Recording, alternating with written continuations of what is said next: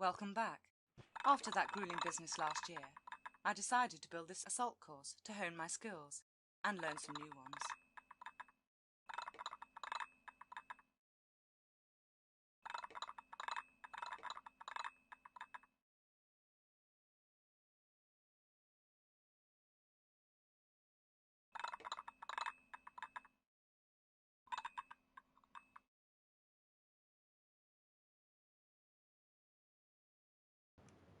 Hello, and welcome to another stream of a Tomb Raider game.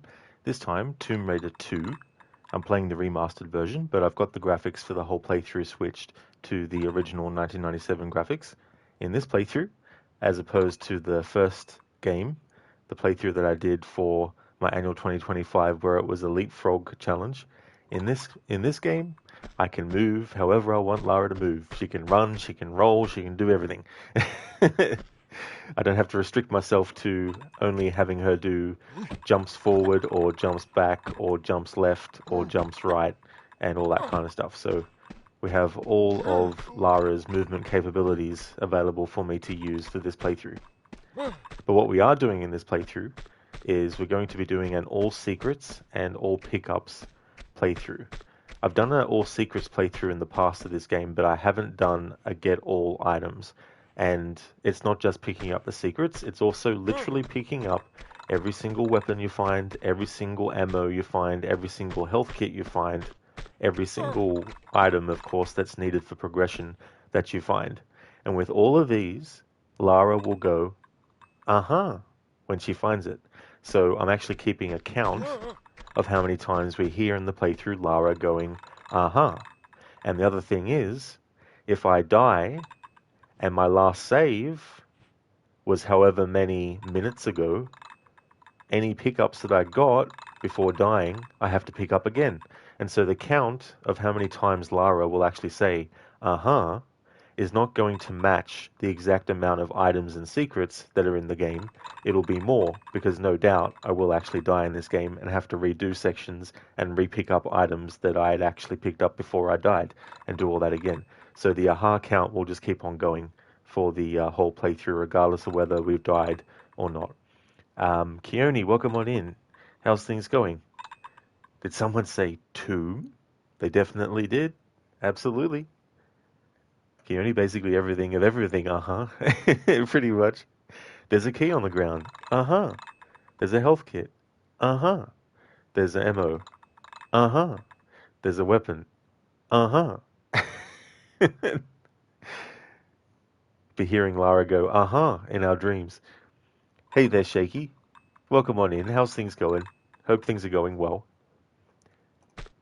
There's actually some things that you can pick up in the Croft Manor level. So that's why I'm doing that as part of this playthrough. And what I need to do now is just set up my command for when we actually hear Lara say, uh-huh, to kick off the count.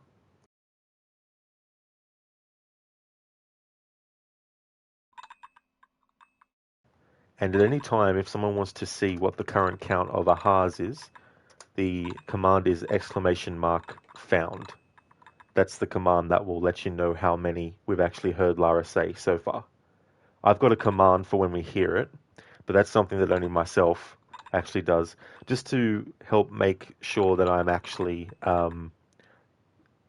stopping any potential trolls, because there could be some randoms that just come in and go, oh, there's a command, let's keep on putting it in, and spam. And of course it'll be like, hang on, Lara didn't say aha 50 times already, she only said it twice. So to prevent that, only I can put that command in. And with a game like this, when Lara actually picks something up and goes aha, there's no way I'm going to miss it as well. So I can understand if people want to try and help me by saying, hey, we heard aha. In this game, because I literally have to control the character and move them to the item and make them pick it up, I'll always know that Lara's actually saying an aha as well. So I'll just ready the command in my chat so that once it actually happens, I can then just press up on the arrow keys on my keyboard, and then that'll cycle through my previous messages that I put in. That way I'll be able to quickly put in the !find when we get a aha coming up.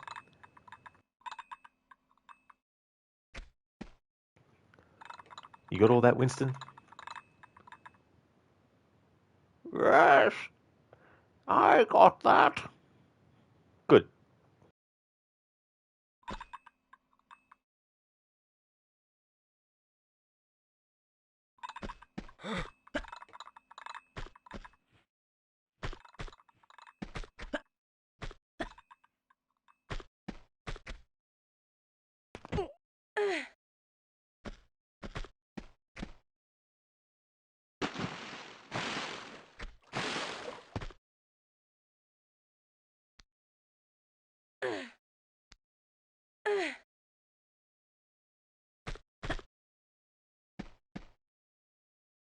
This set of obstacles is easiest to traverse by using my sideways jumps. Just press left or right at the same time as jump. I can jump backwards too. After having to do the entire first game, not being able to just run and jump everywhere, it's so freeing in this game not having that restriction. However, in the future, and it won't be this year though, in the future I would like to do the leapfrog challenge with these games as well. To make that jump successfully, I need to avoid falling off the ledges. You can use the walk button. That way I'm more careful and won't step over the edge.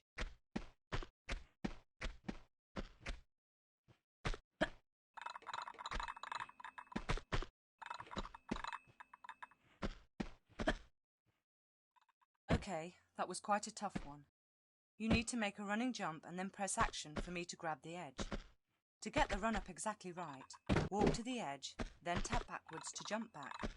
If you run forwards from there and press jump, I'll make it just right.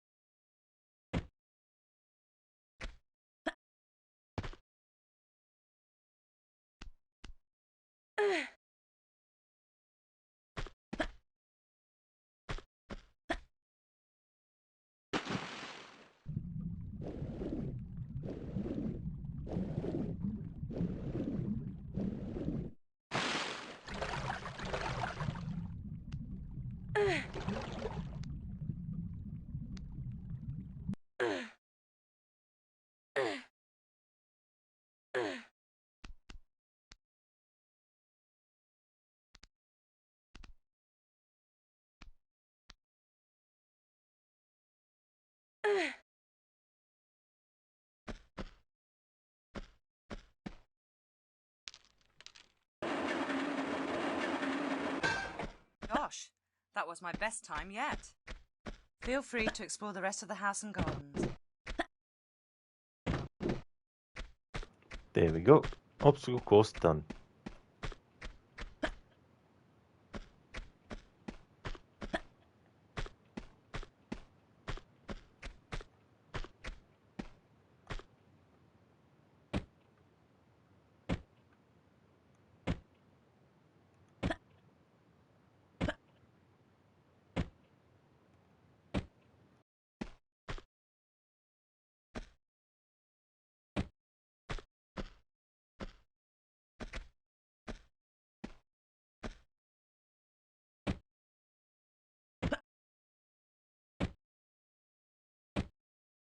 Alright, can't do it on that one.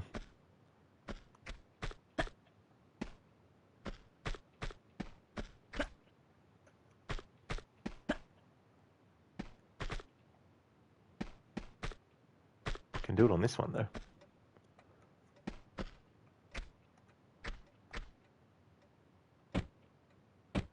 There we go. So that's a glitch that I wasn't able to use in my Tomb Raider 1 annual playthrough as well with the Leapfrog Challenge, because it's basically cheating when you think about it. So for a challenge run, I definitely didn't want to take advantage of that.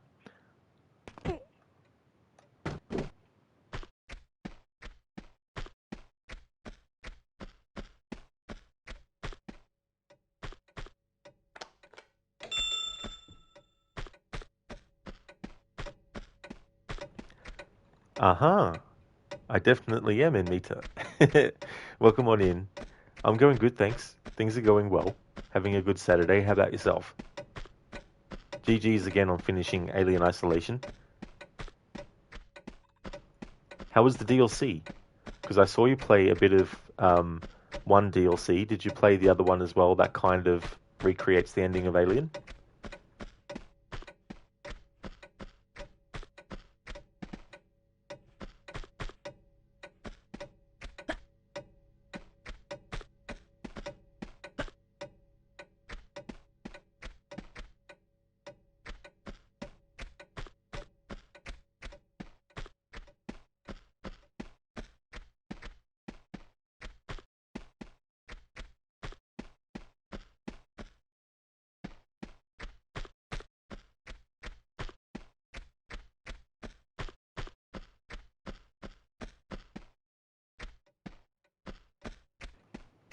Hey, Mita, good to hear you're doing well.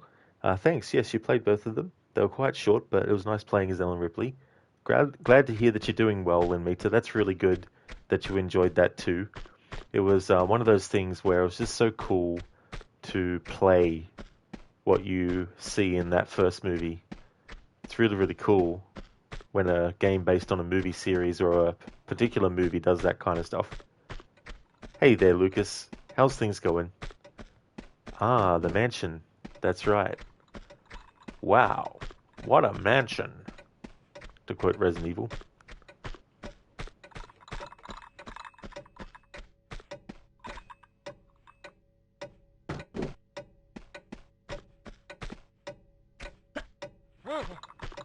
In Meta, true, it felt like you were in the movie. Absolutely, dude. They did a great job with that. It was so cool to see them also take things that weren't in the movie, but design them to actually match the design of the original movie. Which, when you say it, it might seem a very easy thing to do, but obviously you have to be able to make sure that it literally looks like it was previously designed as part of the original designs for the actual movie.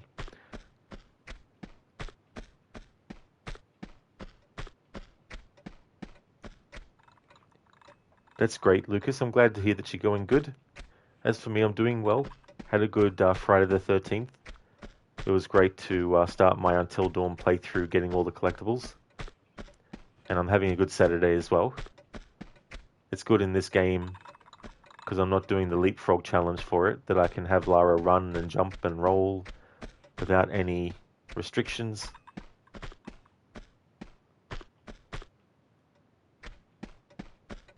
Come on, Winston, there's something that you need to see in the freezer.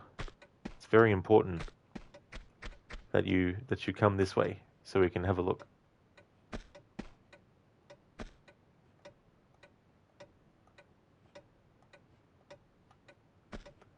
There he is.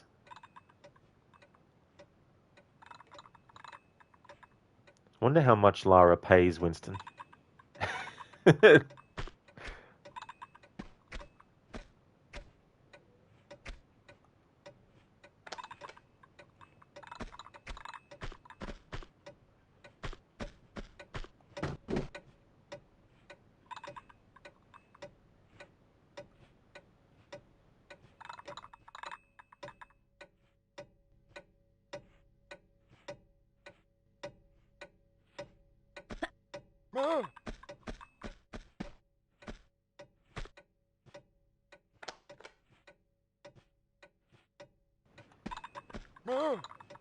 Gulov.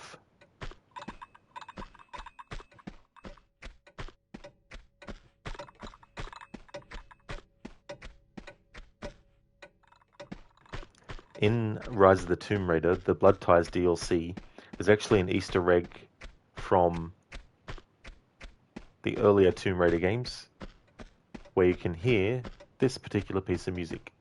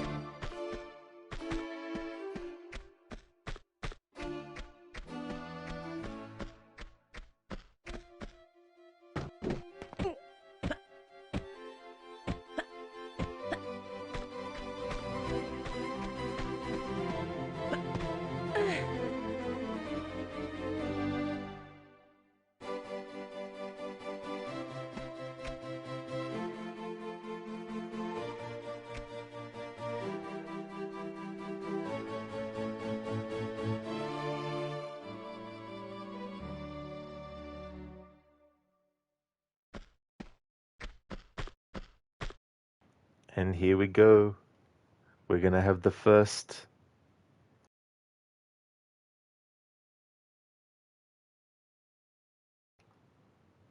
No. Why did she not say the thing? It's an item. It's an item. What the hell, game? The game is like, so you thought you could make a big deal out of the first aha of the playthrough. Did you think so, Rod? Huh? The game is like, no. For a second, I thought, do I have my own volume up on my headphones? Why is there no aha? And then I'm like, no, I do have my volume up on my headphones, and there is no aha for that item. Aww. Although that still qualifies as getting all the pickups. I can't remember if there's like a statistics at the end of this tutorial, essentially, that tells you how many secrets or items you found. But in any case, in the spirit of collecting all the items, there's the first item that we've collected, but not the first aha that we have heard, unfortunately. Lucas, she doesn't pay him. He's a volunteer. That's right. Who gets locked in the freezer occasionally. I mean, what a life, huh? She needs a lot more furniture. Yeah, that's the thing. It's so funny, like having a look at the old school Tomb Raider games because they had the whole grid layout design. There was also having to give enough room for the player to move and all that kind of stuff. But I could definitely see if they were to do like a full-on remake, that they would probably make the room still sort of like a decent size, but not be too cluttered, but still be more than just, one thing. In Meter, overall, the game was fantastic, despite having some jump scares here and there, but that ending felt like it was rushed and too short, and without much context on what happened next. Maybe they'll explain it in the second game. That's totally fair to feel that way, for sure. I don't blame you. And having an ending like that, some games, you spend so much time in the game world, and you spend so much time playing as the character, that when the game ends or the movie ends, you don't just want a quick, and there's the end, goodbye, see ya. You want to have something that spends a bit more time wrapping things up. If it's not going to wrap everything up because they want to leave a sequel open, so be it, but at least, wrap up a lot of stuff or add some intrigue about whether or not she's actually going to get picked up by like a distress ship or call or, whatever the case may be as well. Dr. Darling, or not. To aha or not to aha? Well, Lara decided not to aha. Well, if it ain't my little buddy Benny, I think I'll kill you. Think of my children. You don't have any children. Someday I might. Thank you for redeeming that as an Arnie impression from the mummy. Well, if it ain't my little buddy Benny, I think I'll kill you. Think of my children. You don't have any children. Someday I might.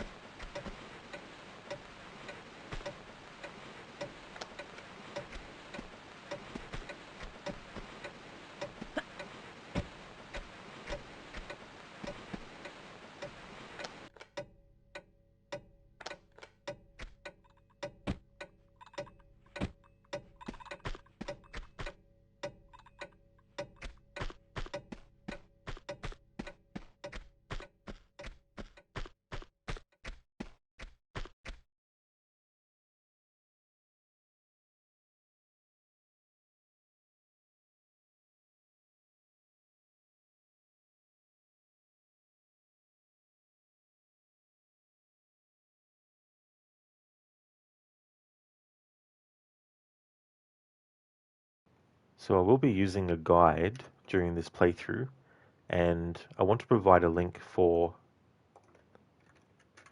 which guide I'm actually using.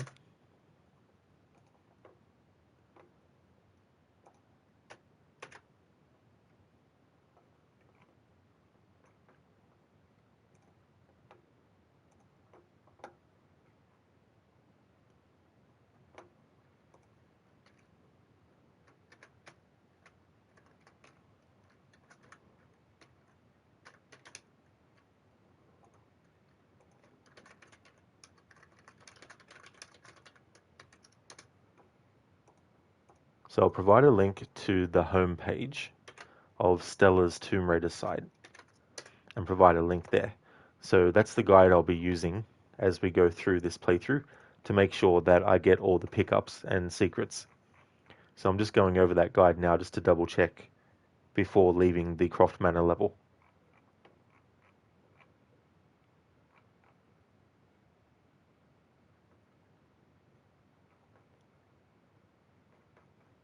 Okay, so it looks like the only item that you can pick up in the Croft Manor level in Tomb Raider 2 is the flares that we picked up.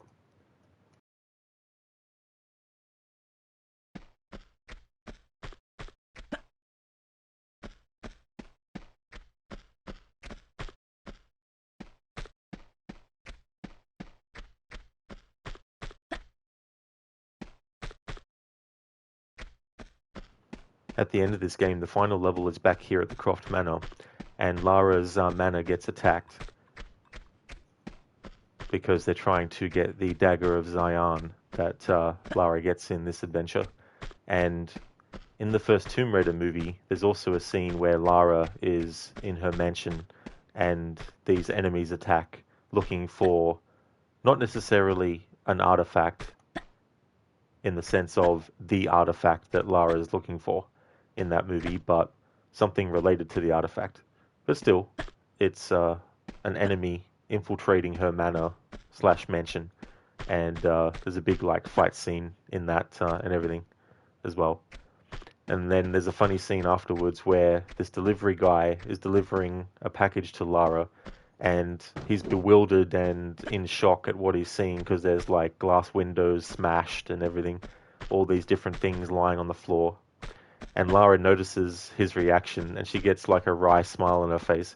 And then when the guy delivers the package, she changes her demeanor and is like, "I just woke up and hated everything." And then the guy looks at her weird, and then she gives another smile and then takes the package. So there's a lot of things in that Tomb Raider movie that are really well done. Is it the best video game movie that has ever been made in the history of video game movies to ever be made in the history of the universe? No, of course not. But I would happily and with a straight face say that I would definitely put it above movies like Doom, the one with The Rock, as well as Mortal Kombat Annihilation, the second Mortal Kombat movie. And of course, way above anything that Uwe Boll did with all the video game movies that he's done as well.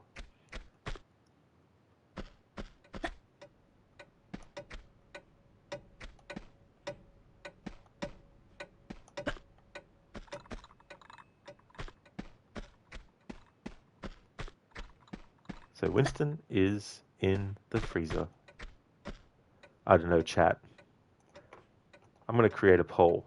Should we let him out or keep him in?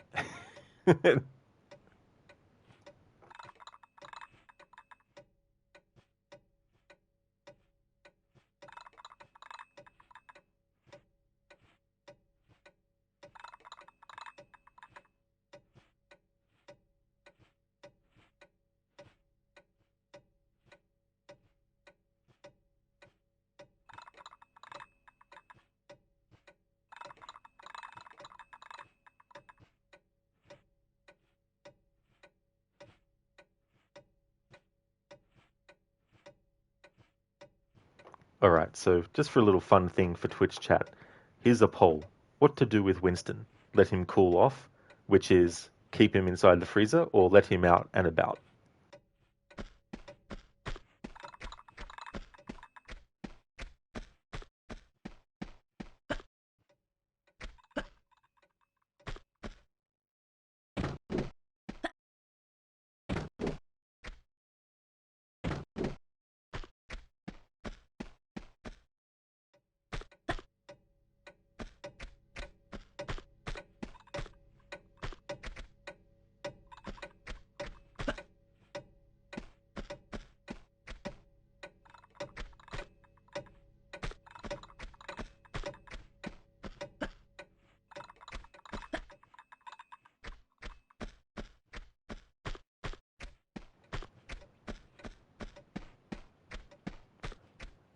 Alright, so we got the one vote, and that was to let him cool off. Sorry, Winston, but it was decided by Twitch chat that you are to stay in the freezer.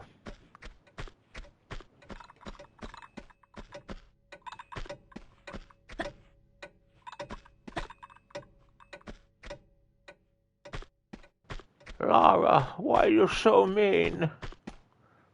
Sorry, Winston.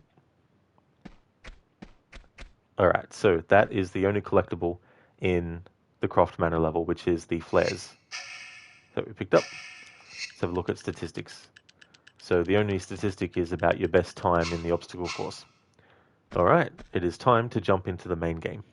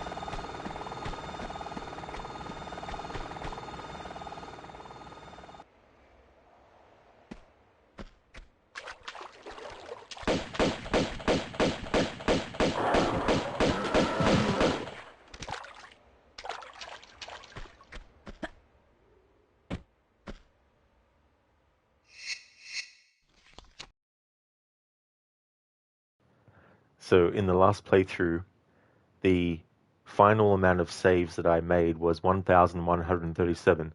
However, if you make a new save, it doesn't start the count from zero again. It will actually carry on from whatever number your last save was, even if it was on a different save slot. So these numbers here, when the remaster of Tomb Raider 2, 3, and 4, sorry, 1, 2, and 3 came out, by the end of the playthrough, for the first time the remasters were played by me on the channel, it was 356 saves. And then the second playthrough, it was 751 at the end. So you would subtract 356 from 751 to get the amount of saves that I actually made in the second playthrough. And then in the third playthrough, you would then take away 751 from 1137 to see how many saves I actually made in the last playthrough. So we're going to make another save slot, and so it'll say 1138.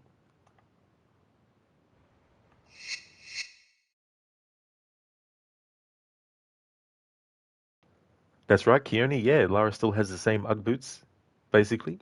The same design, yep.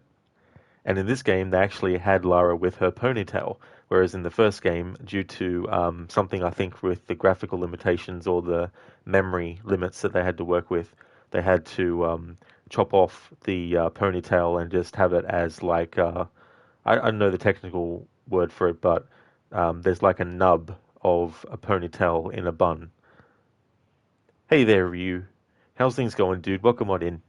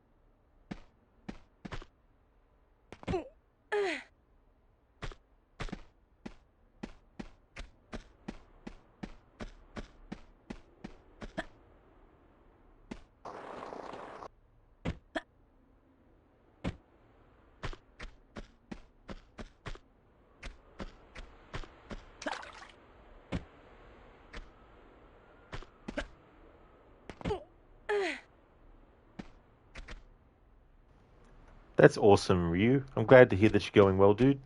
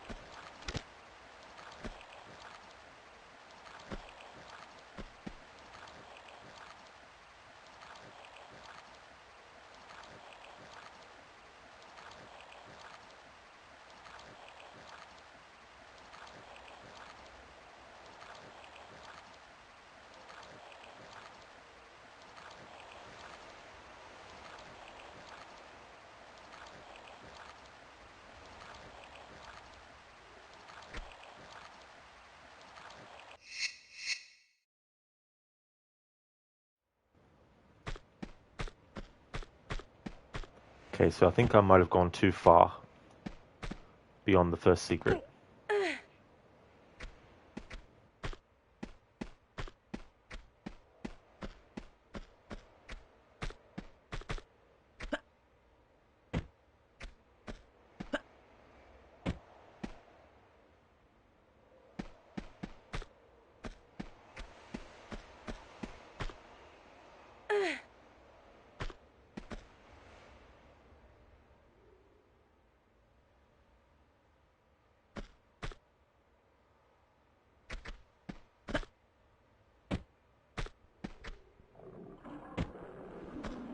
See?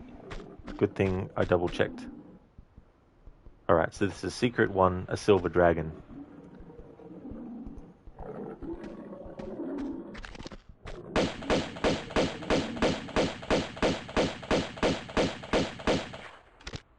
Alright, I want the first aha moment, and also other ones, to happen without any sort of like other sounds, including my voice happening over it. Alright, so hopefully Lara will actually say aha for this one. Alright? Okay, let's find out.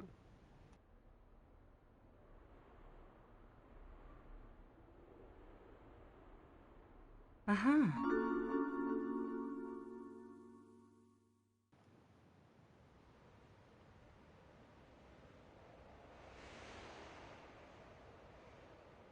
And there we go, the first aha of the playthrough.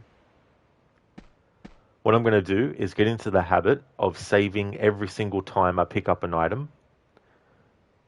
I might not stick with this the whole way through, but I definitely want to be able to make sure that I am saving regularly.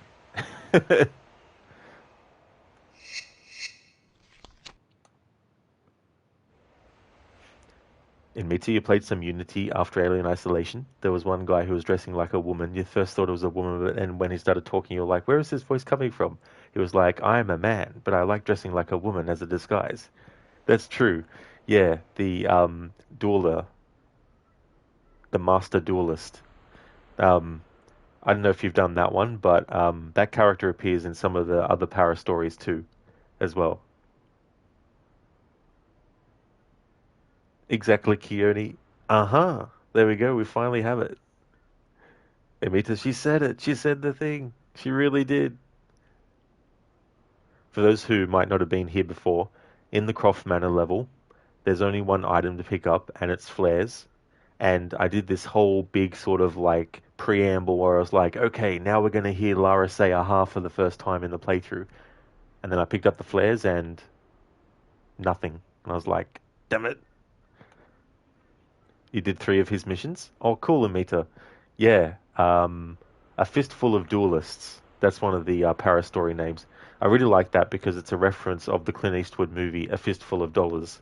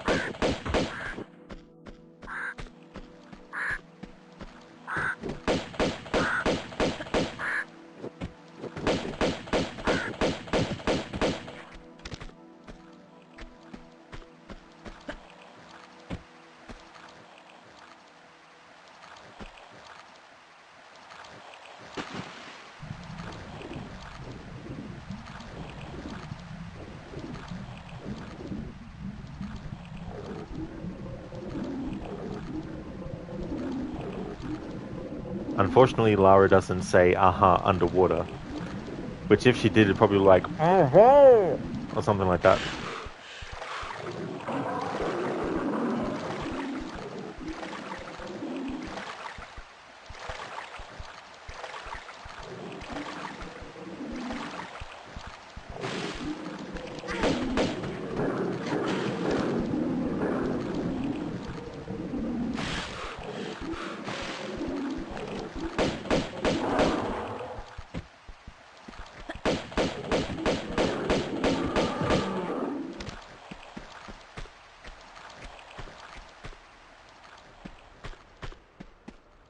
In Meteor, you had a bug with that mission though. The last guy needed to duel before dueling the guy that gave you the mission bugged, and it turned into an endless fight. You had to quit the game and open it again. Oh no.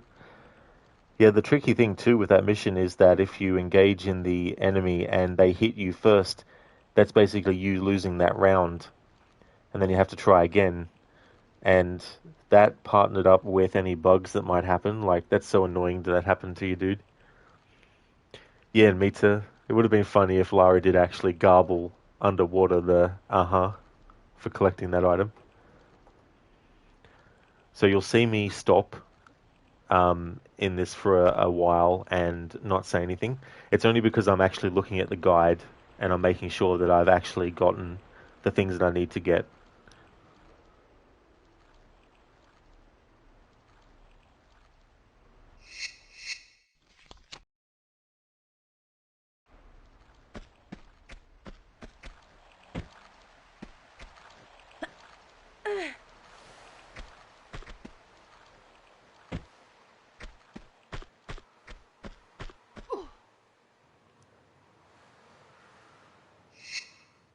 I know which item I need to use, but I'm going to make Lara say no on purpose just so that we get the first no. I'm not keeping track of how many times she says it, but I just want to get the first no of the playthrough. No.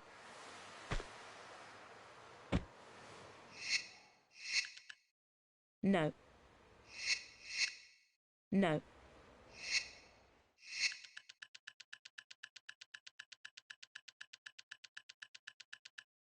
No.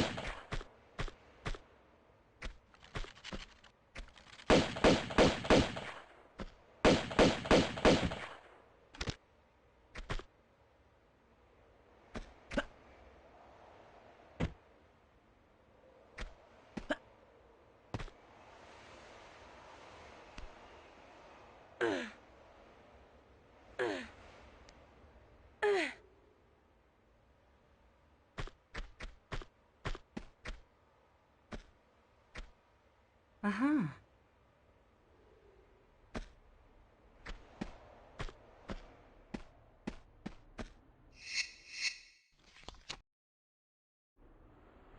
Mita, yeah, you didn't let any of them hit you first, but for some reason that guy bugged. Basically, you hit him a few times and then he lost all his health, but instead of falling on the ground, he just kept on fighting. You're like, is this guy immortal or something? Makes me think of that scene in Monty Python and the Holy Grail where he's fighting the Black Knight, that it doesn't matter how many limbs gets cut off, the guy still wants to actually fight, even though he's long lost the battle as well. And the absurdity of that kind of stuff is just so funny. In Assassin's Creed Revelations, they do a reference to that scene by having the guy that you need to recruit who is in like a fight club, and every time you defeat him, he just gets back up again and is like, "What do you come on, let's fight again," kind of thing. I think isn't there like a character in Witcher 3 as well that's similar? Some guy who wants to go around defending the good name of some princess or something, and he wants to just keep on fighting every time.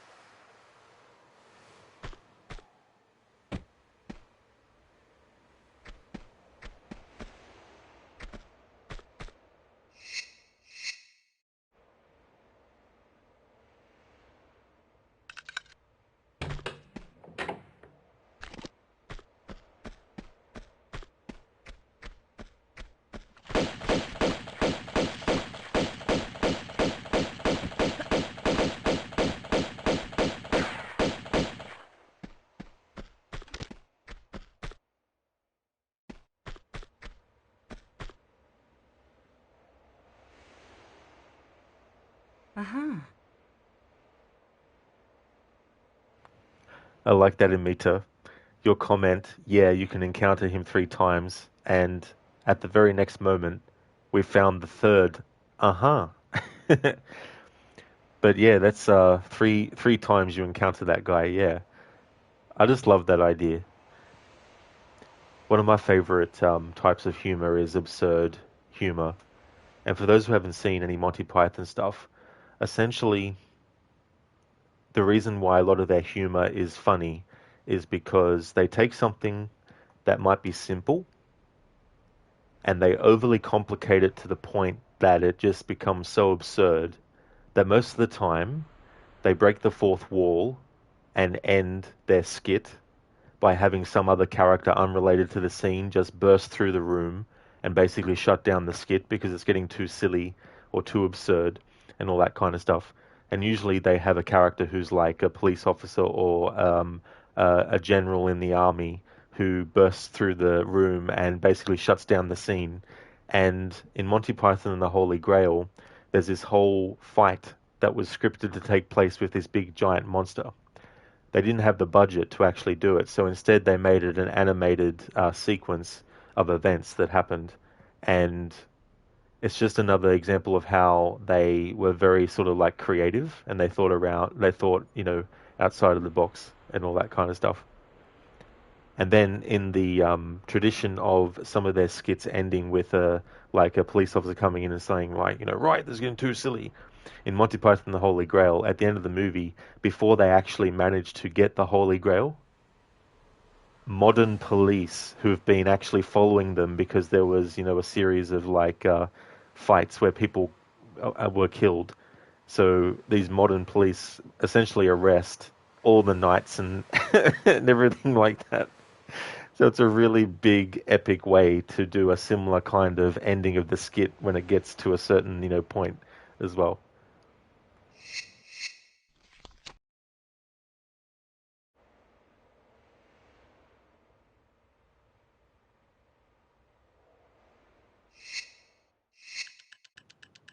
All right.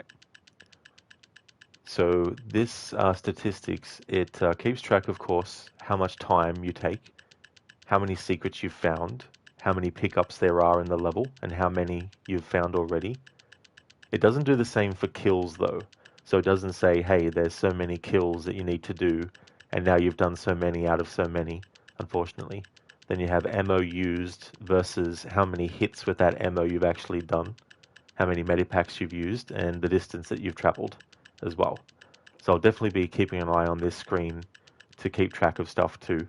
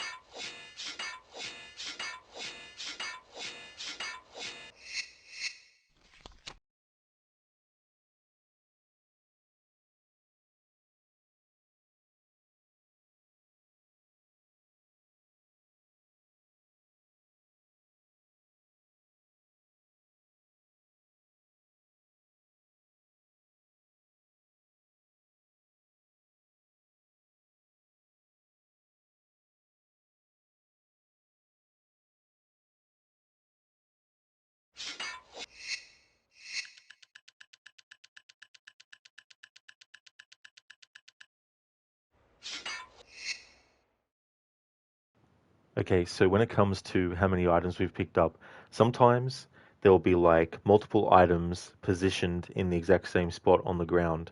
So when Lara interacts with it, she'll pick up all the items. And so if there's two items that are on the spot, the game will count those as two individual items. It won't count them as one pickup. So when you look into your statistics screen, you'll see that the amount of pickups that you might have may not match how many times you've literally heard Lara go, uh-huh. Because as I said, if there's more than one item in the same position, Lara will pick up both of them and the game will count them as individual pickups.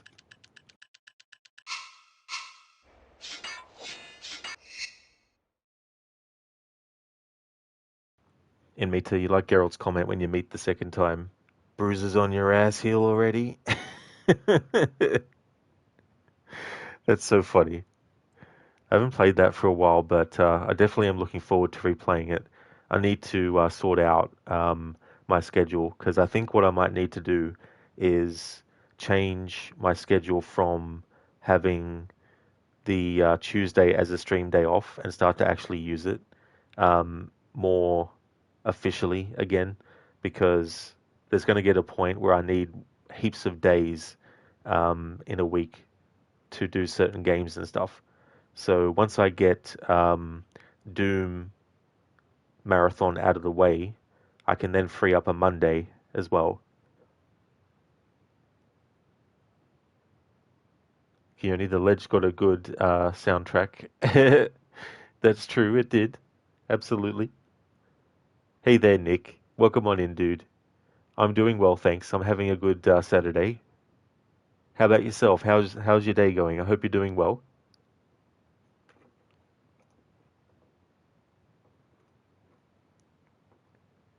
So coming up we have Secret 2, which is a jade dragon.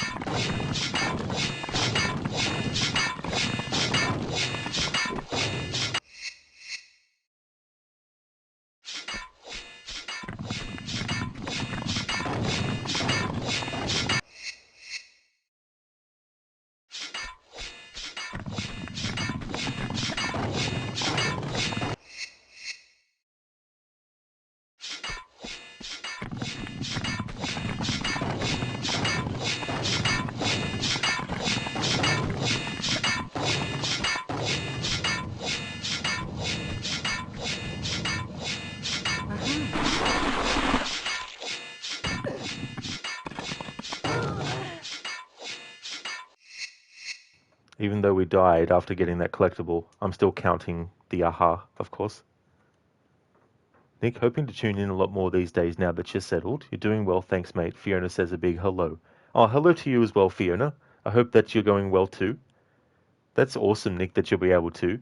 Not that not being able to has been, a bad thing. Like if you can't help it, or if there's other things, I definitely don't want people to put my stream as top priority against anything else that they might have going on. So that's no worries at all, dude. I'm glad that you're settled and that you're doing well. That's cool.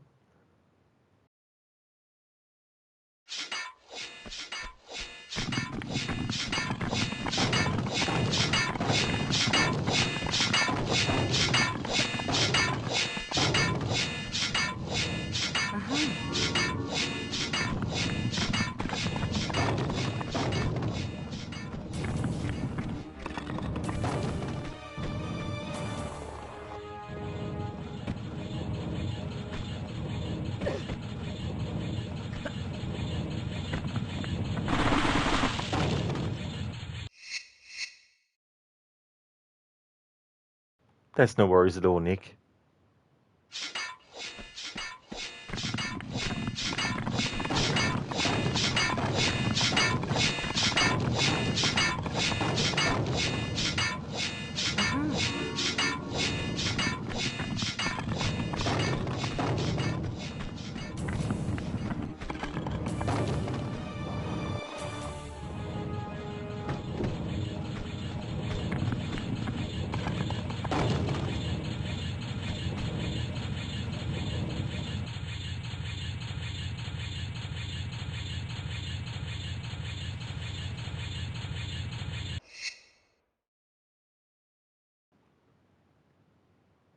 All right, so we got the jade dragon statue. That's good. Awesome.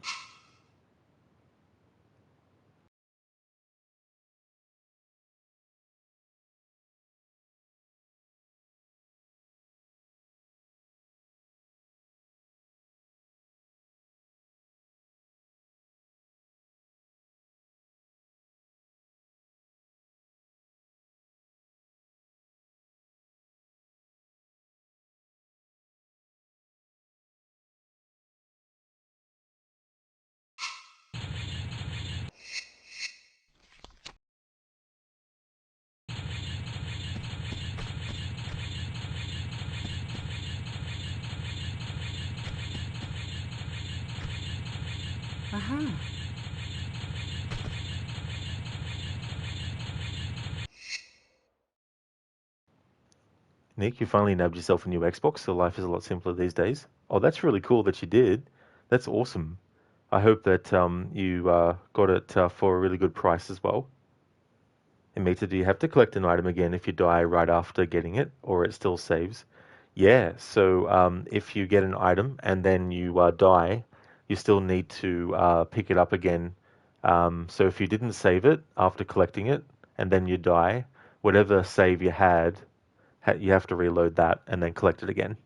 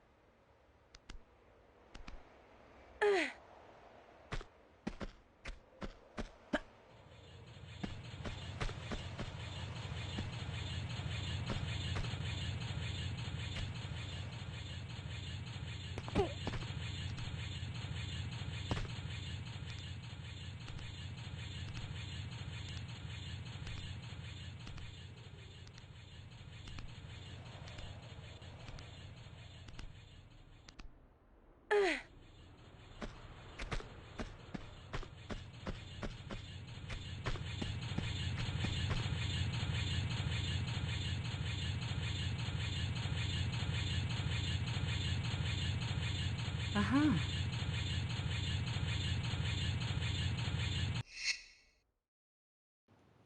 Nick, she hung on for 5 years running 13 plus hours a day, so she held up well.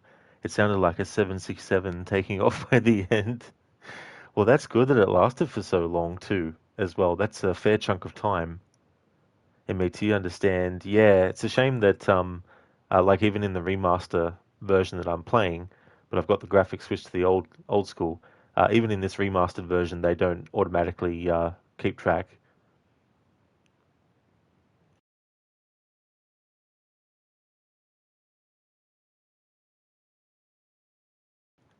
I found Lara. Aha! Aha! Thank you, Keone, for redeeming the Bane impression. Very nice. That's what people should do now. Like, if you're looking for something and you find it, you should say out loud, "Uh-huh."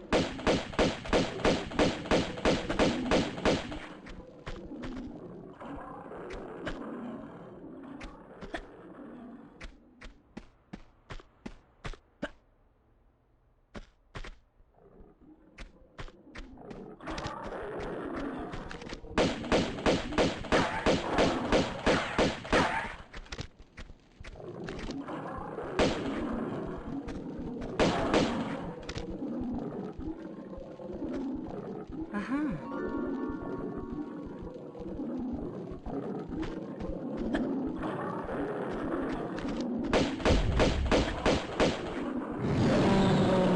We've had one T-Rex, yes, but what about second T-Rex?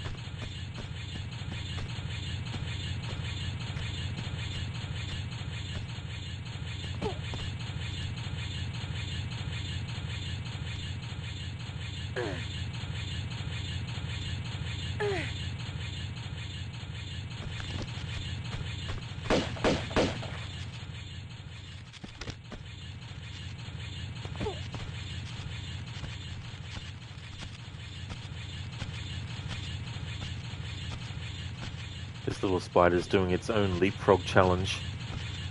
It can only jump. It can't climb up the wall to get at Lara.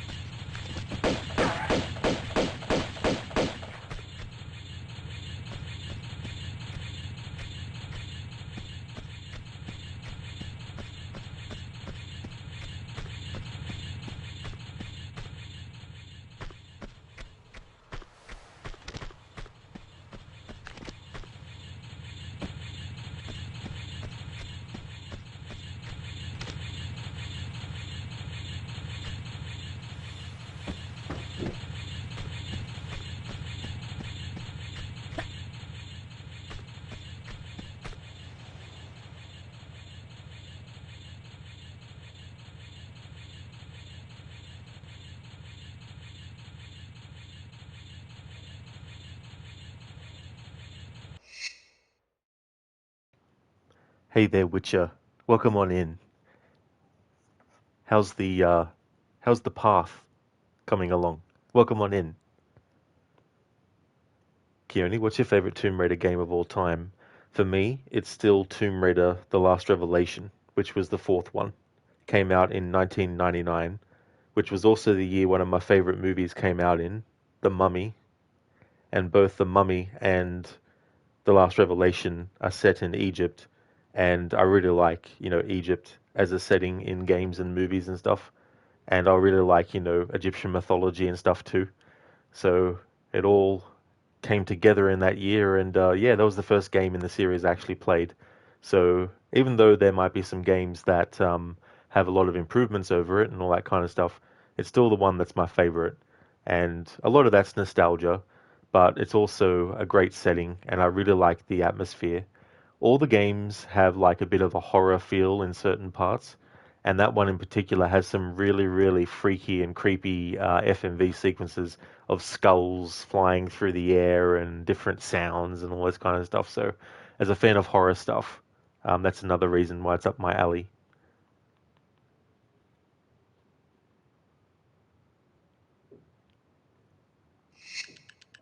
Okay, so we've got all the secrets, and we've got all the item pickups in this level. There we go.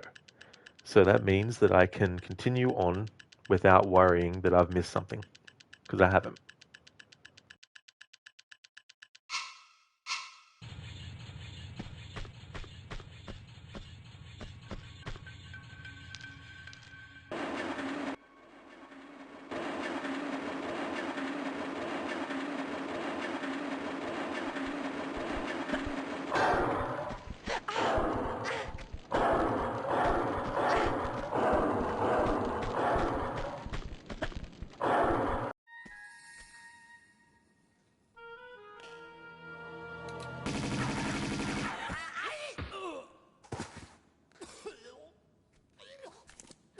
Pardon me, if that was just your way of trying the doors for me.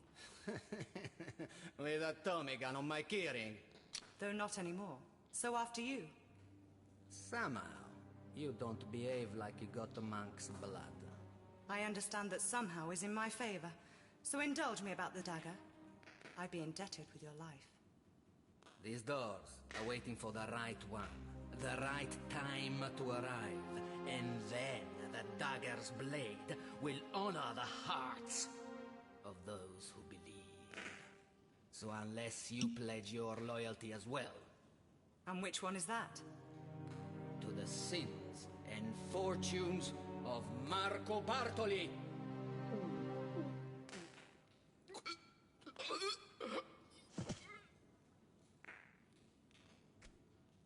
Perhaps not just yet, then.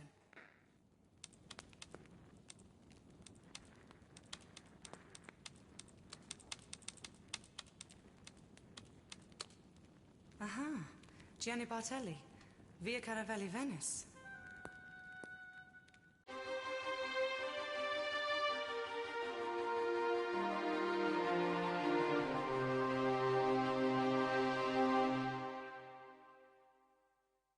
So there we go. Lara said, in the cutscene as well. So definitely need to add that to the counter that I've got running on Twitch. Witcher, the path is ever treacherous. Well, you also have to consider the amount of Gwent games that you have to play as well. And that can be quite treacherous too, because that's the main quest. Keone, nice. Hopefully you can play that one in the future. Yeah, especially too with the remaster as well, because if you want the newer graphics that they put on it, and that was one of the ones I was looking forward to the most with the remaster, and I think they did a really good job with that. There's only one thing though that is a bit of a peeve, but it doesn't ruin the game or anything. In the original, when there's the mission in the city where you have this big giant kind of like I don't know if he's made out of iron or what he's made out of, but it's this monster that will hit the ground. And when he hits the ground, if you're standing on it, the ground will shake. And if you're trying to climb up a ladder, the normal way with Lara's hands and feet on the ladder, every time he hits the ground, the shaking will cause Lara to automatically let go of the ladder. But if you go to the far right of the ladder or the far left of the ladder and you start climbing up that way, Lara will climb up the ladder with a different animation where she's basically just using her two hands and she's kind of like leaping up and then grabbing the next part. And if you do that and the ground shakes, it doesn't make Lara let go. It was a good way to actually get past that part without having to go the long-winded route. But in the remaster, they patched it so that even when you're doing that climbing of the ladder, when the creature hits the ground, Lara will let go. So I was like, oh, they actually fixed that. So now, in the remaster version of Tomb Raider, The Last Revelation, you have to actually go the long-winded way to trap the creature inside an arena and then make your way to where they were and then climb up the ladder without having to worry about getting knocked off as well. But I was still very happy with the remaster, though, of The Last Revelation. Indeed, Witcher, indeed. You just be doing something and then want a game of Gwent, and then it's like everything has to stop. You can't say no, no matter what's happening. Has to be, yes, let's play Gwent. I'm just about to get killed, but yeah, we'll play Gwent.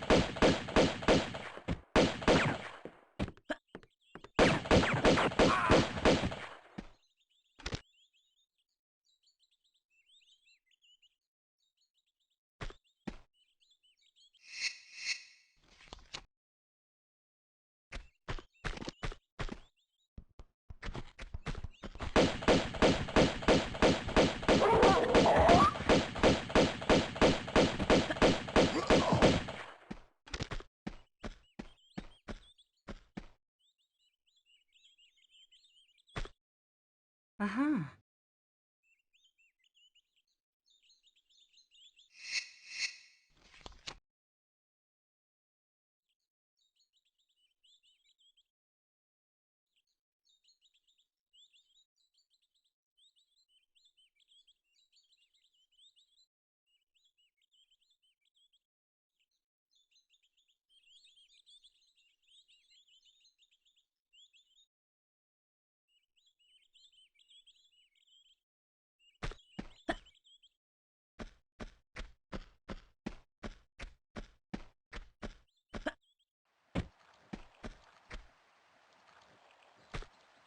Uh-huh.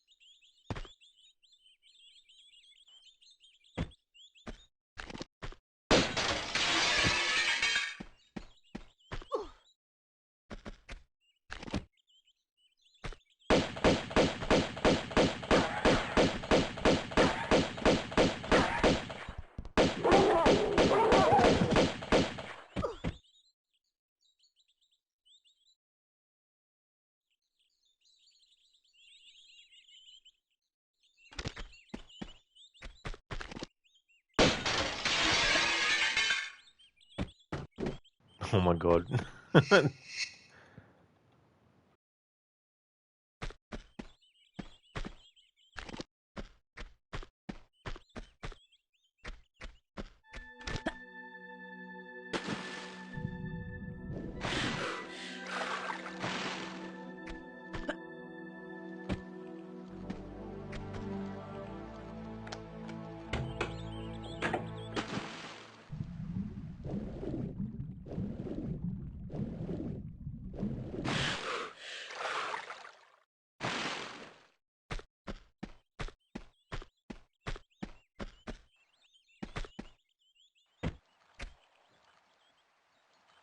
Uh-huh.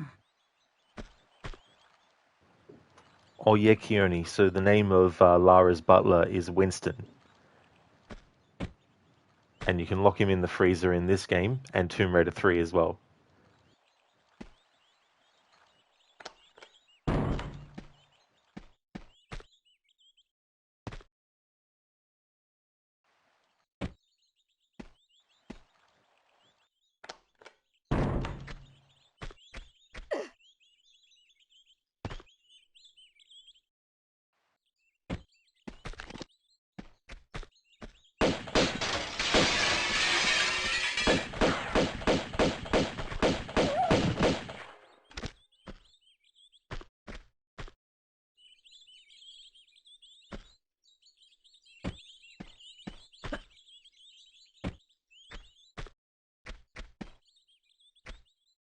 Uh-huh.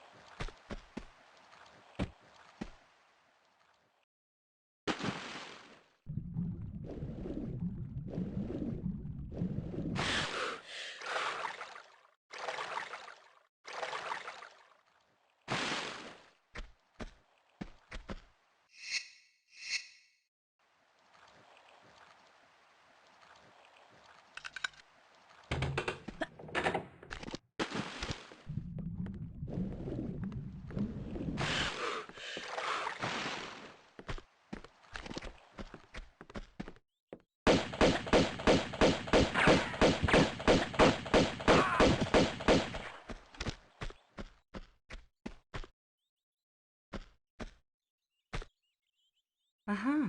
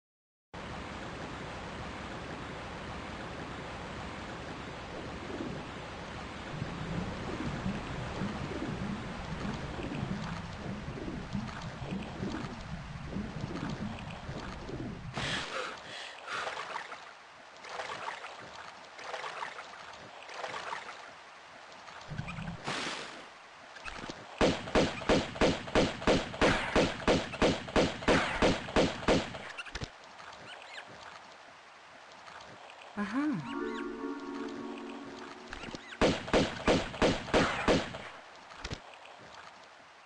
Uh-huh.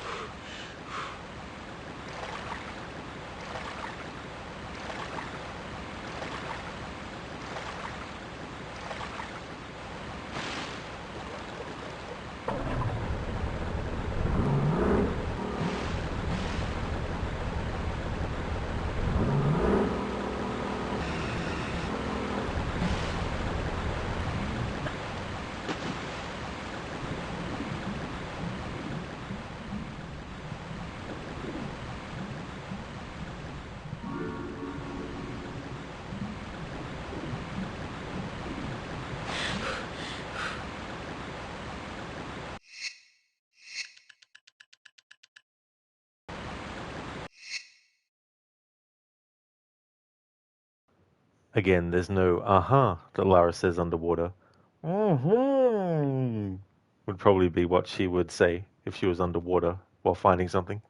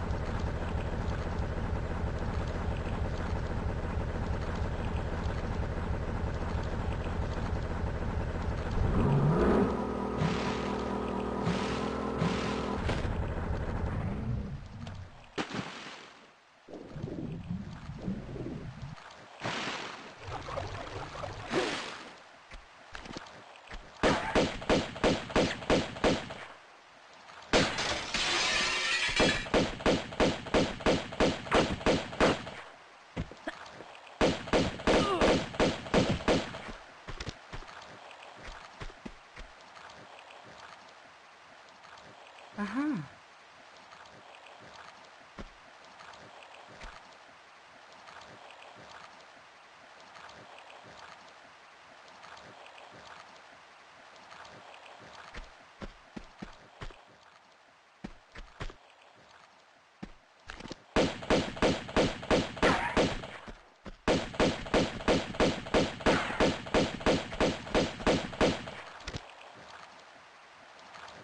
Uh-huh.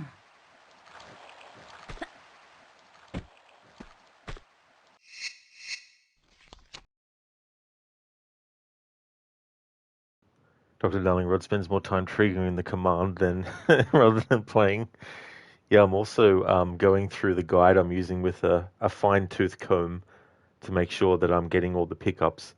And you have to also remember to get what the enemies drop too, which means, by extension, that you have to kill all the enemies. Obviously, animals aren't going to drop items for you, it's only human enemies. But not all human enemies will drop something for you. So having to keep an eye on what the enemies drop if they do drop something and picking that up, because they're actually counted as the pickups as well. So we've now reached the 22 point mark. That doesn't mean that we've only found 22 secrets to trigger it. I've also died before saving it after getting an item, and then we've had to get the item again, which means I've been able to count the aha again.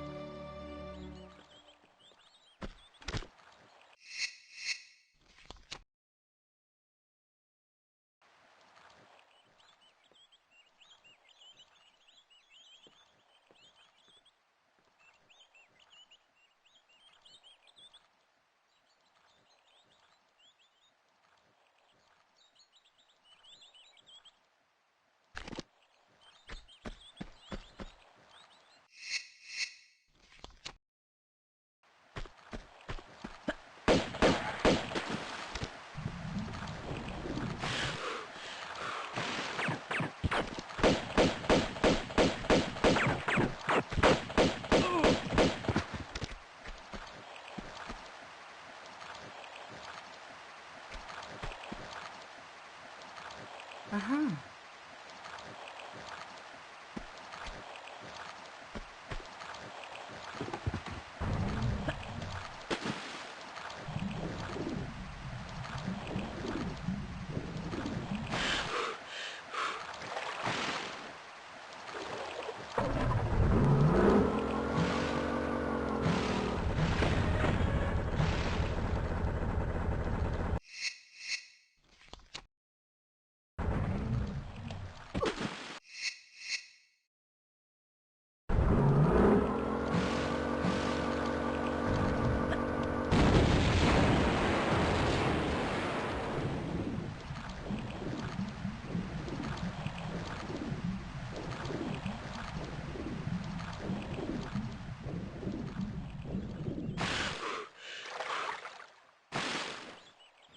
Hey there, Mr. Goatee. Welcome on in, dude. I hope you're having a good weekend.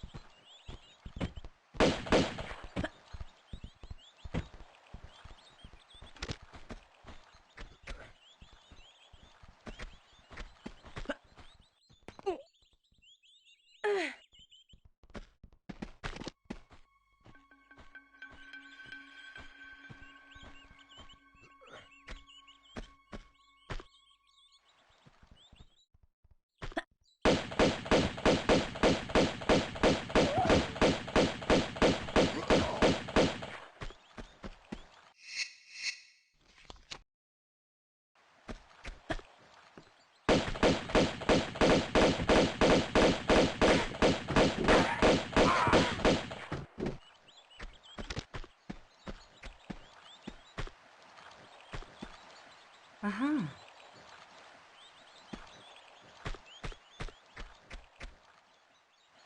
Uh-huh.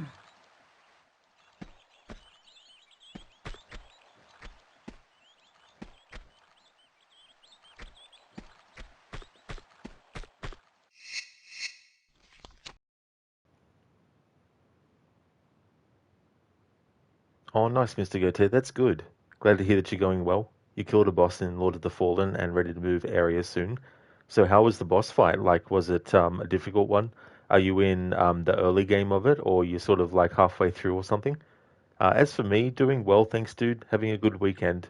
It's been good to start my Until Dawn playthrough yesterday of all collectibles, and also to start this playthrough after doing Tomb Raider 1 with the Leapfrog challenge and only having limited ways to actually move Lara through a level for the whole game, with some exceptions. It's been good in this playthrough of Tomb Raider 2 to not have to worry, so I can do all the kinds of movements, running, all the rolling, the jumping and rolling, and all that kind of stuff that I couldn't do in my playthrough of Tomb Raider 1 recently. So it's definitely freeing after a playthrough like that to have a playthrough like this. Zen Cryptus, thank you so very much for the raid. Thank you very, very much for that. I hope you're having a good one. Hope your stream went well. Welcome to you and your raiders. Hey there, Zen Cryptus. Hey there, Big TX. Welcome on in. You're playing some Repo. Never actually heard of that game before. I hope you have a great time with it. Is it about repossessing vehicles? Oh no, it's like a online co-op horror game. That's pretty cool. I thought it might be like one of those simulator games where you have to repossess people's, cars or stuffing or stuff like that.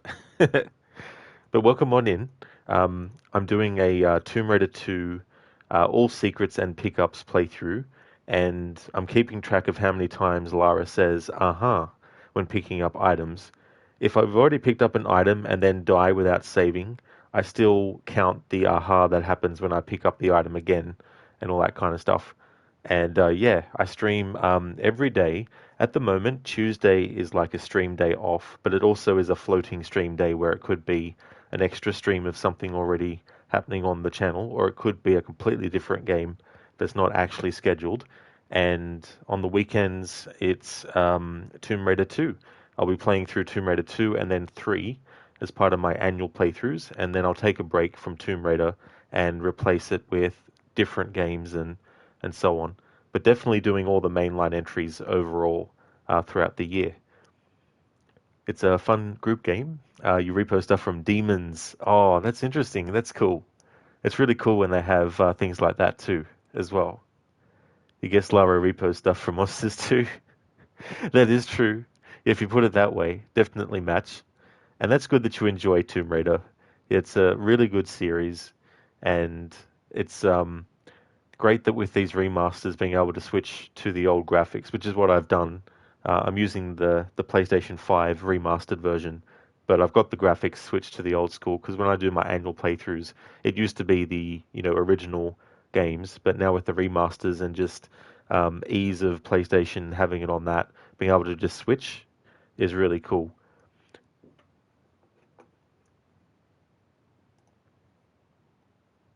I'm also using a guide as well, so there will be points where I'll just have the screen on something and won't say anything because I want to make sure I actually get everything.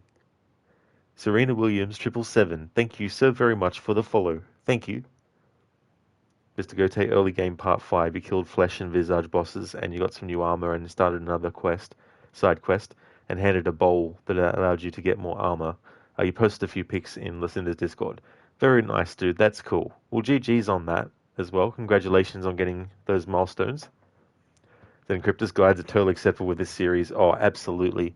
Because there's so many sort of like hidden passages, and there's also a lot of areas that you might think wouldn't have anything that could potentially have stuff as well.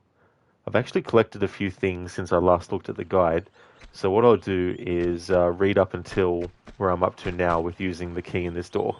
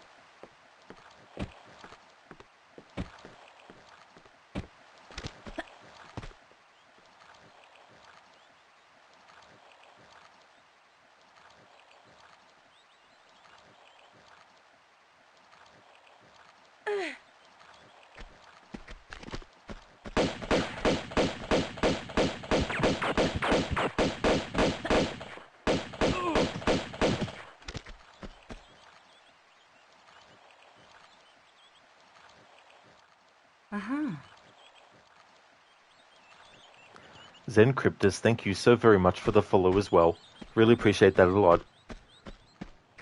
Oh, I forgot to also put in what my current schedule is, aside from Tomb Raider 2. So there's the current schedule. On Mondays, I'm doing my Doom marathon, playing through 3 for the very first time. And then Wednesday and Thursday, I've got Quantum Break. But I'll probably finish that on Wednesday, I would say, because I've only got the final part of Act 4 and then all of Act 5 to actually finish it. And then Fridays at the moment is Until Dawn, the original one. Getting all the collectibles for its 10th anniversary. Unfortunately, towards the end of the stream, I missed a collectible, and you can't actually access chapter replay until you finish the game. And even though I've already finished the game on my profile, every time you start a new game and it resets everything, it also forgets that you've already finished the game before, and so you can't access the chapter replay until you finish it again. So I'll have to actually finish it and then replay that chapter. But the other thing is too, it's right at the end of the chapter pretty much where I missed the collectible. So I'll have to do all the chapter again, and it's a relatively long chapter.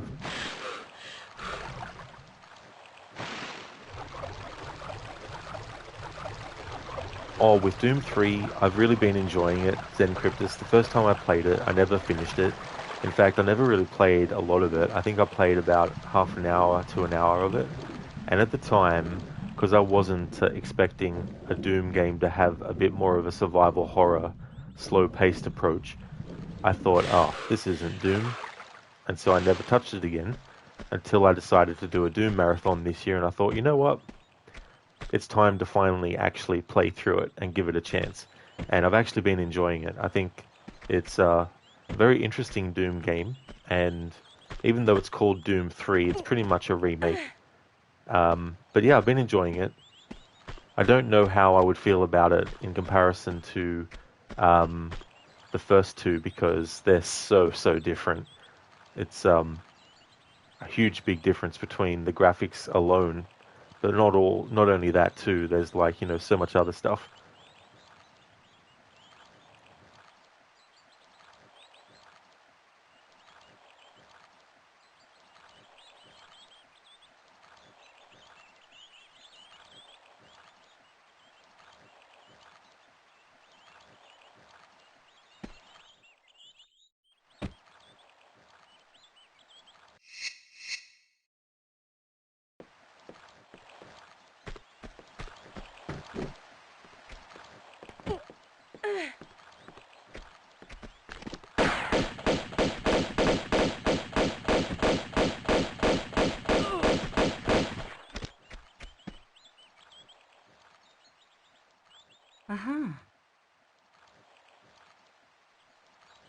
Whoops.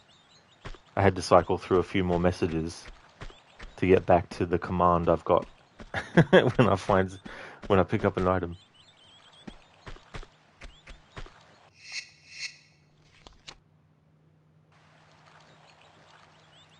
Mr. Gote, how about a no manual saves run for Alien Isolation for a next challenge run? That's exactly what I was actually telling Mita when he was playing it yesterday. I said that for a future playthrough, I'm going to do a no manual saves run, just relying completely on the auto saves. I'm not going to play it on any really hard difficulty, because it's going to be difficult enough without adding that on top. So I'll just play on normal difficulty and do a no manual saves run.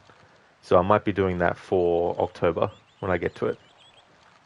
Thank you, Mita, for redeeming the Arnie movie scene impression. Thank you very much, dude. Time to summon Arnie. Absolutely.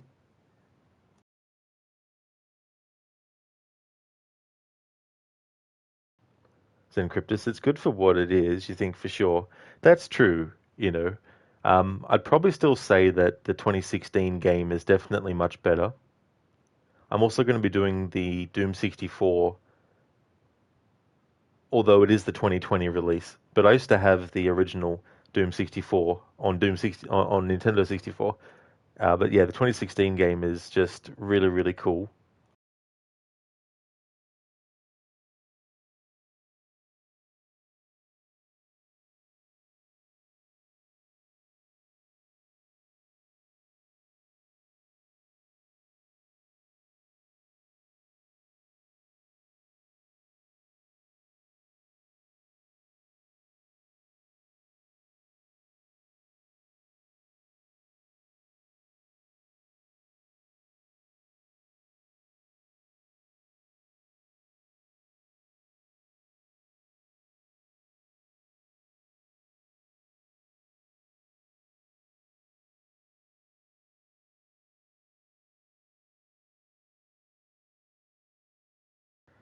Okay, so I've got one.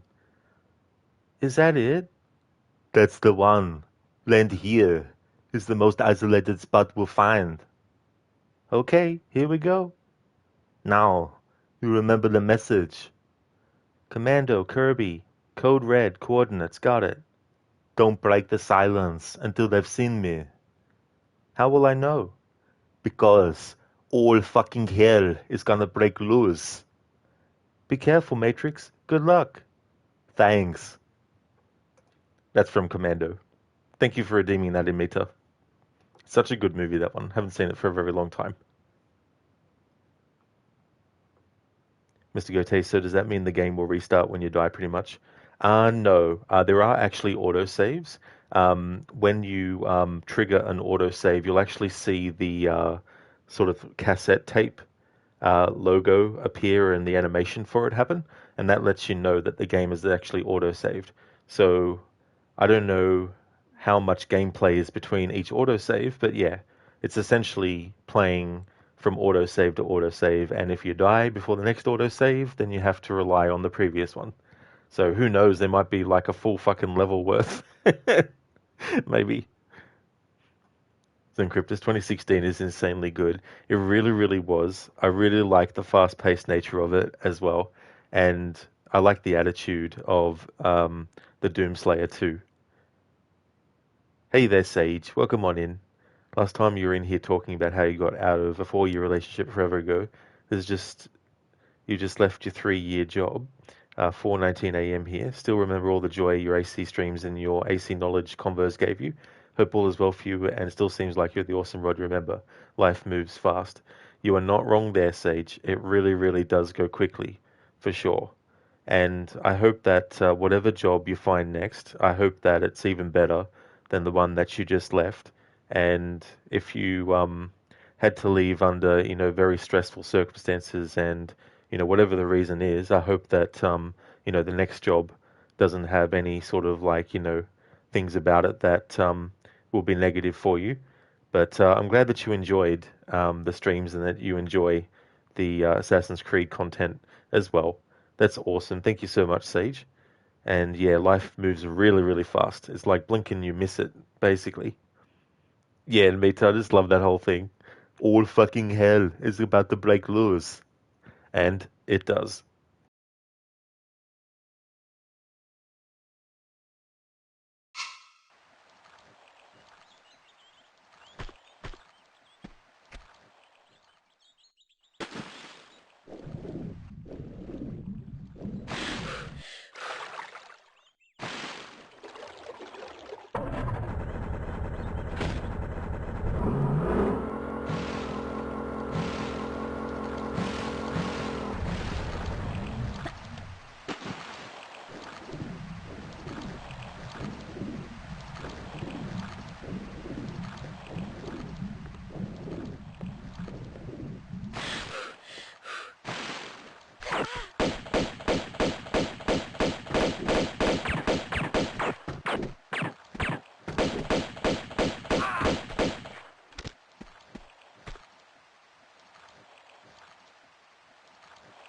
Uh-huh.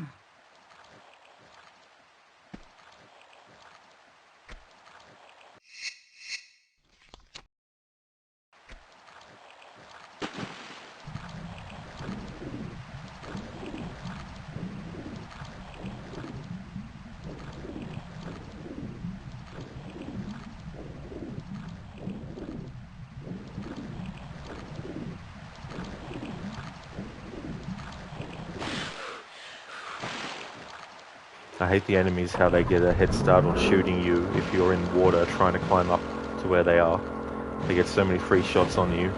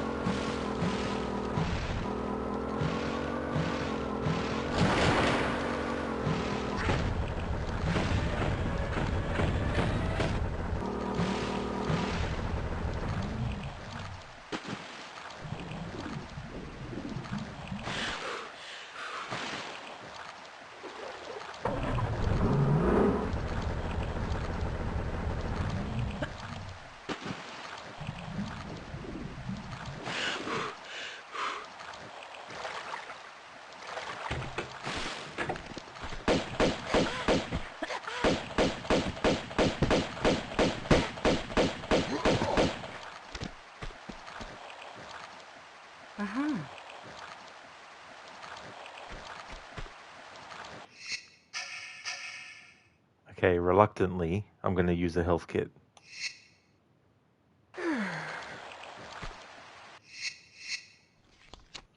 Hey there, Pixel. Welcome on in. Lara Croft and the Chamber of Secrets, the second entry in the franchise. What that shares with Harry Potter and the Chamber of Secrets. How's things going, Pixel? Welcome on in.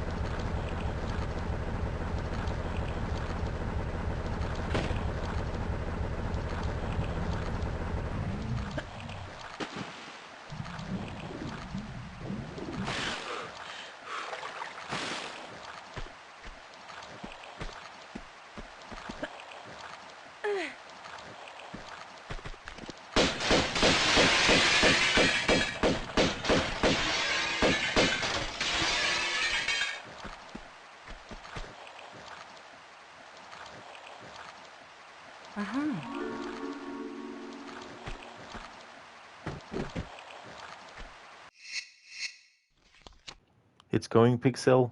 How are you going? You're showing off all the secrets from the games? Well, that's good that it's going. Hopefully, it'll be going in like a really good direction for you. As for me, I'm doing really good. Things are going well. Not necessarily all the games, just basically this one. I was trying to think of what I could do, and in one of my last playthroughs, I forgot to actually add a counter for how many times we heard Lara say "aha," and so I thought, well, for my annual playthrough this year, I'll actually incorporate that into an all secrets and all pickups playthrough, and also include times where I've died before saving it again, and then reloading the save, and then having to pick up the item again, and then hearing it again. So the count of ahas that we'll have won't actually match how many secrets there are. Most likely there'll be way more aha moments because I've died and had to re-pick up stuff again and all that kind of stuff. But yeah, that's one of the secrets. In this game, the actual secrets are the statues. So you have like a silver, a jade, and a gold version of the dragon statue. And so they're the secrets. And when you actually get all three secrets in a level, the game also gives you extra items and stuff as well as like a bonus.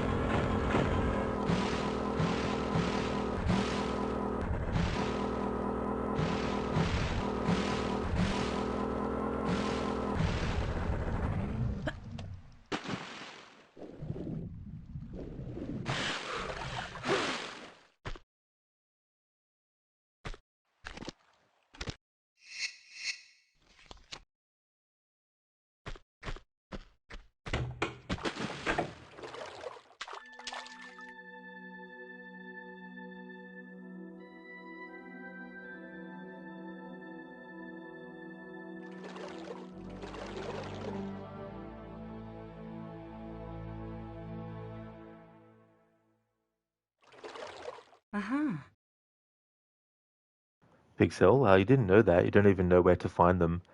Without a guide, I would not know myself either.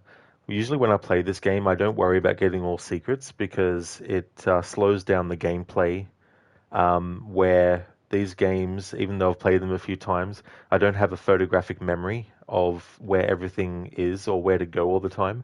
So the time it might take for me to get my bearings, plus adding on top getting the secrets, just adds so much extra time. But for this playthrough, I'm willing to take the extra time, but still. But yeah, it's cool that they give you some kind of reward after getting all the secrets in the level. Zencryptus, hope you enjoy your stream, sir. You'll be winding down on the lurk. Tomb Raider is always a good sleepy time game. It absolutely is, Zencryptus. Thank you so very much for leaving that lurk. Thank you once again for the raid and for the follow too. Muchly appreciated. I hope that you get some really good rest.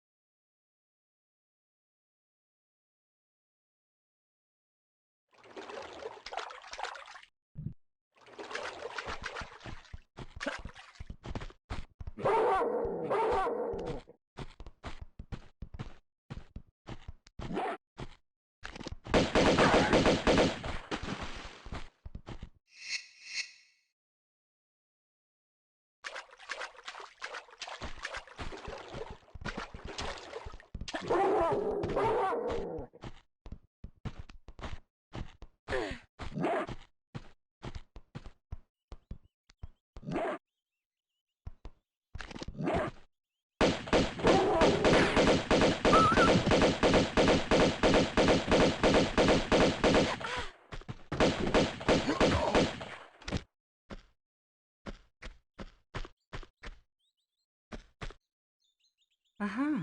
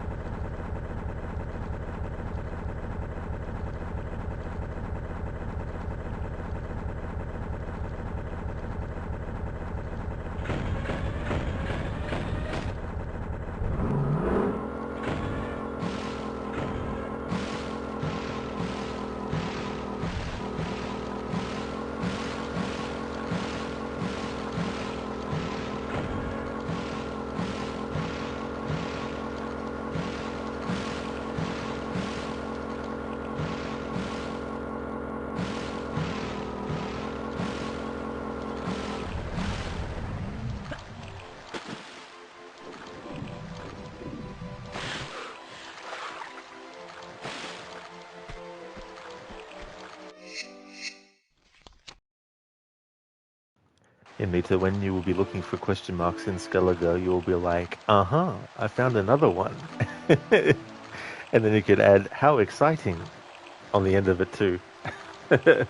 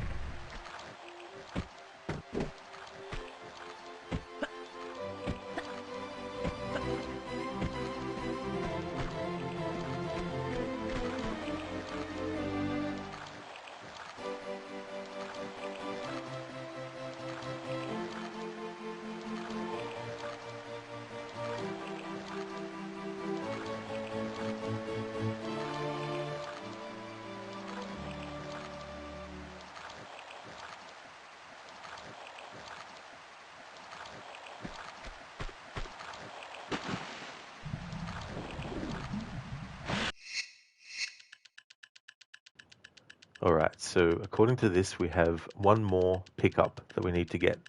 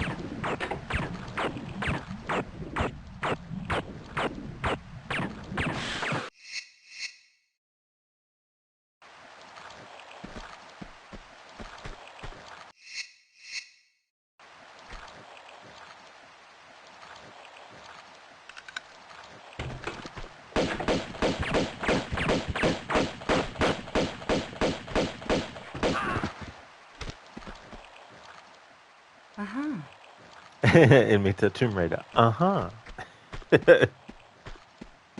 then, like, when something happens in a game where an enemy says something like, I'm gonna kill you, and then you can be like, no, and then just kill them. Pixel, Lara has to be the best athlete ever. That is true. Absolutely, you know, like, if you were to think of women who would be the real life equivalent, you would probably be looking at, like, you know, gymnasts, or even people who are, you know, dancers and stuff like that too, as well. Because Lara herself would have a lot of not just upper body strength, but also core strength and lower body strength as well, to be able to do the kinds of, like, you know, jumps and stuff. I mean, obviously, there's definitely a high level of unrealism that also plays a part of it, but when they've cast for the role in movies, they haven't really necessarily been like, right, we need to get someone who's a gymnast, but obviously the training that the person would have to go through as well would definitely be a major part of getting the role. Like, you'd have to be willing to actually undergo that kind of stuff as well. Even if, you know, there's stunt people that are doing, you know, some of the work and stuff, you'd still need to have that, because you need to, as much as you can, make it seamless from the actual actor doing something and the stunt person doing something, and then blending back and forth between the two as well. Like, there's some movies where you can really tell it's a stunt double. Like, for example, in the original version of Terminator 2, in the scene where they're driving through the canals and the T-1000 is chasing in the truck and all that kind of stuff. When the T-800 does that big jump off the bridge and then lands while he's riding the motorbike, if you actually look, it's the stunt person doing it. In future releases, they probably put Arnie's face superimposed over the top of it, but in the original version, you could see clearly that it was a stunt person on the bike landing before it went back into the shots that I have of Arnie, you know. Yeah, Pixel, Be dreaming of Hey there, Crooked. Welcome on in. Another one. How exciting. Good day to you as well, Crooked. How's your day going, dude? Pixel, imagine Lara and Ronaldo on the front of ATC. I don't really know too much about Ronaldo. Like, to be honest, I haven't even seen him play. But is he still playing, or did he retire or something?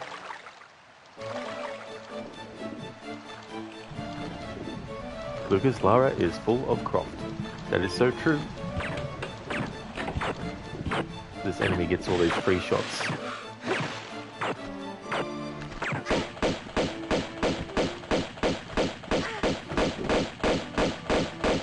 almost finished the level though, so I'm not going to waste using a health kit because we'll get full health again at the start of the next level.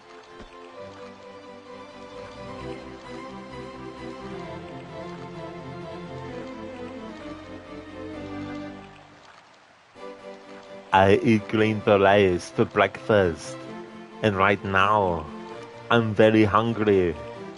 Thank you, Pixel, for redeeming the Arnie impression and the quote from Commando. It's such a great fight scene too, as well. And what's her name? I forget her character's name. Cindy, the character of Cindy. It's funny how she's observing the fight, and she's like, "These guys eat too much red meat." Hey there, Levy. Hello to you as well. I hope you're having a good one too. Mr. Gote, if you press the action button, this option game will save manually. Pixelsa Ronaldo is still playing. I gotcha. He just won a tournament recently. It's amazing how long of a career, certain people are able to get, especially in sports stuff. Like, if you're an actor, for example, like, within reason, there's going to be a lot of stuff that you might still have to physically do that could injure you, but it's not like a sport where you're literally putting your body in the way of potentially getting hurt, and all that kind of stuff. And so for someone to still be playing the long game, it's really interesting. Keone, the water is still the same. Nostalgia. That's true, yeah. It's funny too, the way that they would do the effects of the actual water to make it seem alive as well, like little tricks and everything like that.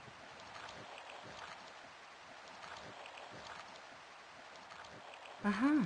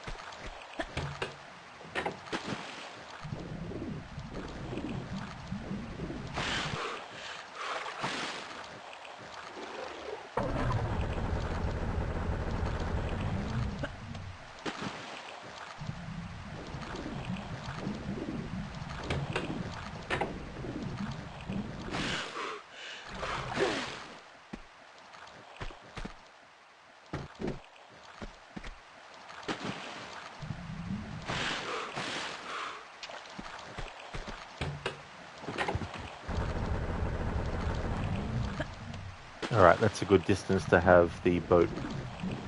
Alright, now to do it for reals.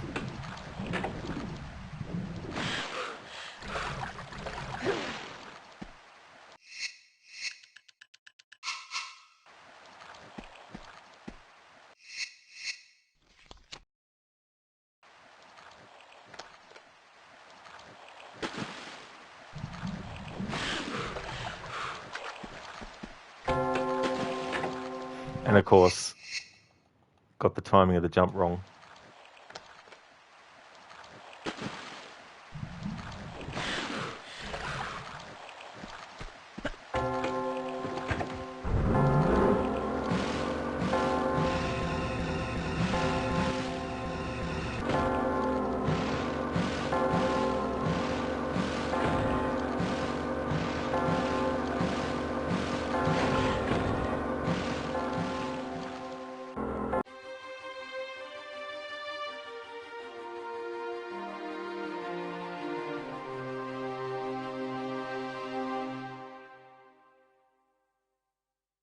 So there we go. We have all 3 secrets in the level, and we've got 30 of 30 pickups in that level as well.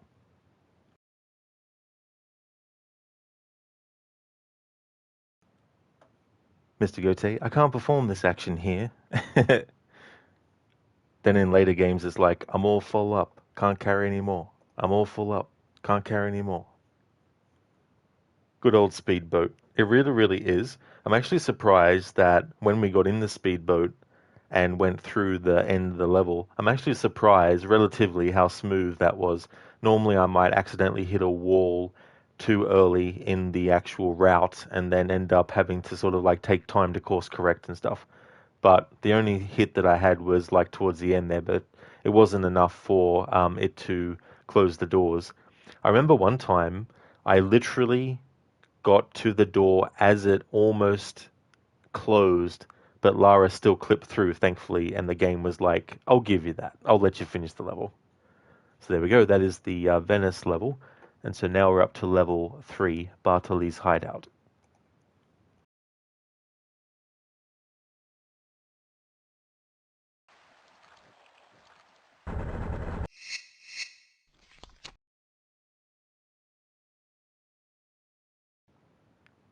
Yeah, that emote of Lara from Tomb Raider 2, I actually updated one that I used to have for Tomb Raider 2. Originally, I used the image from the main menu screen of Lara looking at camera face on, but I decided to use the one from one of the promotional kind of like um, images and stuff. It looks super good. Oh, thanks, Mr. Gote. Yeah, I actually made it a bit bigger in terms of like how much of Lara's face and hair was actually in there. Because the first version that I tried, it looked good, but you couldn't really make out too much definition in Lara's face and the difference between where her skin is versus her hair and stuff. So I cropped it a bit better so that it would actually be a bit bigger as well.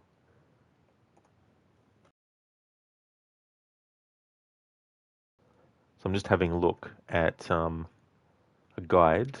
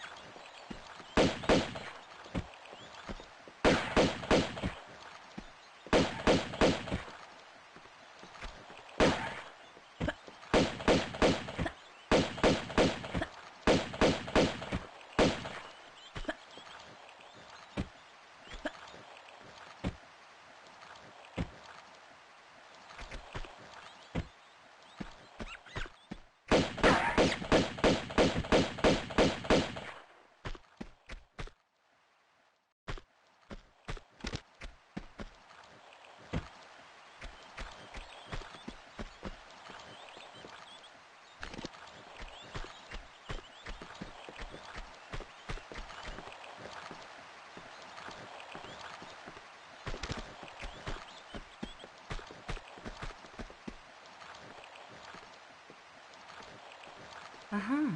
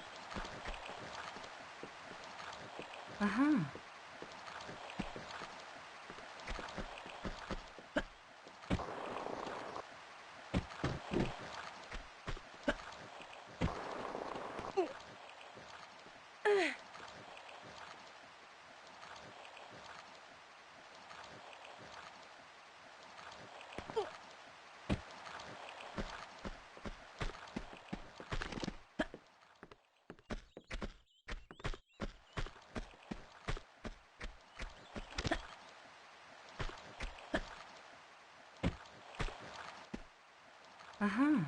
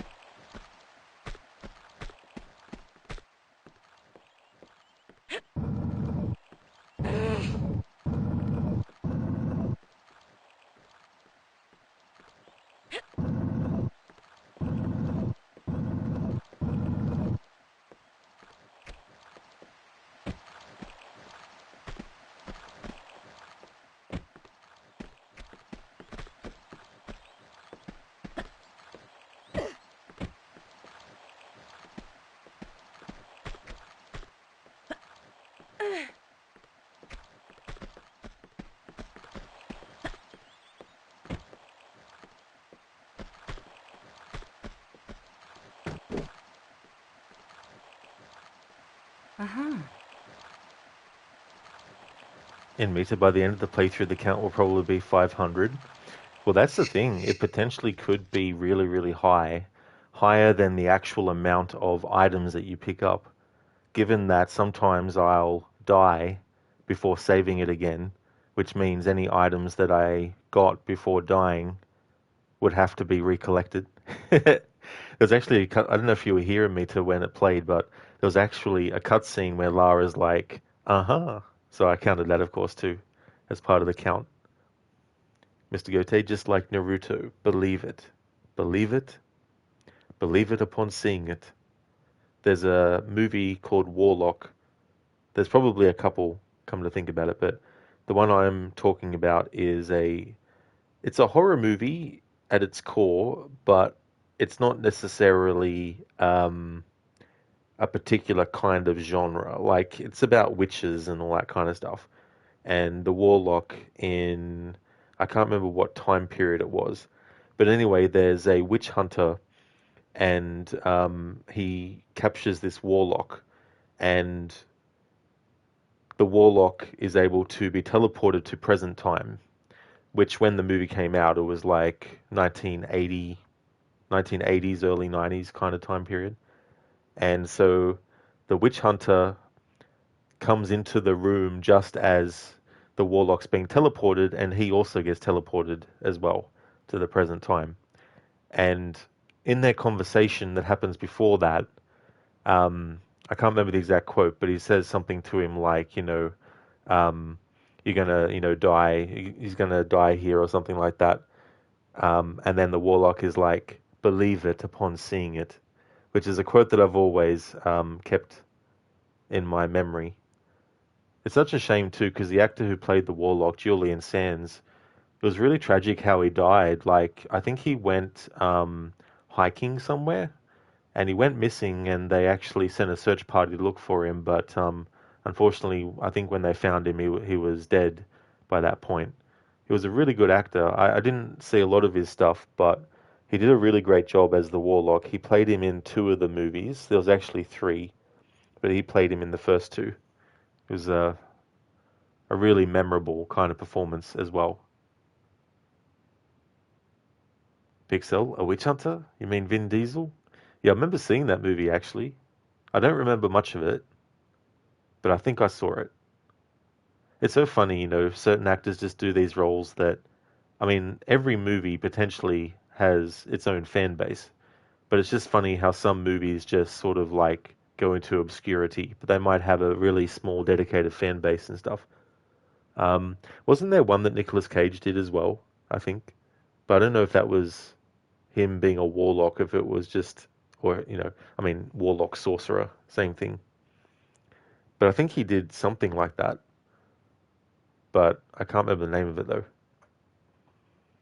Pixel, God damn it! Now you was to know what's that movie that I was talking about. Oh, so you've got the first Warlock movie,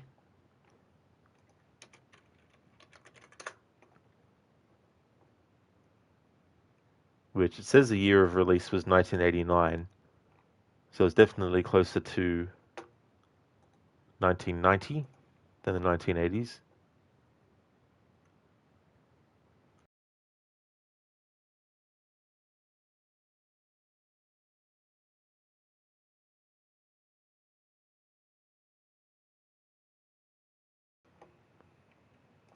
Okay, so I found the trailer for it. I'll put that into chat.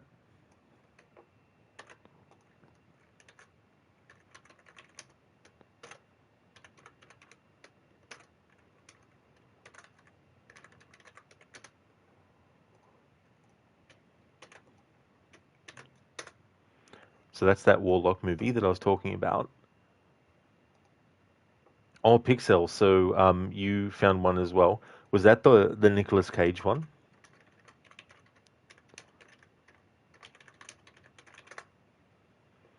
Ah, The Sorcerer's Apprentice. Here we go.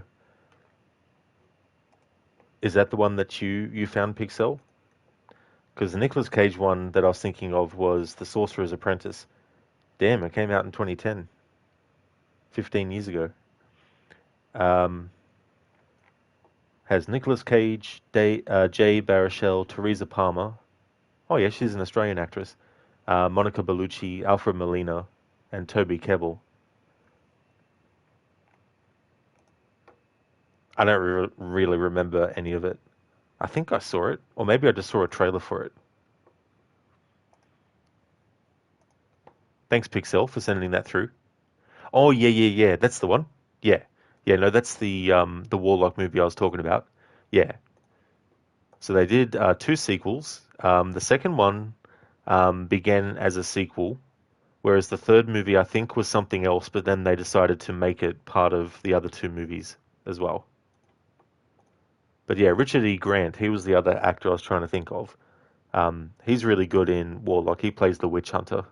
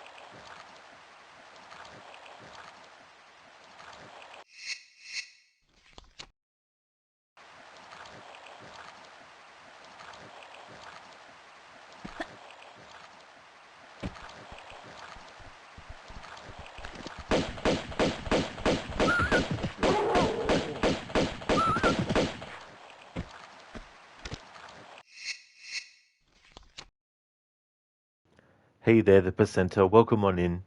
How's your day going?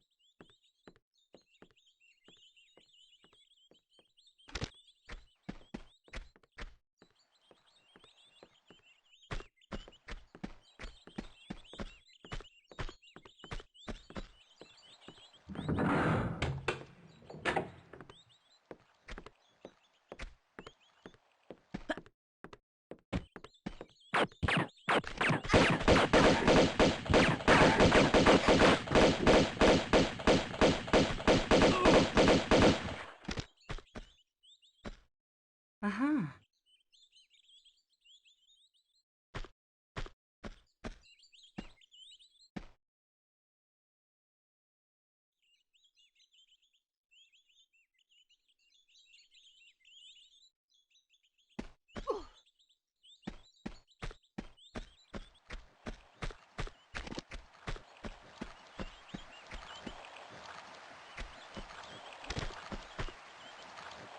Uh-huh.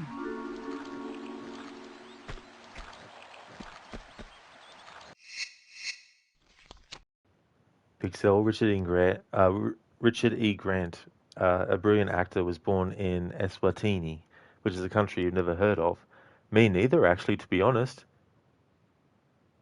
One of the other movies that I really like that he's in is Dracula, the 1992 movie by Francis Ford Coppola. He plays Dr. Seward.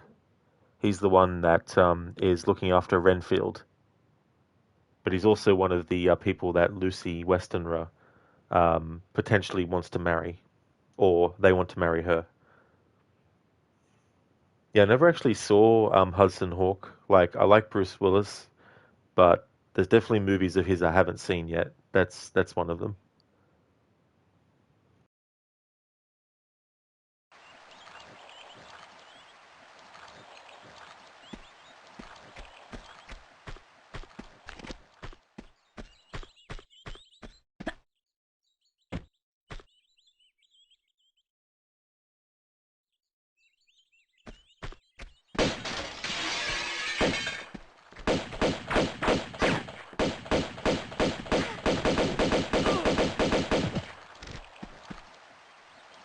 Uh-huh.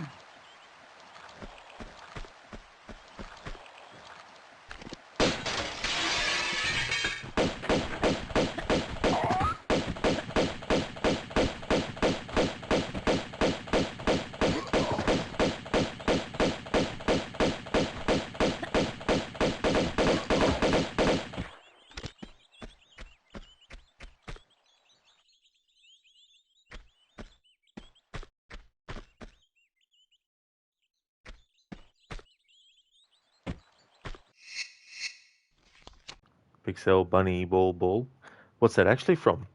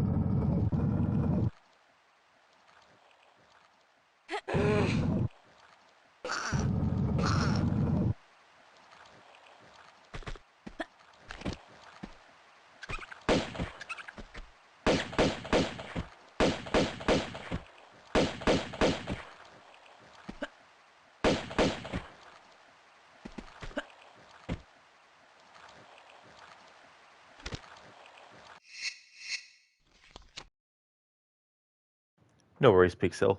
See you when you get back.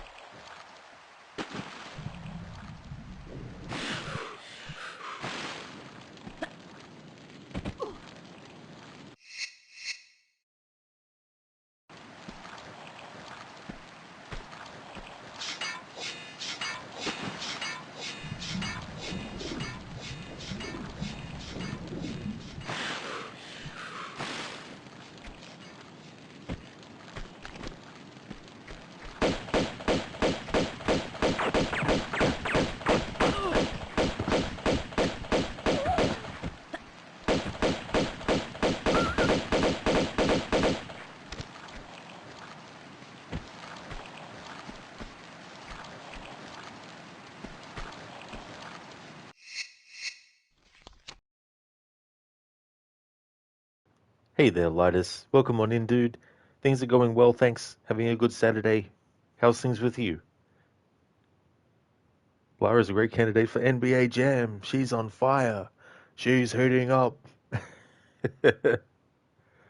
Makes the leap from downtown.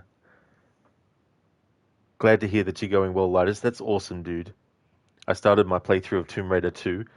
I'm keeping track of how many times we hear Lara say, uh-huh, in cutscenes, if it gets said, when picking up items and secrets, but also if I die before saving it after finding a secret and picking up an item, and I have to reload my save, I have to pick up the item again to make sure it still counts.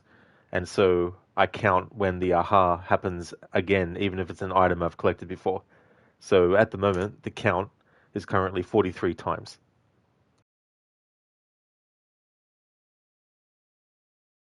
And this is only level 3 as well.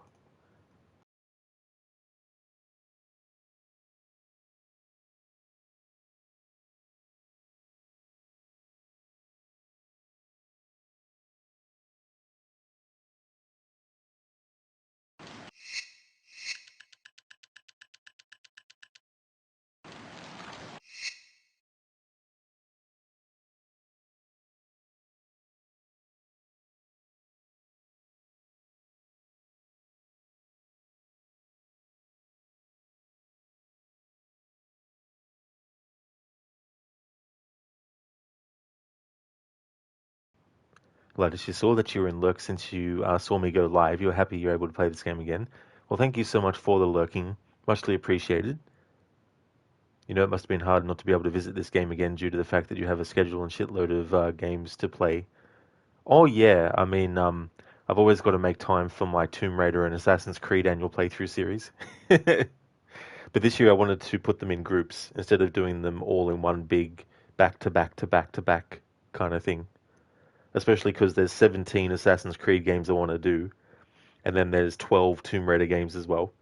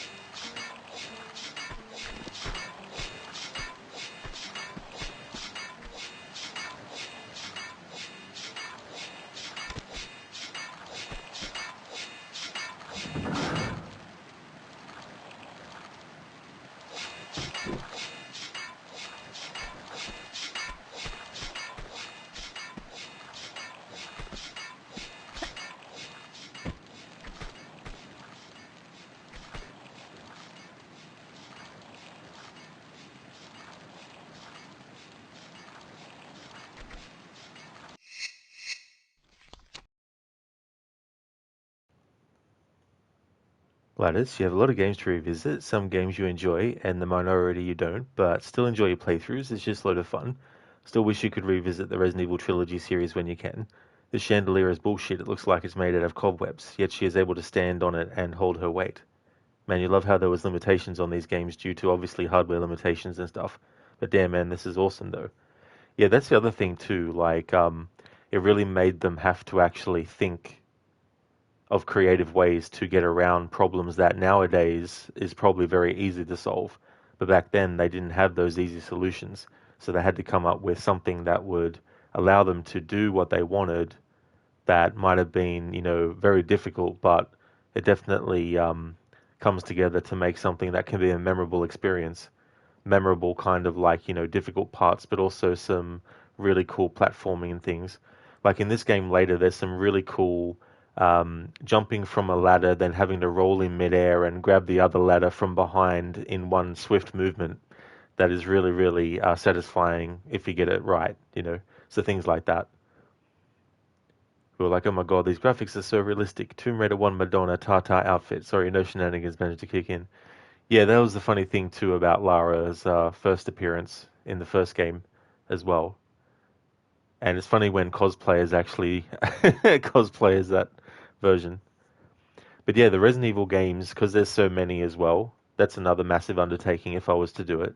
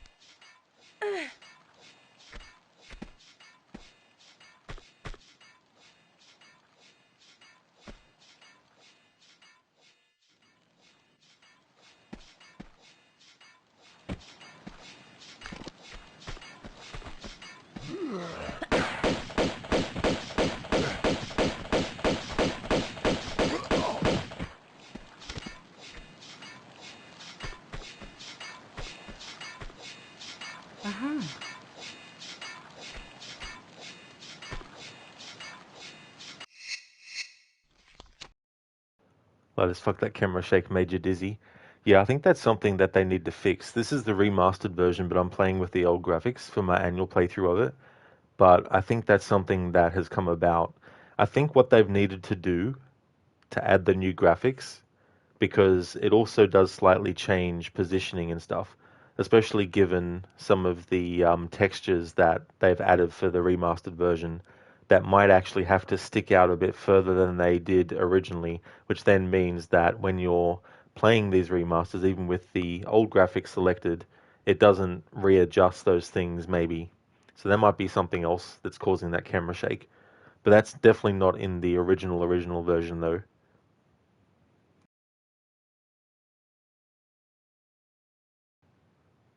Open the pod bay doors, Hal. I'm sorry, Dave. I'm afraid I can't do that.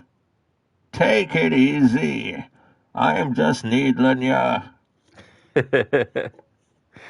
Now that would actually be funny to use AI to make the characters in movies say those things, like say, "Take it easy, I'm just needling you," when they're like, otherwise being threatening and stuff.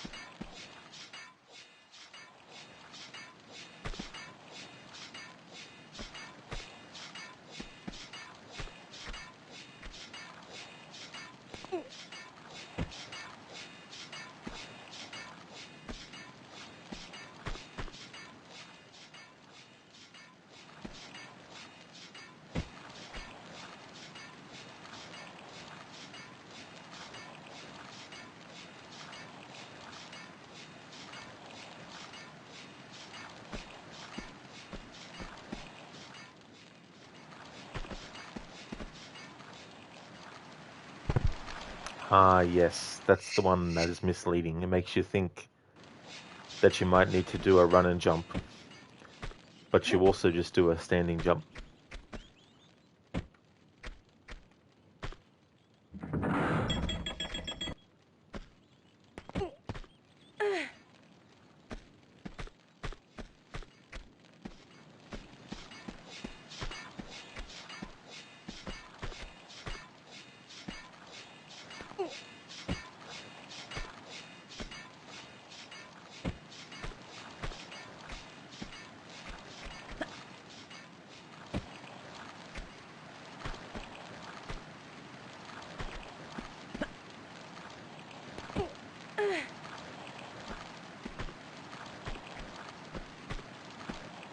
Uh-huh.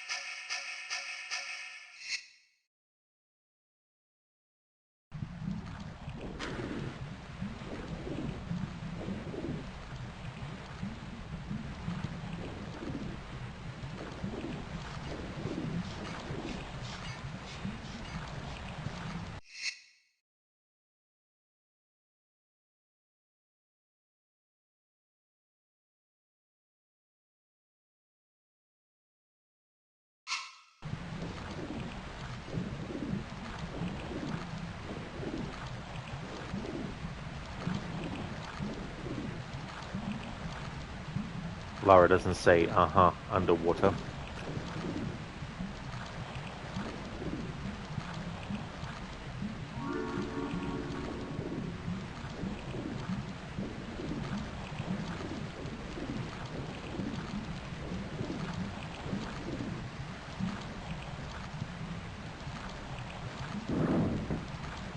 No, took too much time. Alright, now that I know the pathway, I can do that a bit quicker without running out of oxygen.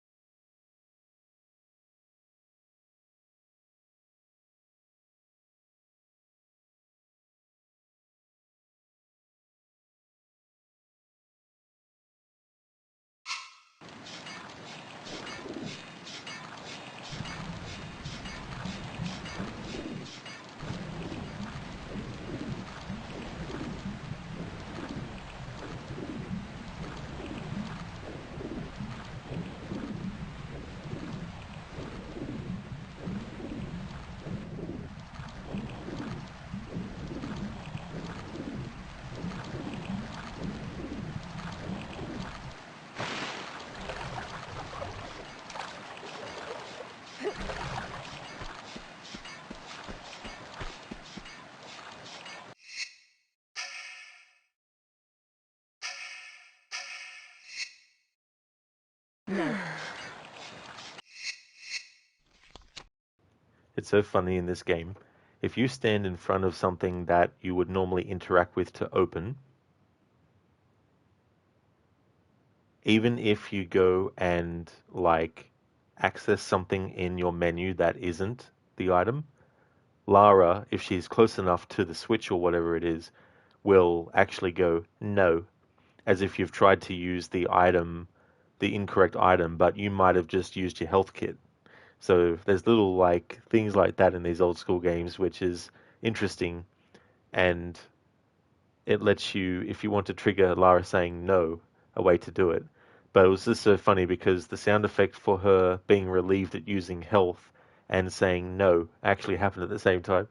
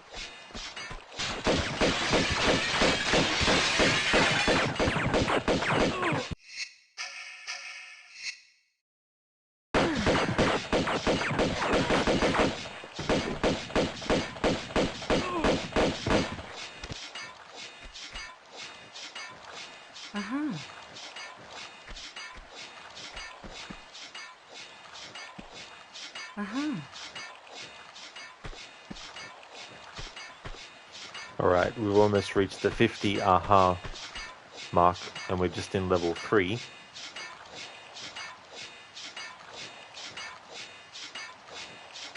And in this game, in total, there's 18 levels.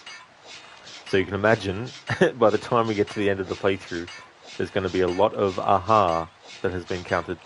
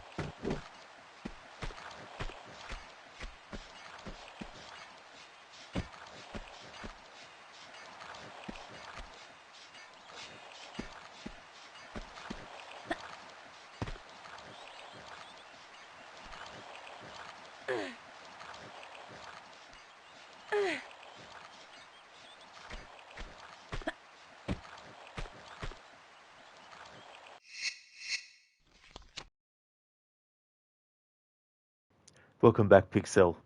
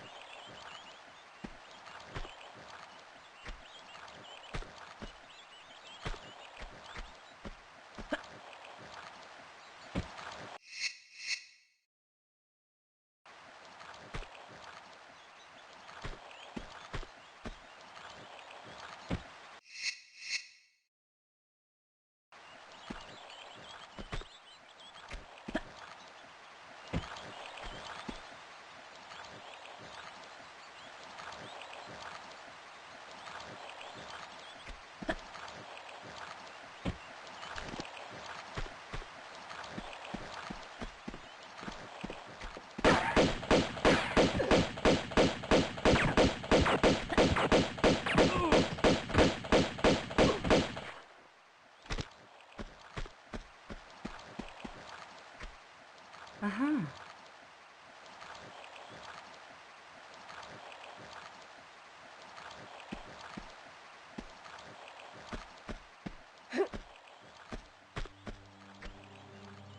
Uh-huh.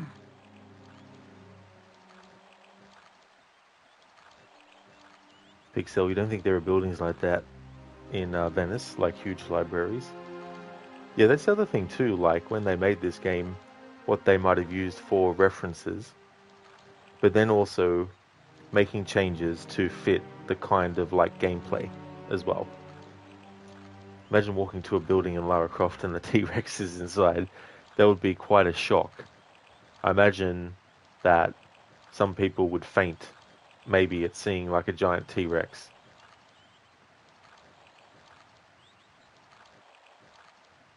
Alright, so we've reached the 50 count. Still in level 3, and I've been streaming for 3 hours and 36 minutes.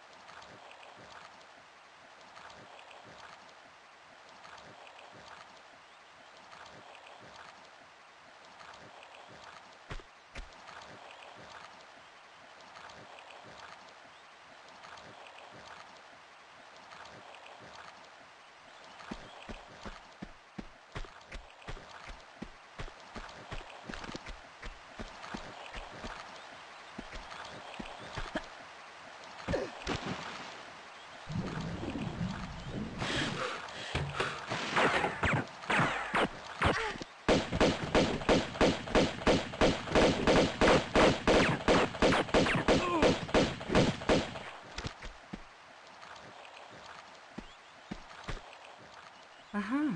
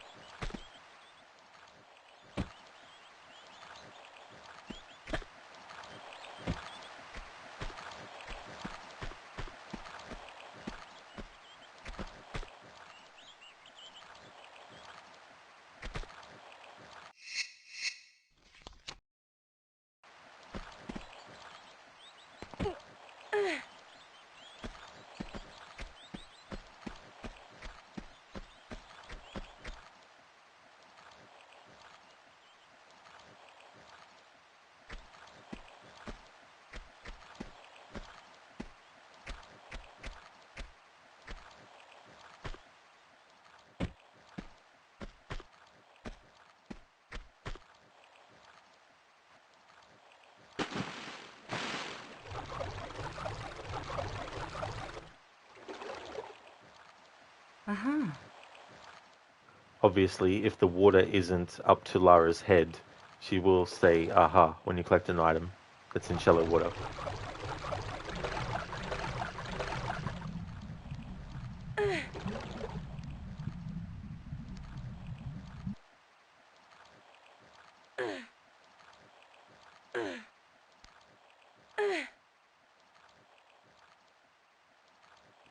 Hey there, poor love, welcome on in.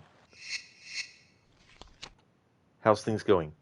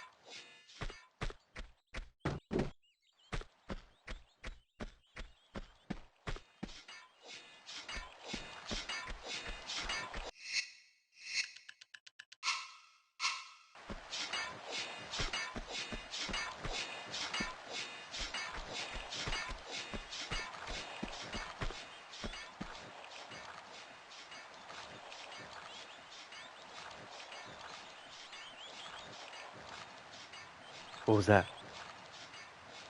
Huh. Must have been the wind. Thanks, Keone, for redeeming that. Glad to hear that you're going good, poor love. That's excellent.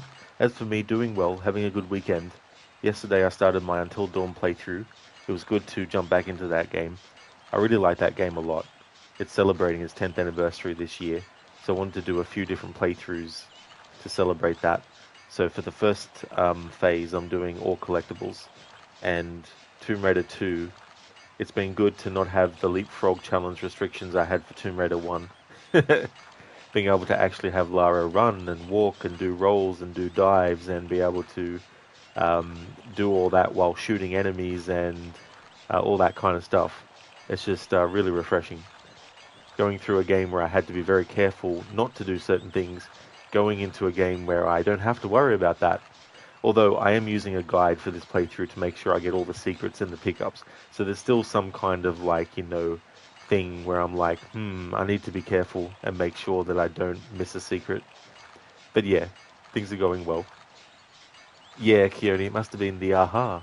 The aha echoed across universes and came into ours. Yeah, poor love. It's just so funny, doing a challenge with a game that restricts you from doing so much stuff that is just habit, and then accidentally doing the thing that you're not supposed to do for your challenge because you're just so used to doing it naturally. But it is a relief to be able to just go, don't have to worry about that now. Although in the future, I want to do the same challenge with this game and then the other ones too.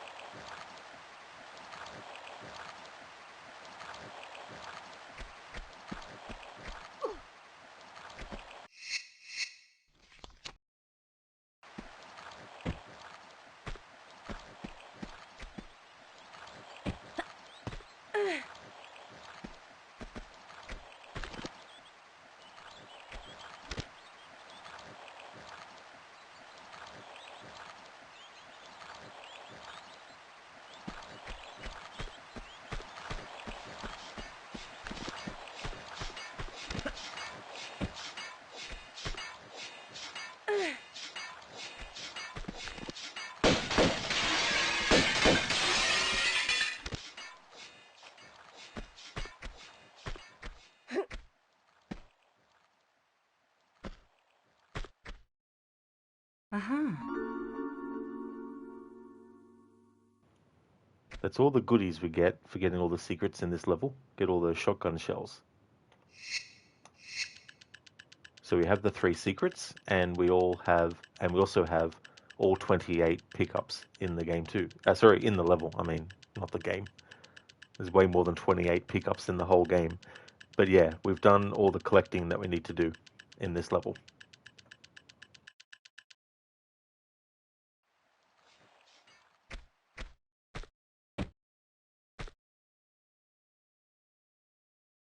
Poor love, you really wish they'd do a new Tomb Raider game, but you do appreciate them doing the remastered versions. Same here as well. It's been so long since Shadow of the Tomb Raider came out. That was 2018 when that game came out. And the previous games, there was a 2-year gap between the 2013 game and Rise of the Tomb Raider. Then there was a 3-year gap between that and Shadows. But now we've gotten so, far removed from Shadow of the Tomb Raider now, and how many years ago it came out. And like with a lot of stuff, behind the scenes things like who owns the company and who then decides to do things. And because Amazon Games are actually involved in the series with the Tomb Raider games now, when they took ownership over the IP, maybe they thought what had already been done up until that point, before they purchased the rights, probably might not have been what they wanted. So any work that might have been done could have been completely scrapped. But as far as I know, there hasn't really been any official message about the next Tomb Raider game explicitly explaining what the situation is at the moment, whether it's still in development, whether they had to restart development, or what the go is with it.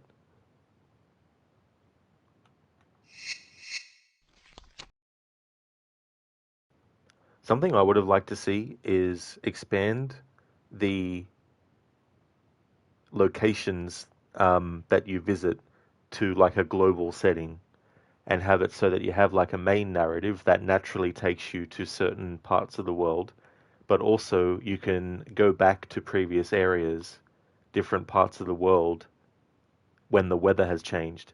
So having like a global weather system where if there was flooding in one part of the world, when you reached a certain point, the floodwater would subside, so that then if you went back to that location, you'd be able to explore areas that weren't available to you yet. And I think too, instead of having like these side quests that are kind of like fetch quests and all that kind of stuff, I think there should be like an alternate story that you can also do, so that if you finish the main story and you still have all these side missions left, you could get a whole other story for the character to experience by doing those side missions, and have that be a story on its own as well. Amazon owning it doesn't seem like a good thing for the series. Yeah, I've heard both bad and good things about them having ownership over it and stuff like that. In terms of like other media, there was a movie that was in development with Alicia Vikander, but that was before the rights lapsed with where they were, which I think was MGM, or it might have been something else.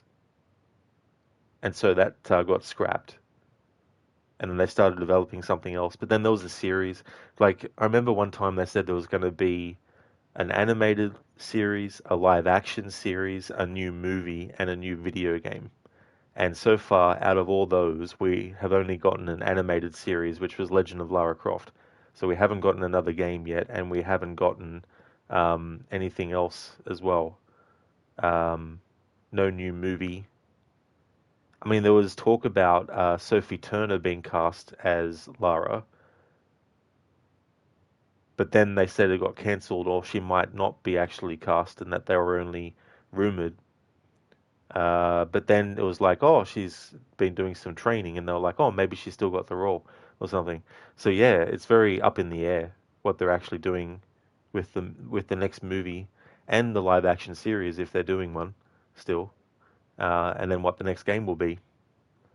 I think it's probably a good idea not to do too many different versions of Lara that aren't the same Lara, if you know what I mean. Like, if you have a Lara in the movie that is different to the one that's in the live action series, which is different to the one that's in the next game, which is different to the one that's in the in all these other things. It just gets too confusing. Then you'll have like 5 different versions of Lara Croft all being released around the same time, causing confusion, because people will be like, hang on, how come in the movie the character was doing this, but now they're like this in the game? Like, what the hell's going on? So I think it's better to just like pick one version of the character to do and say, hey, any movies, any video games, or any comics, or any live action series or whatnot has to be this same Lara, just to keep it consistent to avoid confusion. But who knows what they're going to do? So I have to wait and see. Hey there, Maxi. Uh-huh. Welcome on in, dude. How's things going? We currently have a count of 53 times we've heard Lara say, uh-huh. It's been a combination of item pickups and secret pickups, also dying without having saved after picking up the previous item, so then having to reload the save and then pick the item up again, and then Lara says, aha, of course, counting that too. And there was even a cutscene where she said, uh-huh. So all that together, we've gotten 53 so far. Paul, Love, you think she did a good job as Lara Croft? You liked her over Angelina Jolie? Yeah, I thought that the movie that they did, I wasn't happy with it as an adaptation of the 2013 game because they really gutted that game's story and lore as well, and completely changed what Himiko was, and they changed it from being in the game where it was supernatural and she had magic powers. They turned it into a virus thing that she had or something, and she had no power to control the weather. And then you don't have like all the other characters and stuff. It was just on that level, it was probably a bad adaptation of that game. However, thinking of it as a Tomb Raider movie, separate from it being based on a specific game, I think it was a really good Tomb Raider movie, and it would have been good to see where the character would go next. And what seems to be a curse at the moment, anytime they show Lara getting the dual pistols, it's only used for like the final thing of whatever it is. So in the 2013 game, it's the final part where you get to have the dual pistols when you kill Matthias. And then you never ever get to use the dual pistols in the reboot trilogy ever again. And then at the end of the new movie that they did, it's not new as in like came out this year, but in that movie at the end, she gets the dual pistols, and we never got a sequel to that movie. So who knows what's going to happen with there in that aspect too, as well. Maxi, you're doing good, thanks. You're just recovering from the wisdom teeth extraction. Oh yeah, dude, you had that recently. Damn. I hope that you recover well, and I hope that it's a quick recovery too, as well. That can definitely be, very painful, especially depending on how the wisdom teeth are. Like, if you have the wisdom teeth that are impacted, I think they call it, that can be really, really painful too. Cheers, Maxi. Yeah, it was, it's interesting. This is only level 3. We've almost finished level 3, but there's 18 levels overall. So you can imagine that the count for ahas is going to be in the hundreds for sure. Yeah, poor love, exactly. I think that was a bad decision as well. Max, we needed Jonah in that movie. Yeah, I can't remember the character's name that they have in it that has the ship that Lara goes on, and then it crashes as well. Um, but yeah, I can't remember his character's name. Alicia Vikander was really good. Shame there was no sequel. Yeah, you know what's funny too, dude, is that Alicia Vikander is married to Michael Fassbender, and both of them have been in movie adaptations of video game franchises that have characters that do a lot of running, jumping, and parkour and climbing. Her as Lara, and in the Tomb Raider movie, and Michael Fassbender in the Assassin's Creed movie. Keone, Lara reminds you of the main character from Underworld, the movie. Oh yeah, was it Celine? I think is that the character's name, played by Kate Beckinsale. I've never actually seen the movies, but um, one of the things about being a fan of movies in general is even if I don't see a movie, I still might have seen the trailer and can remember who was actually in the movie, even though I haven't seen it. That's the character's name, Keone, Celine. I gotcha. Yeah. Actually, I just remembered, in one of those movies, isn't it like a prequel? And they had someone else play the character? Because I know that Rona Mitra was in one of those movies, I think, and she actually played Lara Croft, not in like a movie or anything, but they used to actually hire promotional models to be Lara Croft at conventions, and she was at one time a Lara Croft model. Paul Love, although you love the movie, Ex Machina was so mad at the ending at her. Oh, okay, Paul Love. Yeah, I haven't actually seen that movie, but the chances of me seeing it in the next week or month or year is very slim. So don't, feel bad about mentioning any spoilers, because I don't really get to see new movies when they come out as much as I used to.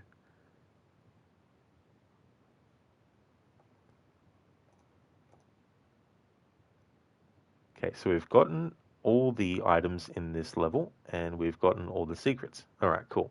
So now we can do what we need to do to finish out the level.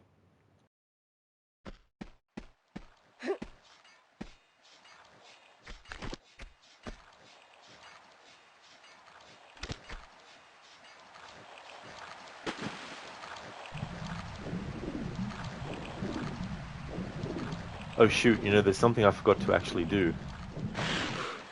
It's not something that's in the actual game, as in I missed an item or something. But after doing a playthrough of Tomb Raider 1, where I didn't have a particular channel point reward active, I did say that when I got to Tomb Raider 2, that I was going to actually have it active. But I've forgotten until now. So I'll just fix that up while I think about it.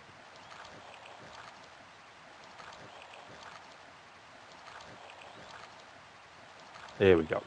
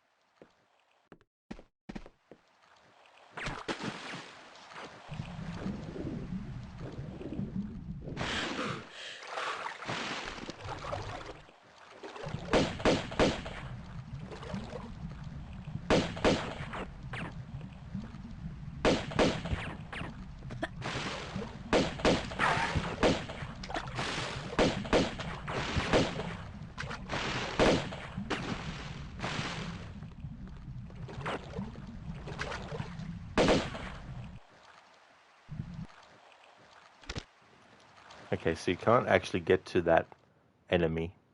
So he doesn't have anything that he drops to pick up.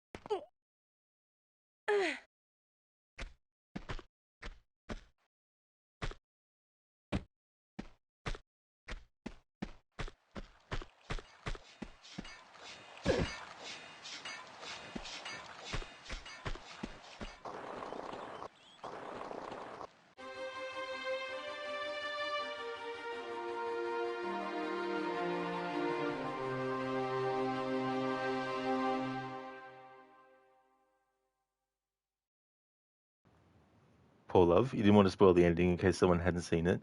Oh, that's definitely fair enough. That's no worries at all.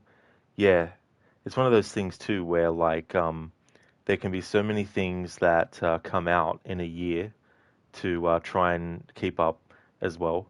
And there's a lot of movies that I would like to actually watch that came out years ago that I haven't actually seen yet. Pixel, you will. There will be credits in the end. There, you spoiled it. Pixel, you spoiled the fact that there's going to be credits at the end of a movie when typically movies have credits. How dare you spoil something like that? Next thing you'll tell me that the movie is actually something that is filmed and edited together and then released. That would be a huge spoiler to know that. Thank you, Keone, for the GGs. Gotta love collecting everything in a level. There's definitely something very satisfying about it. So we got all the secrets, and we got 28 out of 28 item pickups as well.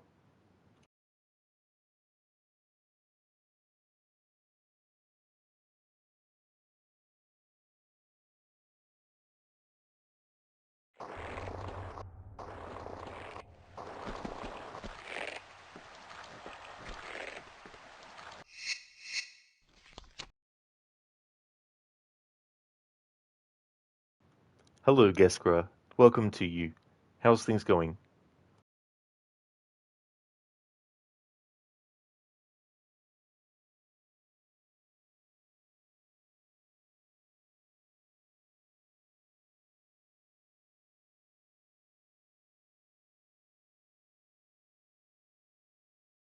Not bad, Geskra? Oh, that's good.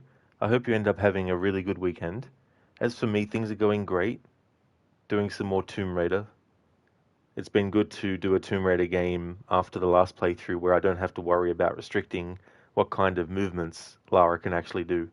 Because in the Tomb Raider 1 playthrough I did recently, Lara wasn't allowed to run unless there was a gap too wide to actually make by just doing a standing jump.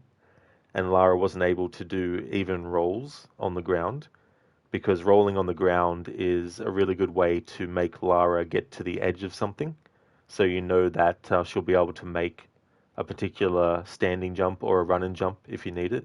So I had all these restrictions, and so playing Tomb Raider 2 with none of those restrictions after having to do it for hours on end with Tomb Raider 1 is definitely good.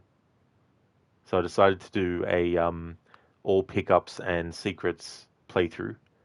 And in this game, every time Lara picks up something, unless it's like submerged underwater and she's underwater as well, she'll actually say, uh-huh.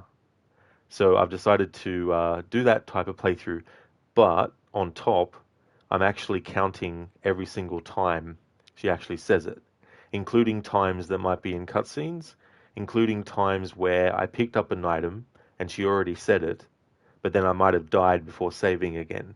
So I have to pick the item back up, because if I don't, then it won't actually be counted by the game. So I'm also counting those ahas as well.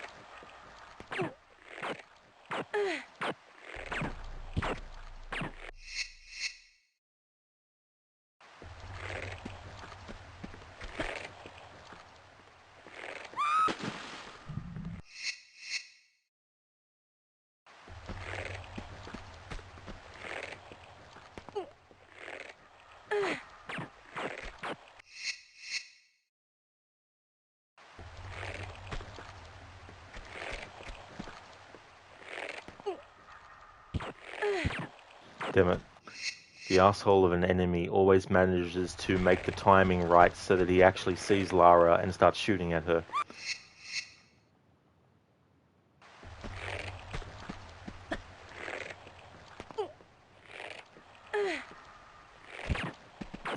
See?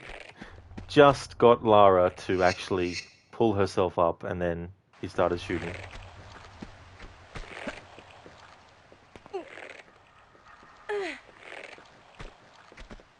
Finally got through there without him actually shooting Lara. Alright, cool.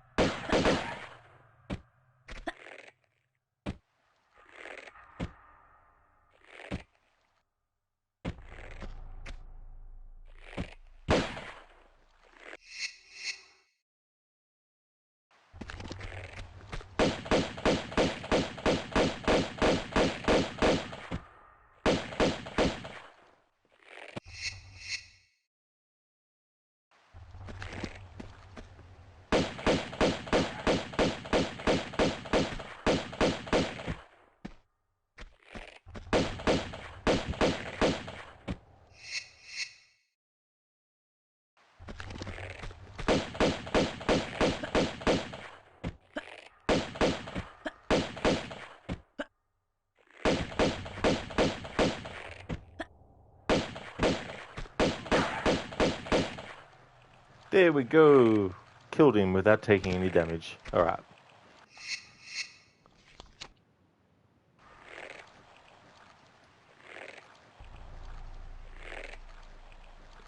Geskra, you remember spending lots of time in the first Tomb Raider jumping off the waterfall in level 2? Oh yeah. There can be tricky jumps, and some that are really hard to sort of figure out if you'll make it by just doing a standing jump. And then, whether you have to have Lara's arms outstretched while doing a standing jump, or whether it's a run and jump that you can make without having to hold Lara's hands out, or if it is one that you have to. So there's a few very different variations of distances to have to jump across, and little quirks and things.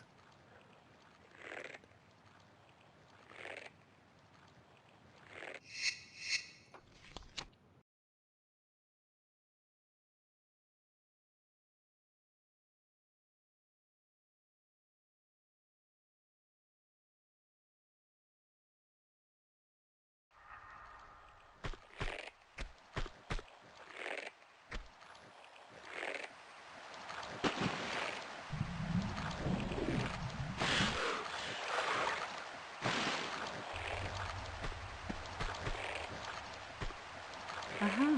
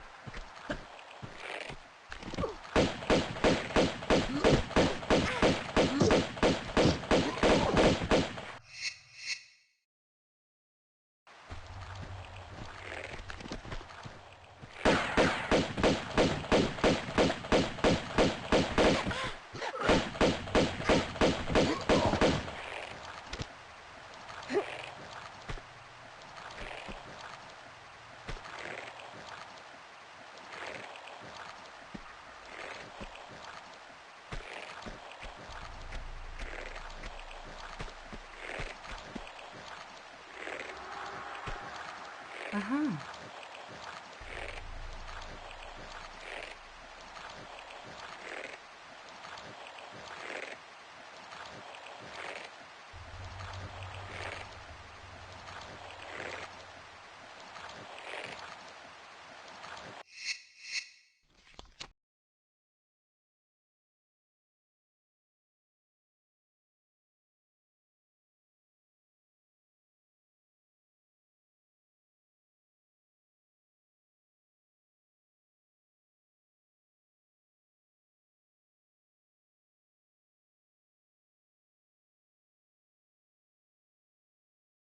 Yeah, Geskra. Uh-huh.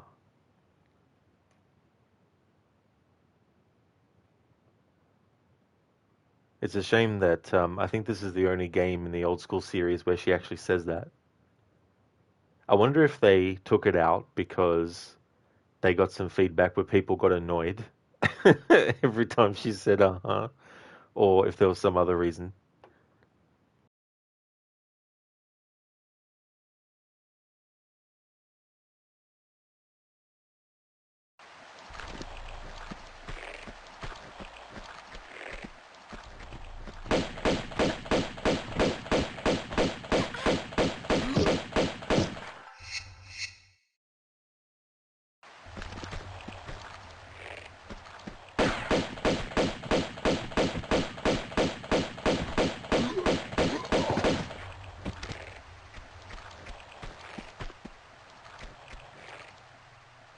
Uh-huh. Uh-huh, Keone. Uh-huh. It's like uh-huh and no.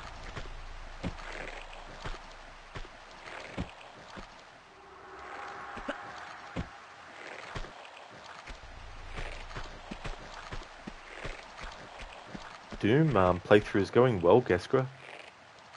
Unfortunately, for some reason, when I'm streaming that game, before it reaches the 2-hour stream mark, the game crashes. And because I'm streaming directly from the PlayStation, every time that happens, the stream ends. So I have to start another stream every time that happens. So I don't know what's actually gone wrong with that game on the PlayStation version. It's just really, really weird. So I'm already up to like part 5 or 6 of the playthrough. Whereas if that wasn't happening, I'd probably only be up to part 3 of the playthrough. But it's going good though. Like I just made peace with the fact that it's going to do that instead of getting upset about it every time because it was just like, ah, fucking hell, of course this would happen. But I don't know how many parts that playthrough will have. But I think I got up to level 11 or 12 in Doom 3. But I'm enjoying the game though. I definitely am glad I'm giving it another chance because when I actually played about 30 minutes or an hour of it years and years ago, I didn't really like it. So I never continued the playthrough and abandoned it and haven't played it again since this marathon. So yeah, still playing Doom 3 and I'll be doing Doom 64 next, but it'll be the 2020 version. Then I'll be doing 2016 game Eternal and then Dark Ages.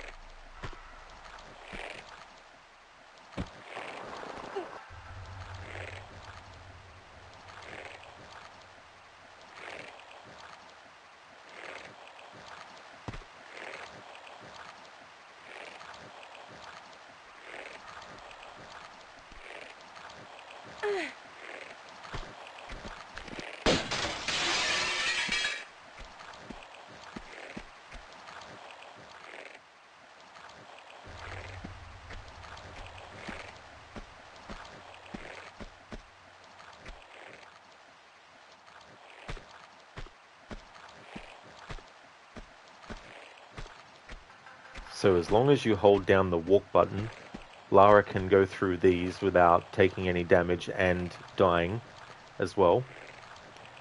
In the original Prince of Persia, there's actually something similar you can do on the spike traps, where you can make the prince do this kind of sneak shuffle thing that he does, almost like a tiptoeing kind of thing.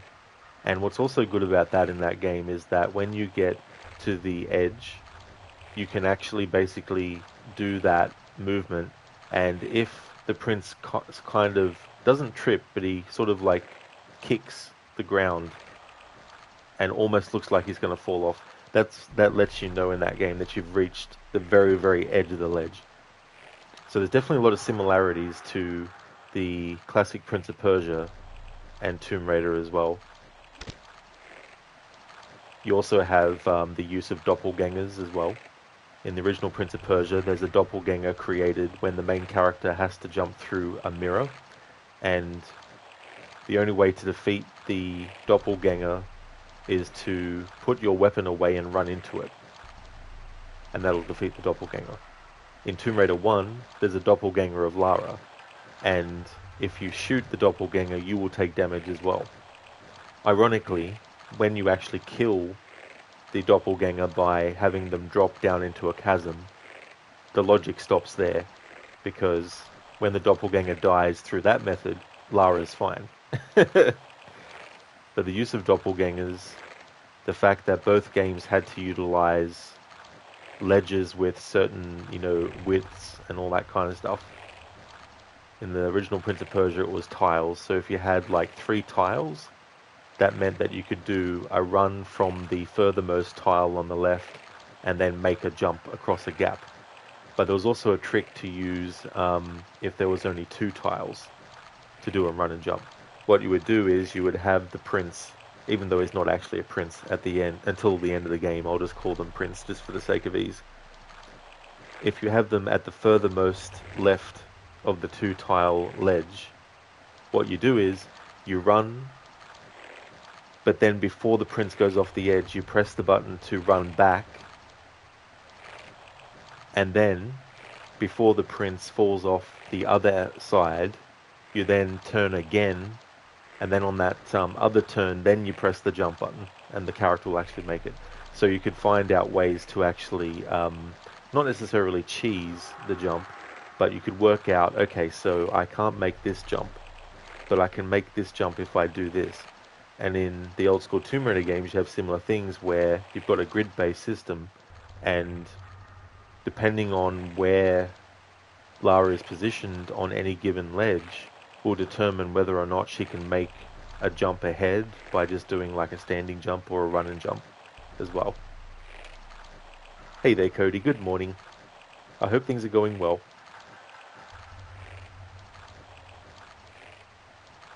I haven't, Keone, no. I never got to play the Hercules Legendary Journeys game on the Nintendo 64. I did play the Xena Warrior Princess PS1 game, though, back in the day. I think I rented it. There's also a one-on-one fighting Xena game as well on the Nintendo 64, but I never played that one. But I've seen the Hercules game on the Nintendo 64, and it almost looks like a Legend of Zelda Ocarina of Time clone of a game, and how you move around and all that kind of stuff. That's excellent, Cody. I'm glad that you're going great, dude. As for me, I'm doing really well. I'm having a good Saturday, having a good weekend.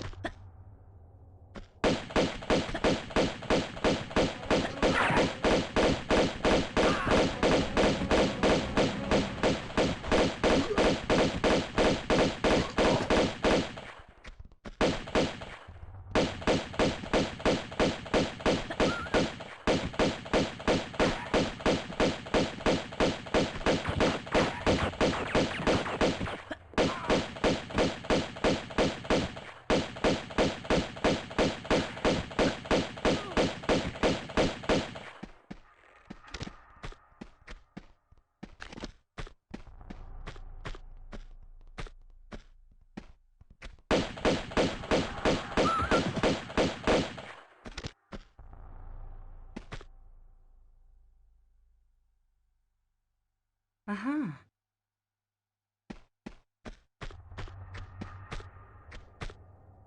Uh-huh. Cheers, Cody. Thank you, dude. You only mess with the hook, you're gonna get hurt. That was such a great show. Same with Xena as well. One of the first episodes I saw of Hercules was the one where they have the first ever Olympics. And the character of Salmonius, who is this kind of like, I guess the modern world equivalent would be one of those people that is like, a car salesman, or one of those people that is very sort of like business oriented and all that kind of stuff, always trying to come up with some scam or some kind of, way to make money. But I can't remember what the story of that episode was, aside from the fact that Hercules was taking part in the very first Olympics that ever happened. Hey Sheila, it's going good, thank you, dude. Just aha-ing around everywhere. It's going good, thank you, dude. How about yourself?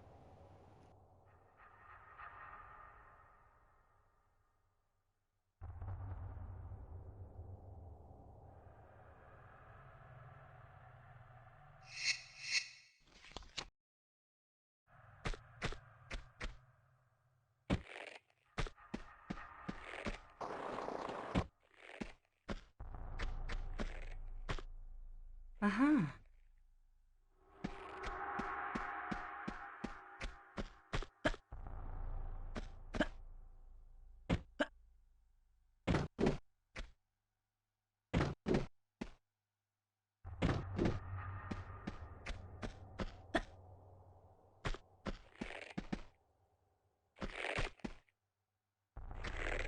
Uh-huh.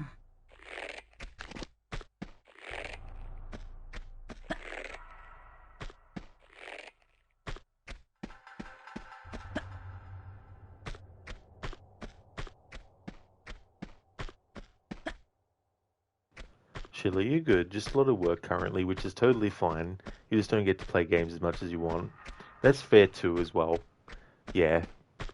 Gotta do what needs to be done, for sure. I hope that work is going well today. I hope that you're still able to get some kind of, weekend in.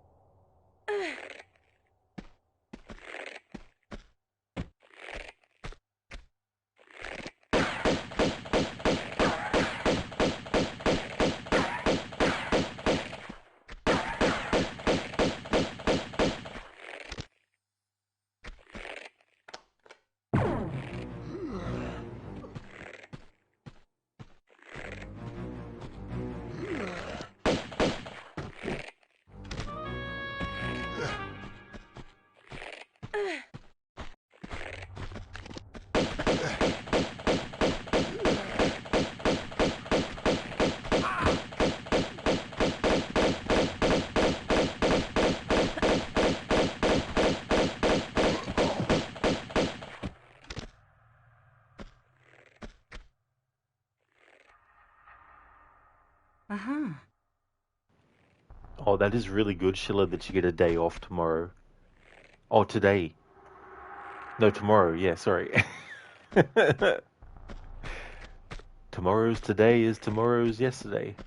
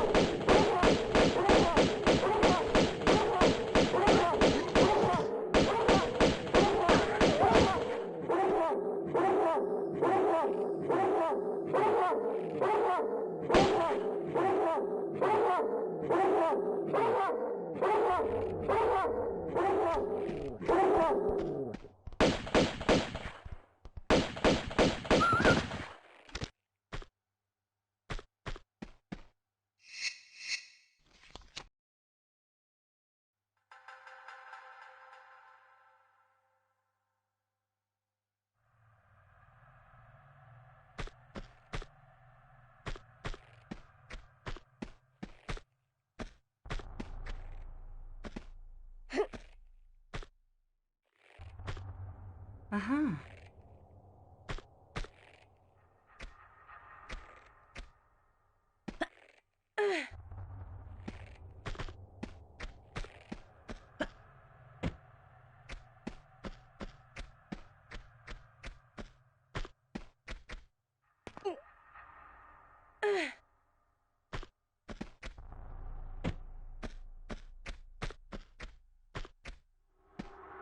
Uh-huh.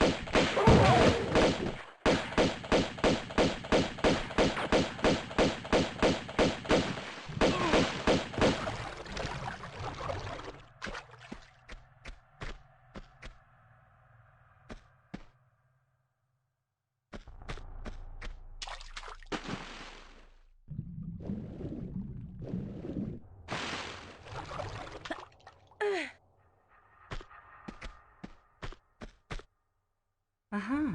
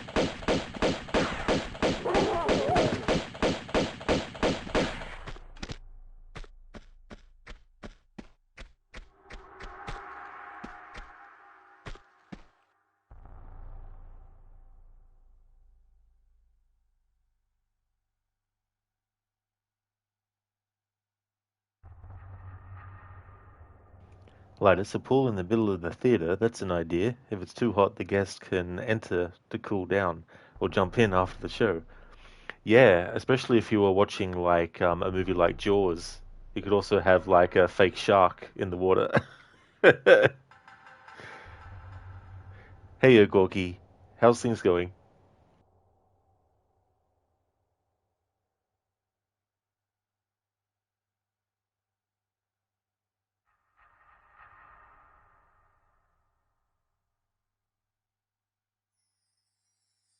That's excellent. I'm glad to hear that you're going great.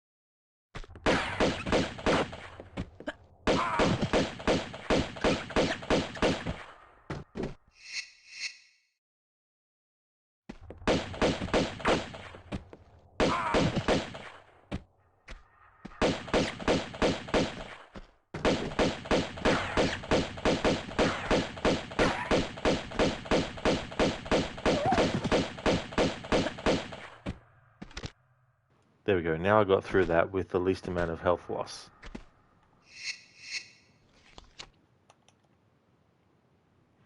Hey there, Lucinda. Good morning to you. How's things going?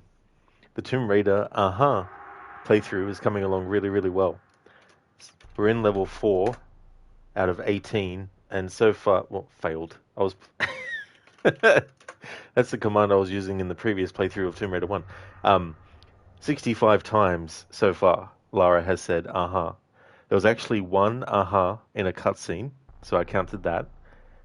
Whenever I've died and I didn't save after picking up an item and had to re-pick it up again after reloading a save, I've also counted that.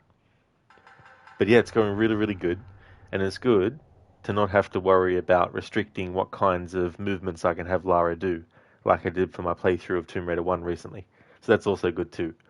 But yeah, making good progress. I'm using a guide to make sure I get all the secrets and the pickups too, because not all enemies actually drop weapons or ammo. So it's kind of like I just need to be thorough. So it doesn't matter if the enemy doesn't drop something, as long as I'm killing all the enemies to find one that drops something as well. Hey there, Mr. Plushy. Welcome on in. Thank you very much for the good luck wishes. I hope things are going well. Listen, the nice law, you're going to say, wouldn't saying, basically tell you the total collectible count, but counting them again if you have to reload makes it more authentic. Exactly, it helps it be more than just a simple get all the collectibles. It becomes a thing of, I wonder by the end of the playthrough how many times we've actually heard it being said.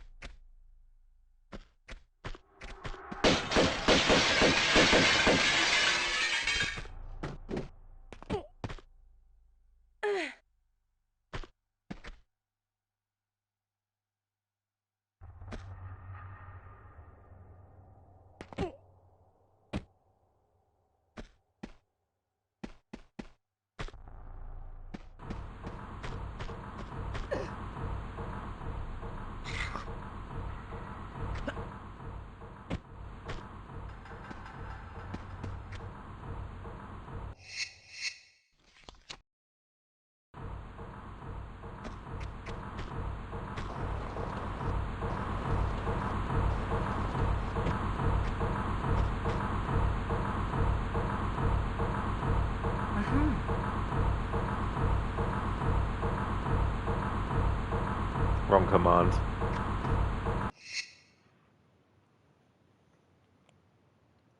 Lucinda, you're doing well. You didn't want to curse it by saying it too early, but you had such a chill week at work. The new guy started picking up 60 to 70% of the calls, and you got to actually chill for a couple of days at work. Also, you went to bed early, slept well, woke up well rested. You're ready for a fun weekend of gaming. That's excellent. I'm really glad. That's really good too, as well, that you'll be able to chill out. And it's really good too when new people at a job start to be able to do a lot of stuff without supervision or without help, and then that speeds things up a bit as well. So that's really cool. Sounds like you've had a really good week.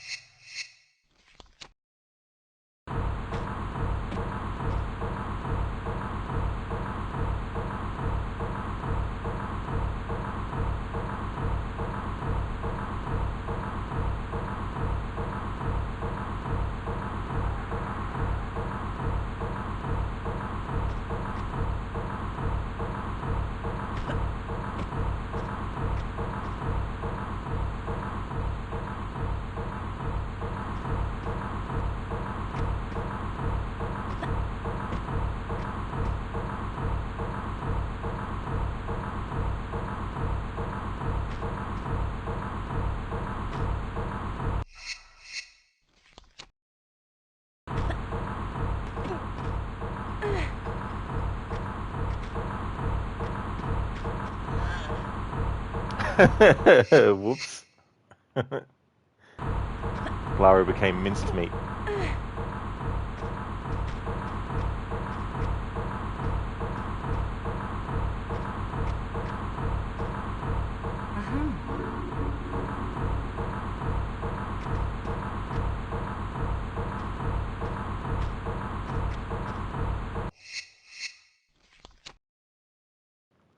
Listen, the Necro's been sick this week, so he's sleeping in today. If he doesn't stream this weekend, he might do a Resident Evil doubleheader weekend. That really sucks that Necro's sick. I hope he really gets better soon as well.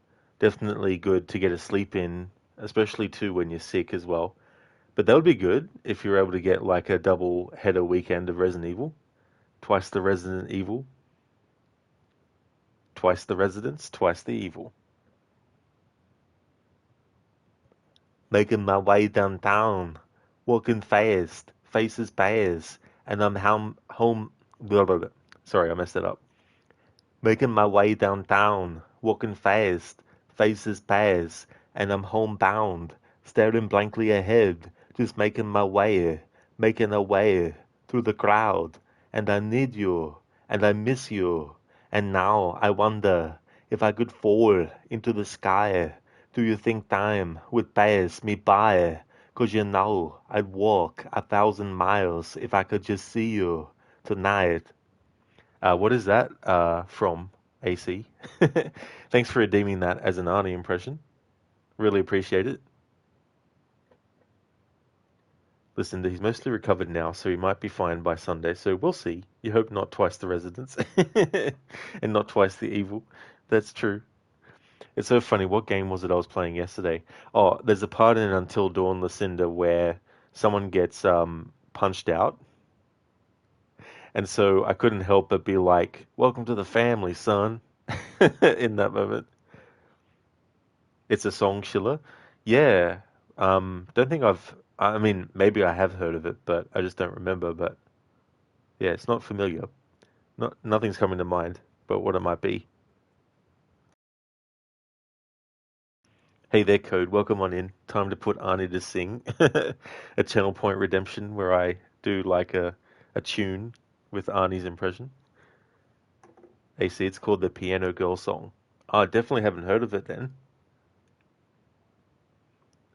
I'll send you a link. Oh, thank you, dude. Listen, also had a dream last night that I was streaming and I turned on a camera and my audio went like you switched to a different microphone, or more like you didn't have a microphone and you were hearing your IRL voice and it was like you were a different sounding and looking person. That's interesting. It's funny how dreams can formulate, and that's interesting too, as well. That's good that you're able to remember, because some dreams we just don't remember. Only 1,000 miles or 1,000. AC Vanessa Coltrane, 1,000 miles.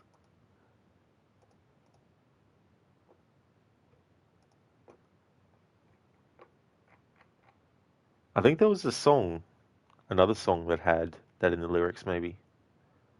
I would walk 500 miles. Oh no, that's a different song.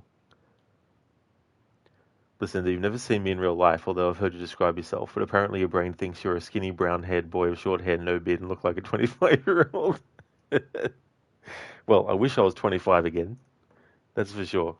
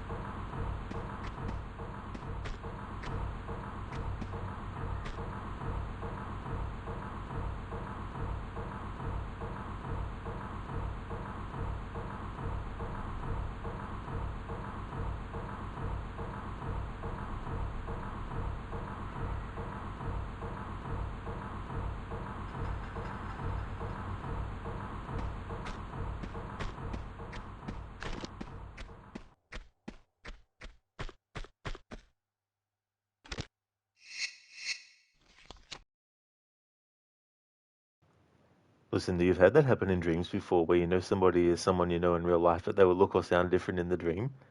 That's interesting too, as well, what the mind can do during a dream and the changes that can make. And Also, probably like a mixture of different people that you might have seen that get combined into one as well.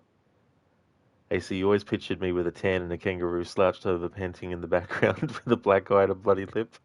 The boxing kangaroo. That's what our Boxing Day is here in Australia. Everyone has to fight a kangaroo with boxing gloves. Keone, assassino, assassino. Goated line. It really, really is. So many variations on it too. Listen to, yeah, everybody fights kangaroos in Australia. We all do, you know, it's like a rite of passage for everyone.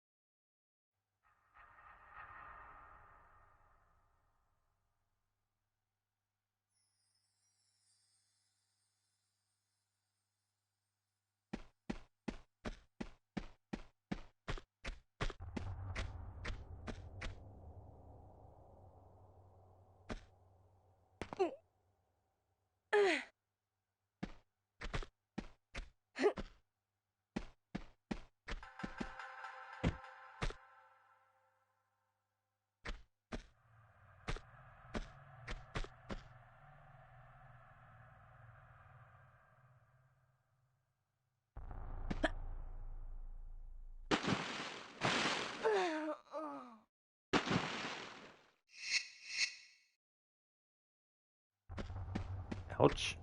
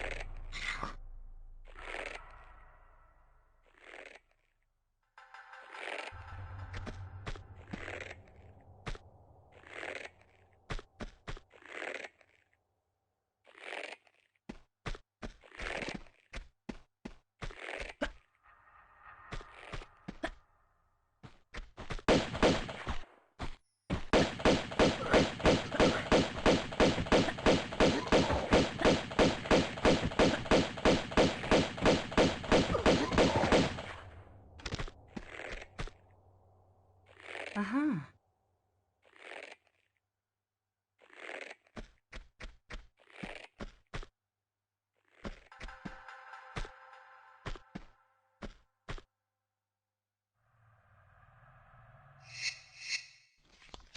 Keone, kangaroos are jacked. Forget 100 humans versus one gorilla. How about 100 humans versus one jacked kangaroo? And at the end, the kangaroo just gets through it unscathed and then just bounces off.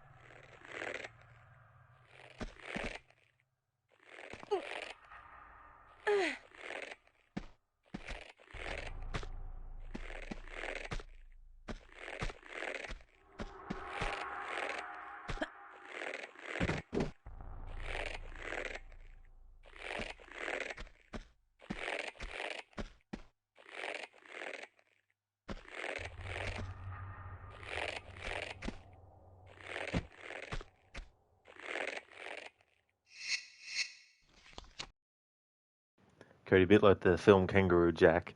Oh, that movie, yeah, that was so funny. Isn't that the movie too, where there's a scene where Kangaroo Jack has like all the clothes on and jewelry and stuff, and they think it's dead or something, so they prop it up to take a photo, but then it bounces off with all of their stuff. Is that movie? Oh, it is, Cody. I thought so. I was wondering because it's been a long time since I saw it. Keone, you always thought Crash Bandicoot was a kangaroo because he jumps a lot. Oh, yeah.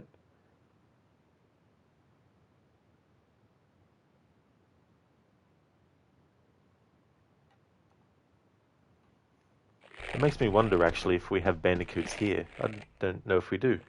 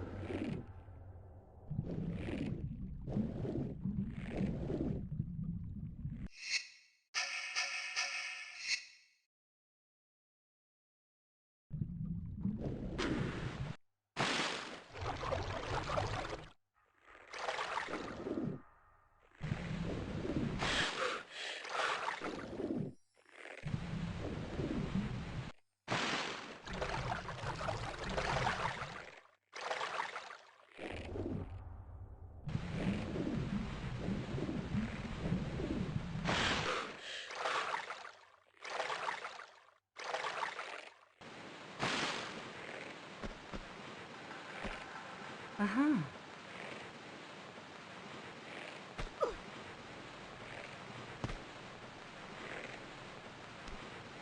Nice. Lara has said, 69 times so far.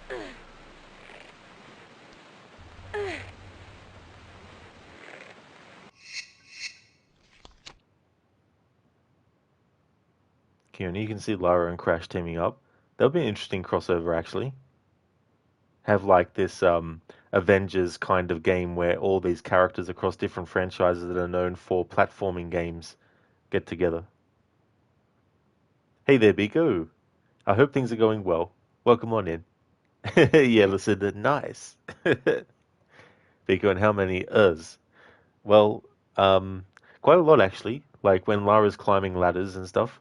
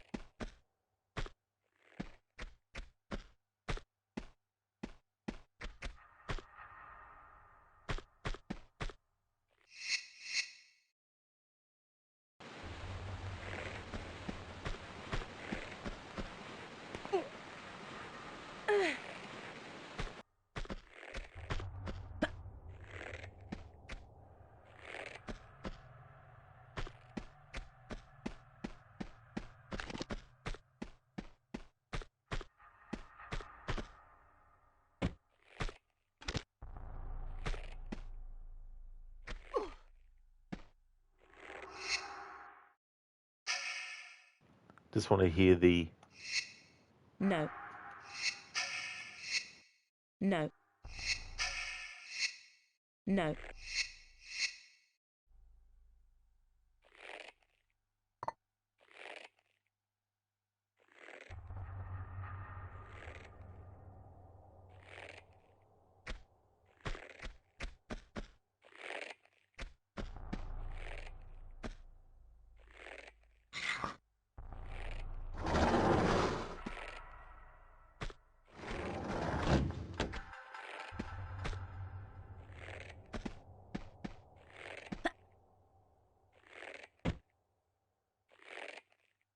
Oh my friggin' god. Seriously?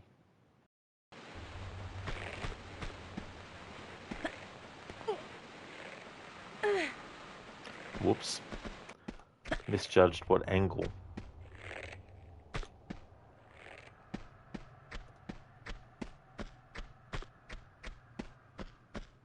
Listen, has doing the leapfrog challenge changed the way you traverse in this game?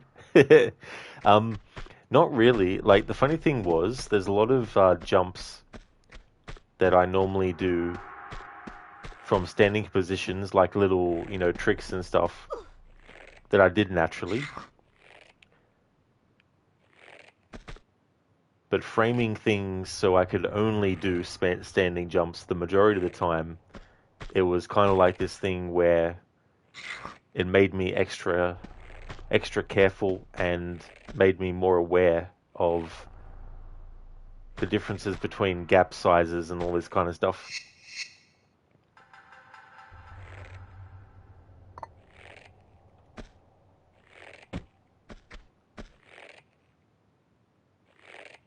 Just saw your side leap to get on a platform you'd think you'd have normally just jumped normally to. Oh yeah. Yeah, that's the other thing too. Because of the distance of the tiles,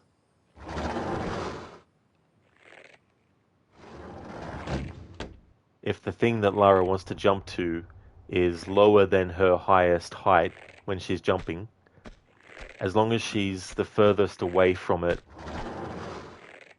she'll be able to make the jump. Like, for example, where I've got Lara here, and I'll save it just in case. Where I've got Lara here, though, I think I can just do this jump, actually. No, I can't. Alright, there we go. Wrong. Bad thing to use as an example.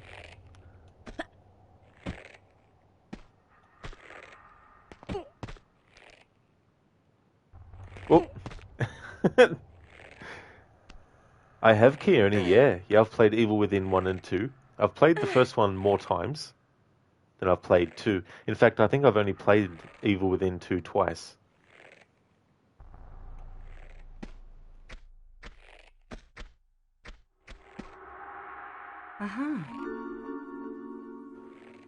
Alright.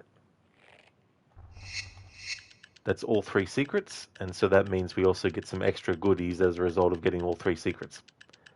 So we got the silver, the jade, and the gold dragon statues.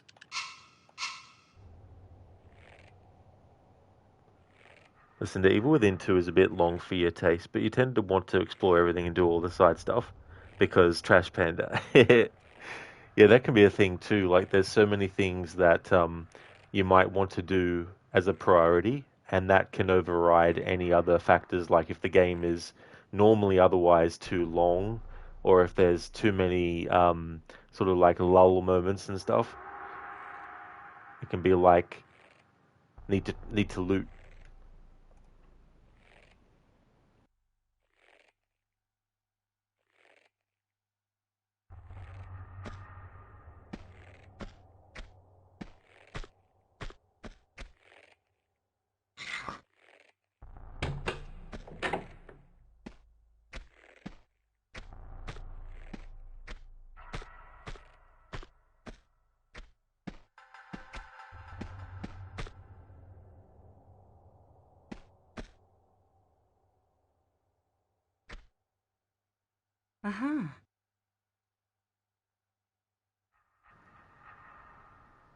Yeah, Lucinda, they're kind of like shards of glass, and as long as you're holding down the walk button, Lara can safely go through them. But if you run through them, or if you land on them, it's a different story. Yeah, the original Prince of Persia actually has something similar as well. It's kind of cool because it makes it that the character is being kind of like careful where they're treading, even though visually they're just basically clipping through it.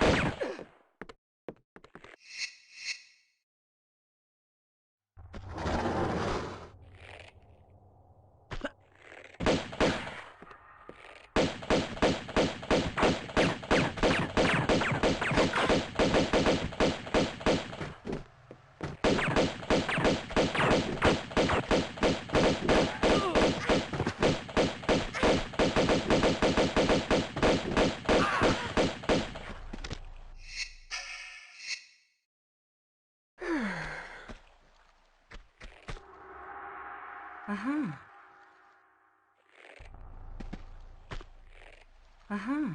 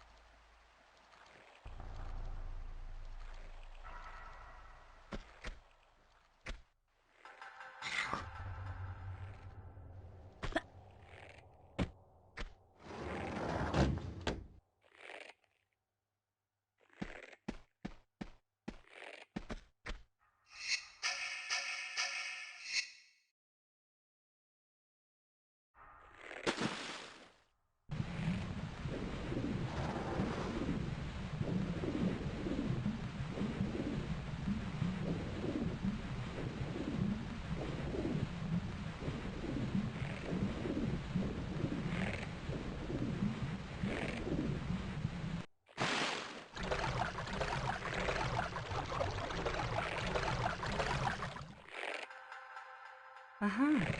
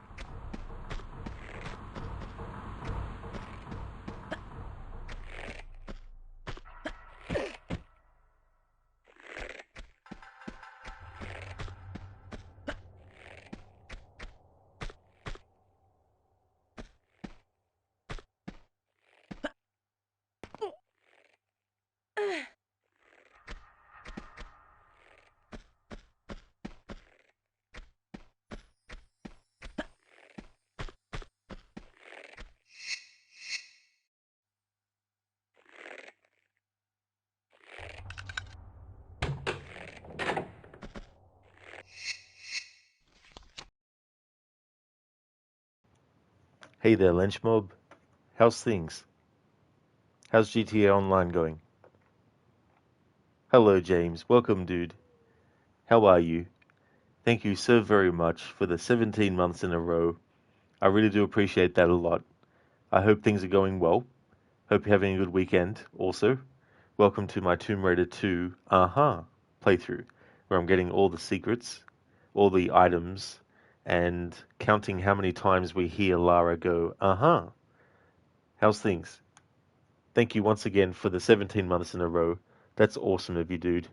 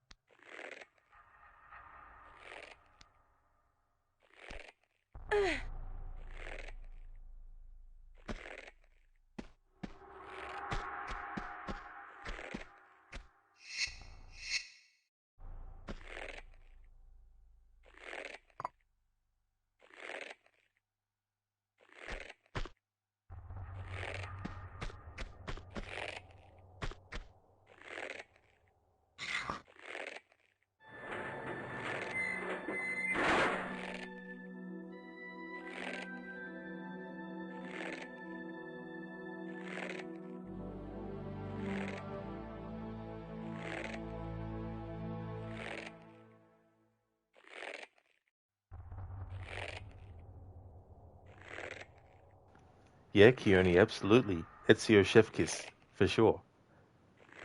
James, you're doing good, busy real life, but you got a few hours free, chillaxing with your turtle, watching Twitch. That's really good, James. I'm glad to hear that you're doing well. Definitely understandable too, being busy in real life. I hope that it's not too stressful busy. That's cool that you got a few hours free as well. So, how old is your turtle, James? I might have asked you before, but I've forgotten since. And they can live for a long time, can't they? Bob, it's going good. You just got done prepping heist missions and other ways to help other random players make money, and now all you have to do is wait for your controller to finish charging, and you can get back to it. Not bad for a start on your 3 days off work. Oh, excellent. That's really cool. That's great that you got 3 days off as well in a row. That's really cool. Really, James, so your turtle is almost 40. She's almost level 40, same as you this September. And that's not far away either. Like, holy shit, this year's been going really quick.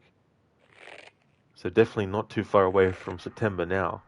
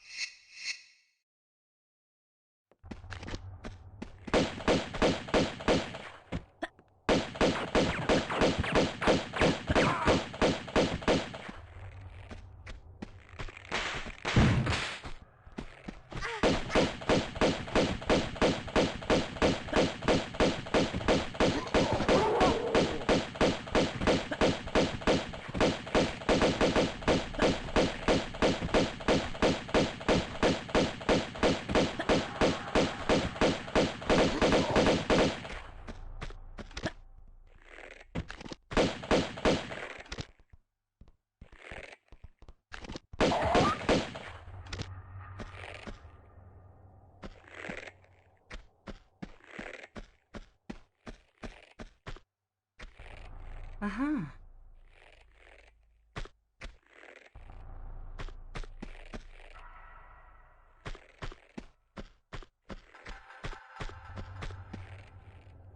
Uh-huh.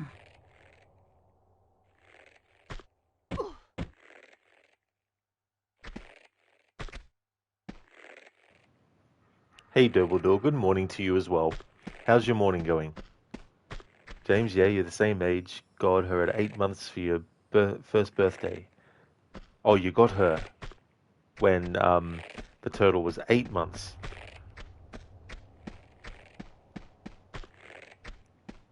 It's crazy to think of animals that can live like for a really long time, like into like the hundreds. Kieran, imagine Lara saying "uh-huh" every time she pulls the trigger. That could be funny for like a mod where they replace the sound effect for the guns for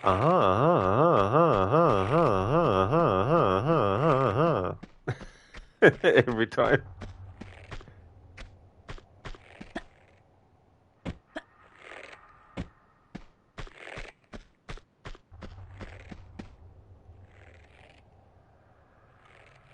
And then every time she jumps, it's like, uh-huh, uh-huh, uh-huh.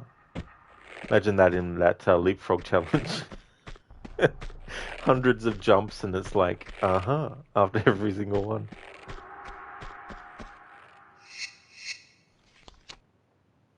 Oh, yum, Lucinda. You're having leftover American Chinese. That's really, really good. Sounds absolutely delicious. James, yeah, she was 8 months and you got her for your first birthday. Oh, wow. That's definitely a long time, James, to have a pet turtle. That's cool. I remember in the early Rocky movies, he had pet turtles called Cuff and Lynx.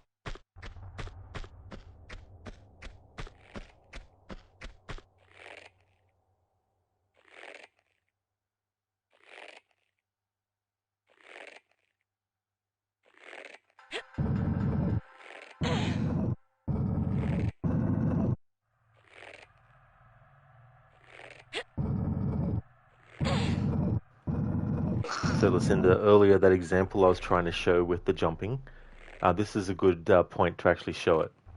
So, if Lara is directly in front of a box that she's moved, if you have Lara step back once, she stepped back far enough so that if you were to jump forward, this is what will happen. Her feet will clip through and she'll land on top of the box. That's what I was trying to do earlier. So, of course, as long as you have Lara at a certain distance, you could then turn and do a sideways jump. And it's still the same thing. And you can also do it backwards as well. And then you can be really tricky and do a roll in midair so that she does this. So there's all these little tricks and stuff like that that you can do.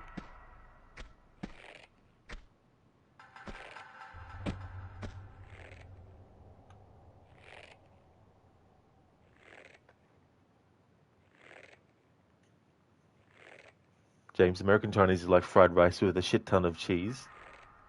That sounds good. Listen, do you call Panda Express American Chinese food? Lol, you get their honey walnut shrimp and teriyaki chicken with chow mein. Nom nom. That does sound really good. I haven't actually had honey chicken from Chinese restaurants for a long time. James, yeah, she was like 7 centimeters and about 100 grams. Now she's almost like 27 centimeters and about 2-ish kilos. That's just crazy, isn't it, though, James? But, you would have seen your turtle grow, after all of those years as well. Listen to like Taco Bell's American Mexican food. That's something that I think is being branched out here to Australia after all this time, I think. James, you got spaghetti carbonara in the fridge, which reminds you could get some food. That is absolutely really good. I love that stuff too. Like carbonara is just chef's kiss. Exactly, Lucinda. Yeah. Yeah, so instead of climbing it.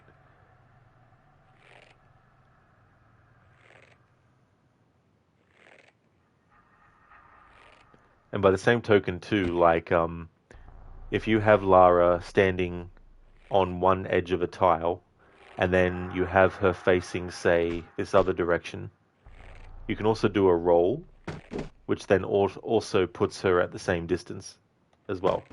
So when I did that leapfrog challenge, one of the reasons why I made it that Lara couldn't do the roll was to prevent easy ways of just having her make the correct distance before doing a jump.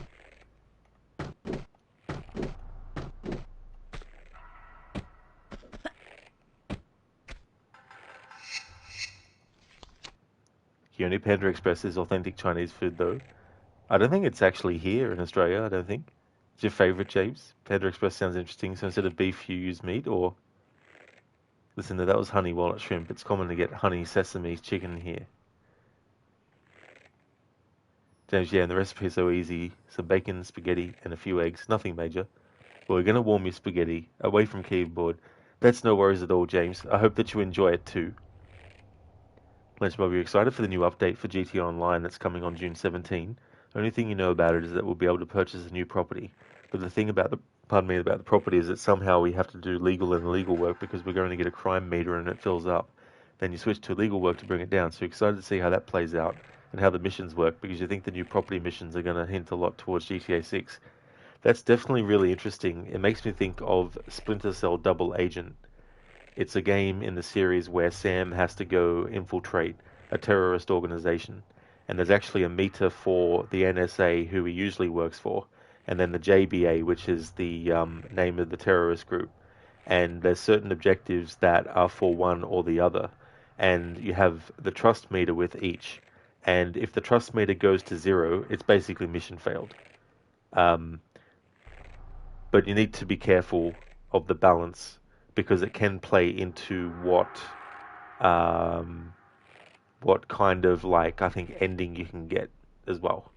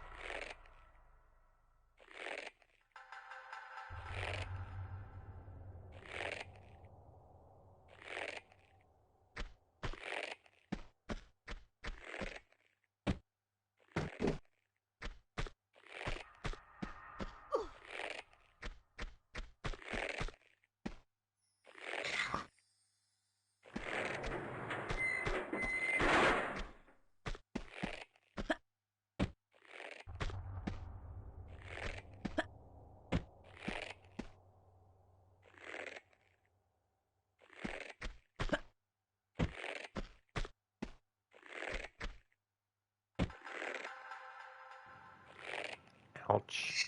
Whoops.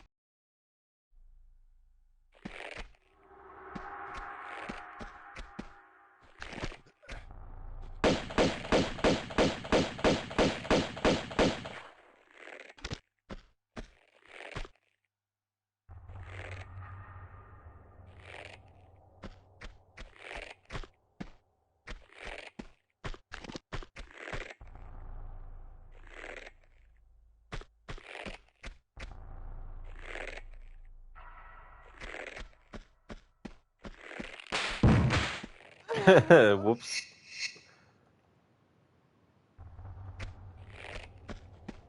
Damn sandbags.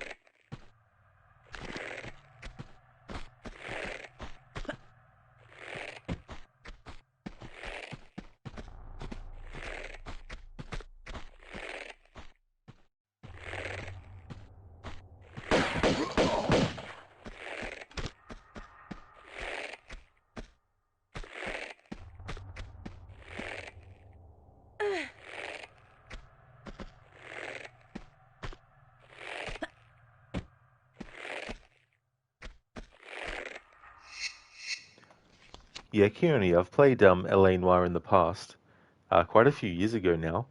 That's a fun game. You like accusing everyone about the crime.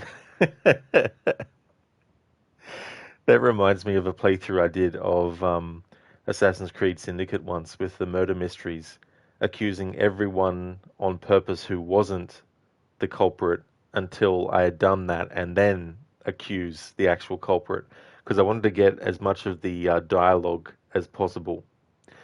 Actually, no, not Syndicate, sorry, Unity. I did that with Unity with the murder mysteries. Syndicate does have murder mysteries, but only on the PC and the PlayStation version. The Xbox version doesn't actually have the Dreadful Crimes DLC. But anyway, I did that with Assassin's Creed Unity, where I think it was for the French language playthrough.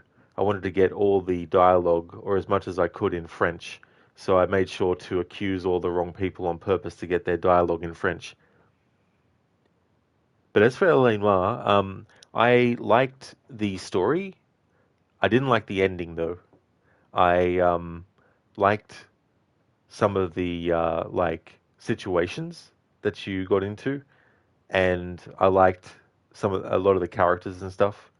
But I wasn't too keen on the actual trying to figure out because I feel like there's a lot of facial expressions that they did was exaggerated to the point where it was obvious if they were lying or whatnot. But there are also some very cleverly um, done expressions where they were hard for me to read.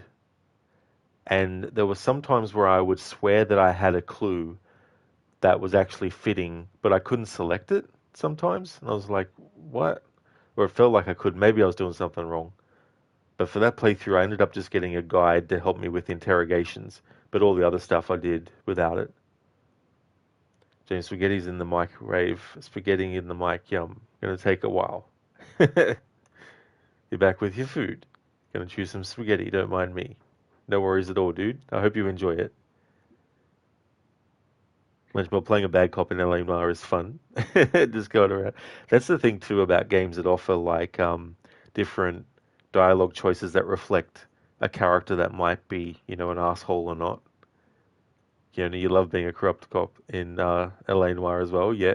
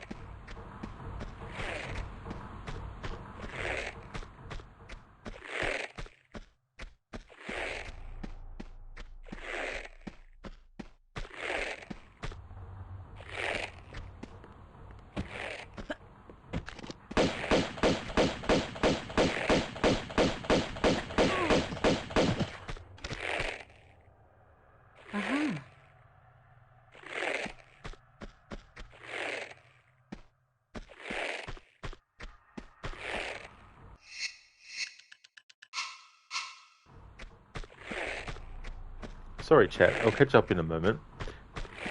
Almost finished the level.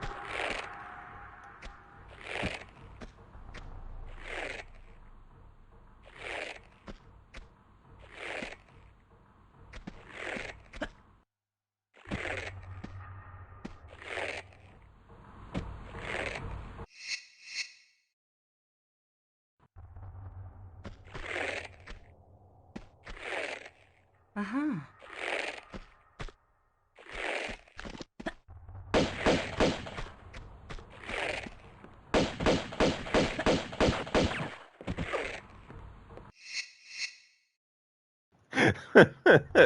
Bloody hell. Uh-huh. I know I only have like a sliver of health left, but we're literally near the end of the level, and I'll get all my health back at the start of the next one. So I don't want to waste a health kit.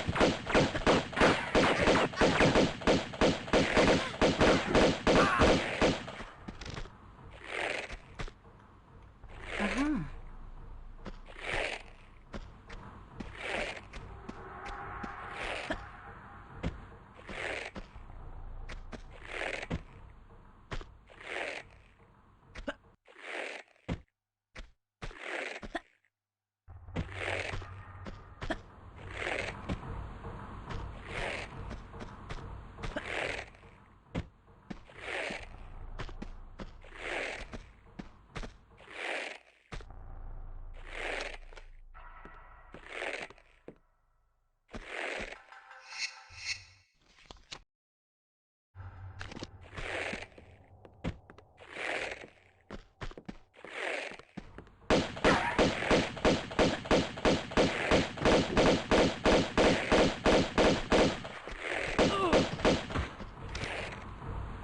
Uh-huh.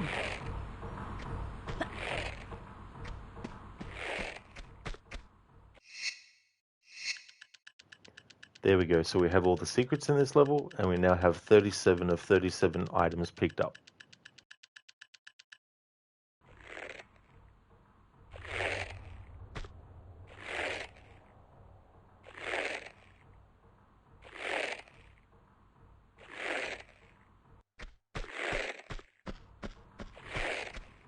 Alright, so we're just at the end of the level, but I want to catch up on chat first before we do, because there's also a cutscene that will play. Let me scroll back up to chat. Lynchmob, thank you for redeeming the Arnie movie scene impression.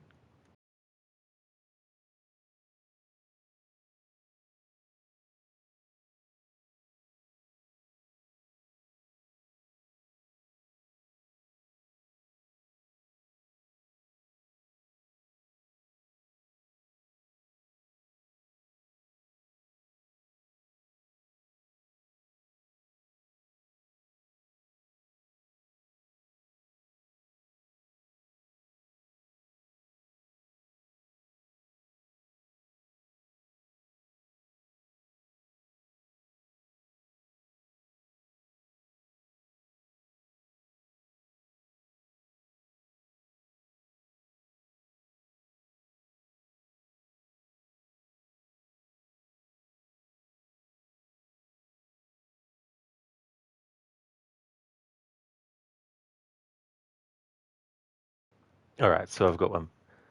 The house looked European, like maybe if you get a postcard from Italy or something. Like that one. In fact, just like that one. The bad guys are in there. You know something. I think you should be wearing this. Hands him his badge. I don't think I've earned it yet. You don't understand. You just solved the entire case. You just revolutionized the entire history of police training. I mean, all these years at the academy, studying human character, psyche of the terrorists, fingerprint analysis, all the courses that I've taken in surveillance, hostage negotiation, and criminal psychology, when all I have to do is drive around the neighborhood, point my finger at a house and say, the bad guys are in there. You think you're funny, don't you? I know I am. I'm the famous comedian, Arnold Braunschweiger. Schwarzenegger. Gesundheit. That's from the movie Last Action Hero. Thank you for redeeming that, Lunchbob. James, would like try and execute everyone in the fun park, or what is this mission? So in this game, human enemies will sometimes drop items, ammo, and health kits. And in this playthrough, I've got to get all the pickups. So every single item is classified as a pickup.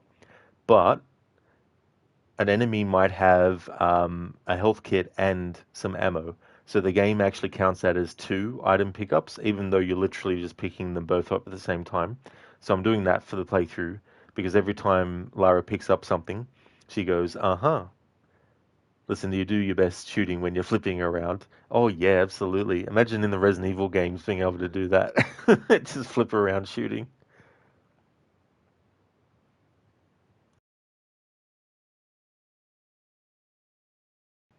You know you can't hurt me. Maybe, maybe not. But I can hurt people you care about. I don't care about anyone. Really? What about that little brat? You're showing tricks then. Thank you for redeeming that, James, as a Bane impression. So that was from Batman Origins 74.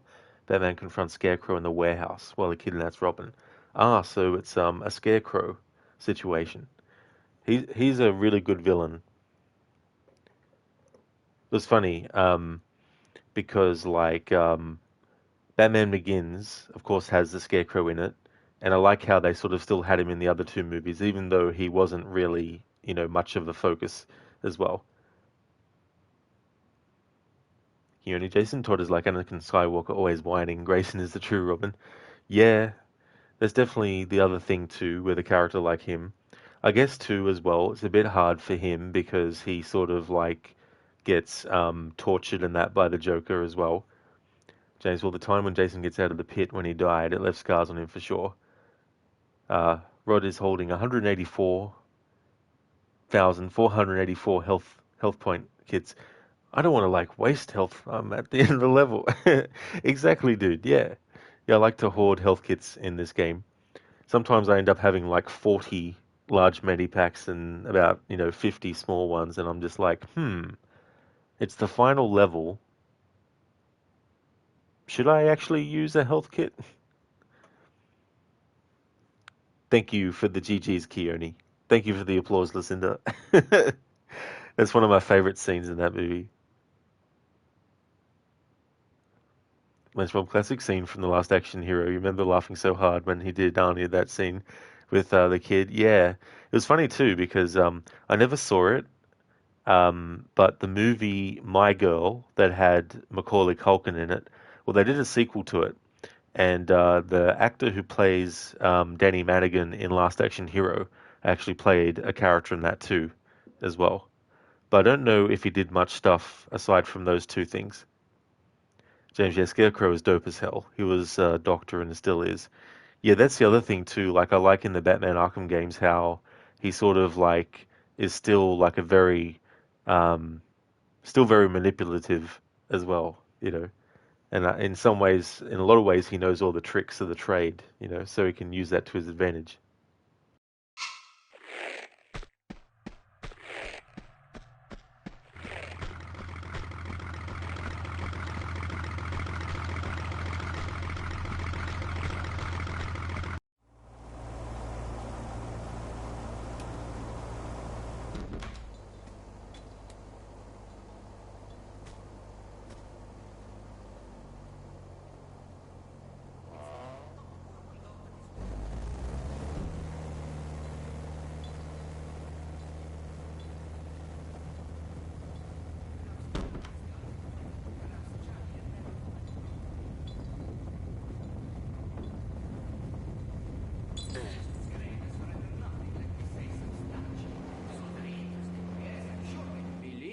But it's not quite the same now, is it? Someday you will get a speeding ticket for that tongue, Fabio. Hey, it's just a gut feeling that maybe you are wrong to look there. Is your belief so fragile? Relax. Breathe deep. The gut, Fabio. Has no more direction than a simple through and out. Honest, perhaps, but not in love. When my father left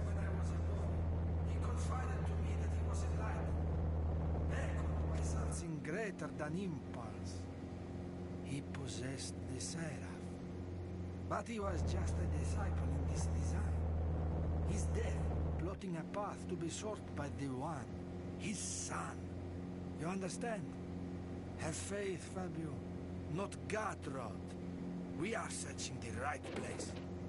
I know it. I believe it, Marco. Good. Heroes, have you fixed that rail yet? See!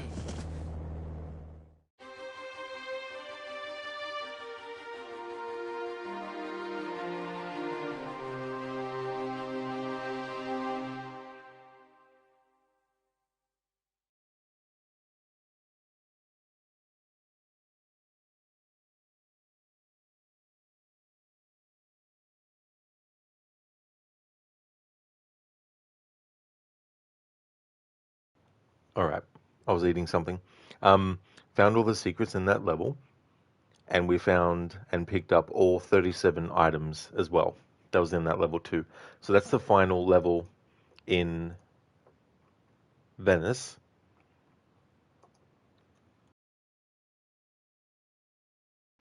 Hey there, Vidman. How's things been? Cuny, there's no Crane, only Scarecrow. Arkham Asylum, Scarecrow was awesome. It was. I also really like Scarecrow in Arkham Knight. I really like that approach that they took with that game. Yeah, Lucinda, Lara gets knocked out by Mario on steroids. It's a me, Mario. I don't know what. No, that's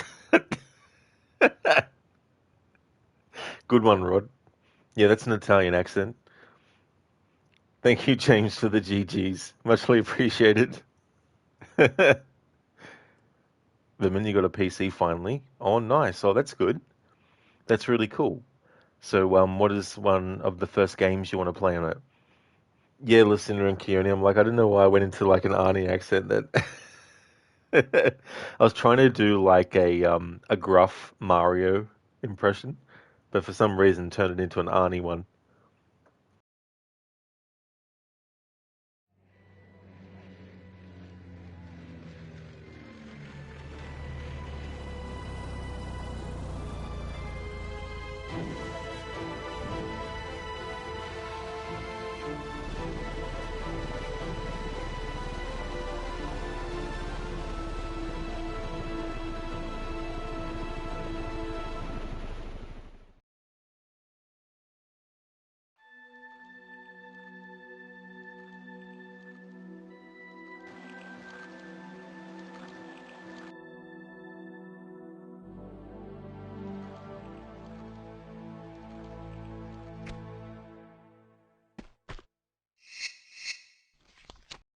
Bimman, Hard Space Shipbreaker, and Fallout New Vegas.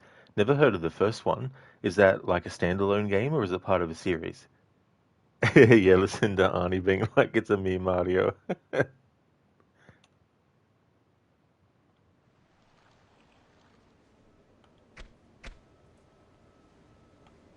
Actually, imagine Danny DeVito as Mario and Arnold as Luigi.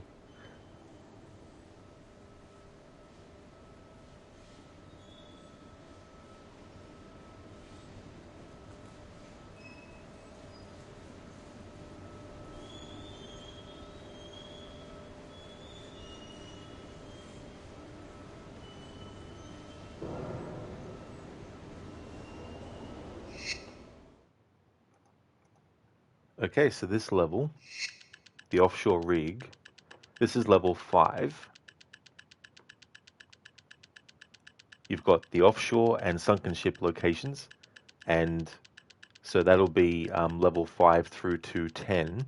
I'm not going to end the stream yet, but I'm thinking that I might probably just fit in one more mission because I'm going through methodically and looking at a guide as well, so that adds extra time on top. So I'm going to keep on streaming until we get this current level done, and then that's when I call it a stream for today.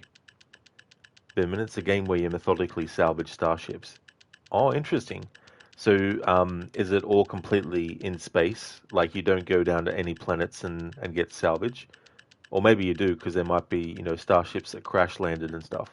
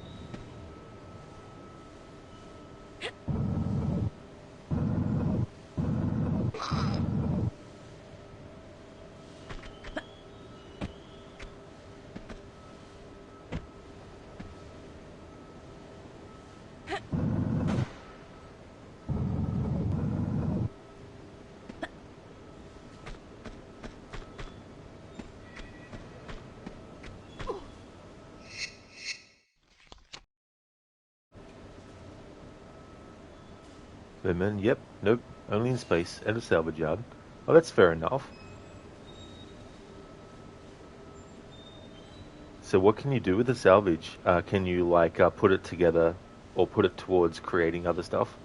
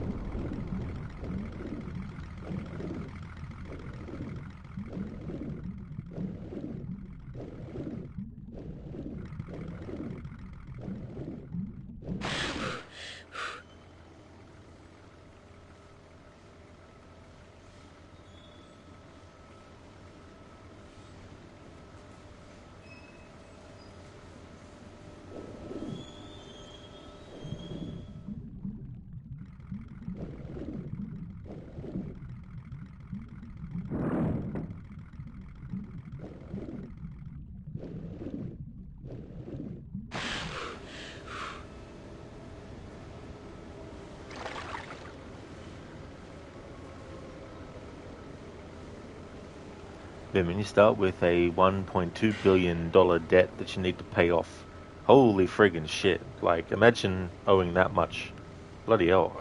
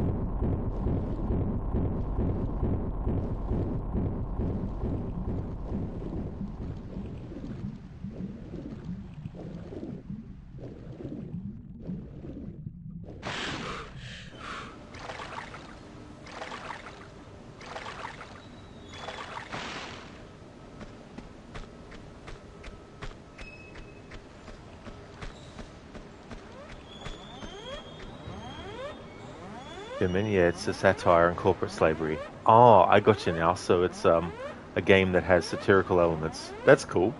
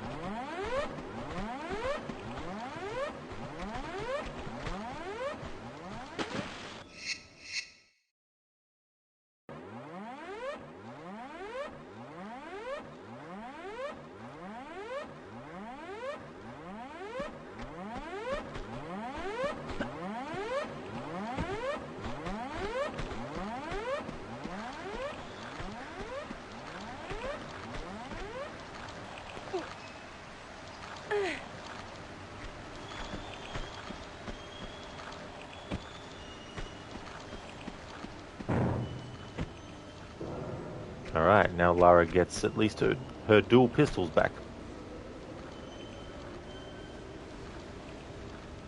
And then basically the corp owns you till your balance goes from negative to 0. They're like, we own you. Uh-huh.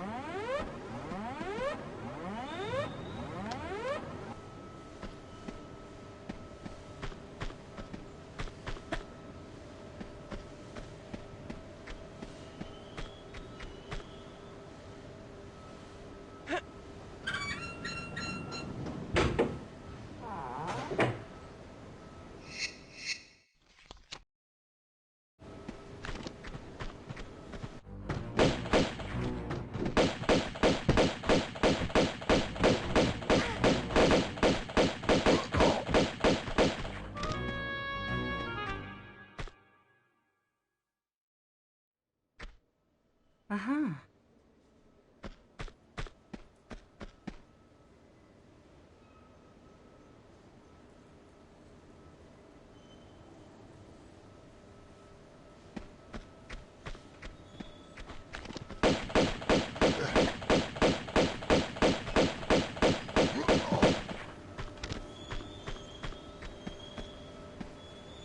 Uh-huh.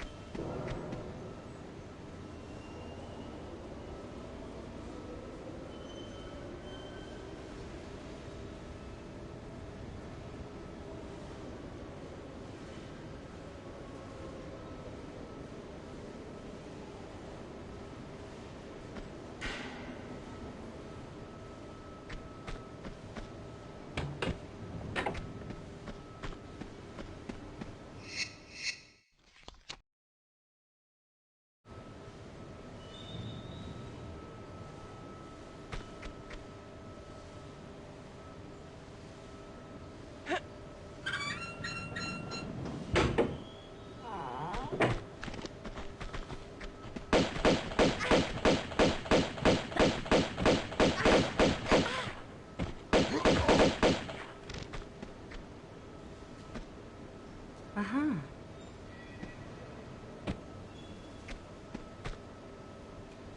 Uh-huh.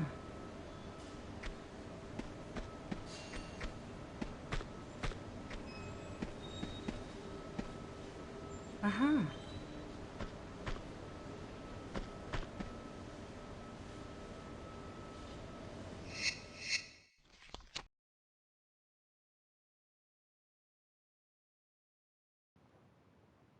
I should change my channel name for this playthrough to Aha Legion, for we are many.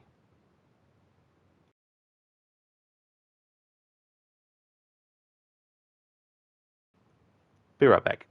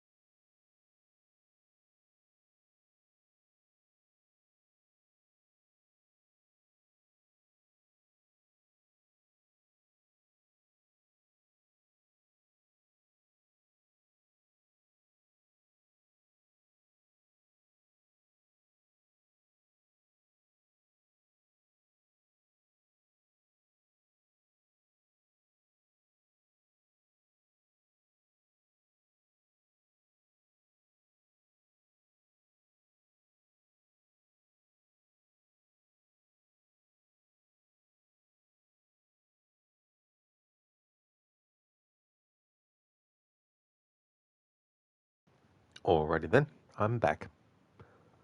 Vimon, please don't change your channel name for one playthrough. No, I was just joking. I definitely wouldn't do something like that. Hey there, Biko. Well, I'm only human, and I do that from time to time, but there's also other things that I wanted to do, which is why I took a break.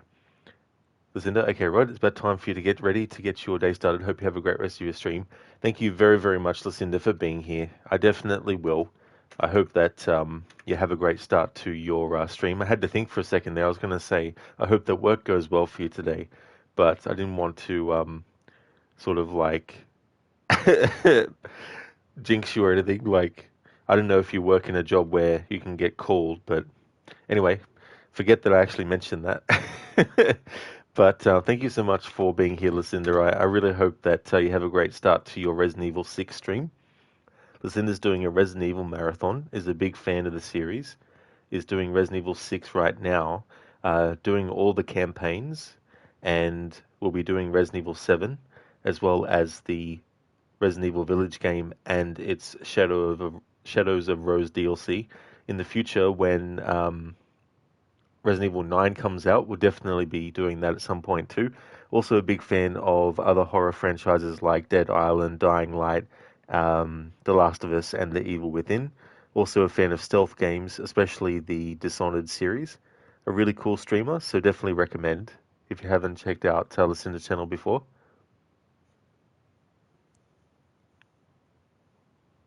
That's all good for the shout out, Lucinda. Always more than happy to give you one. Thank you for being here and watching and chatting.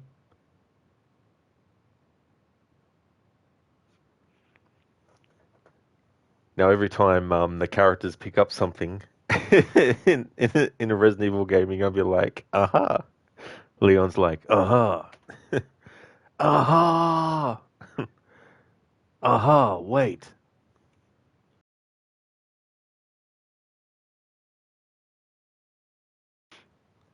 That's all right, Biko.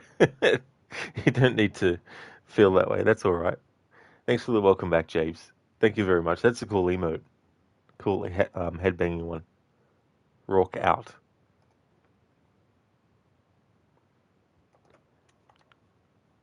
Need to see where I am. Oh yeah, so we're in this area with the coffee mugs and stuff.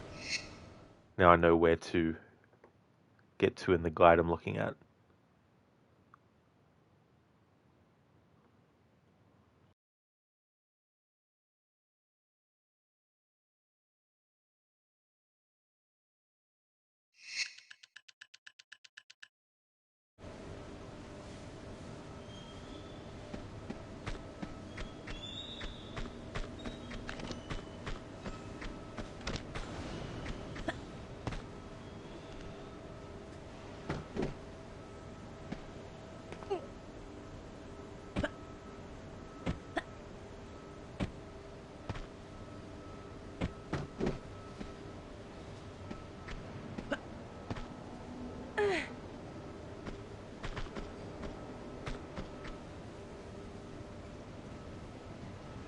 Uh-huh.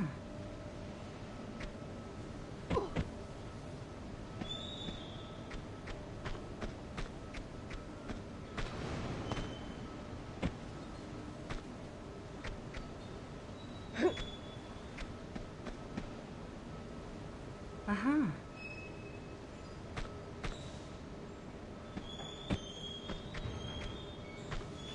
Vimin, are those beds for Nephilim? They're huge. It's interesting you mentioned Nephilim because in Tomb Raider 6, which is Tomb Raider the Angel of Darkness, that's part of the story about the Nephilim. But it is funny when you look at these older games and how things are scaled compared to Lara herself.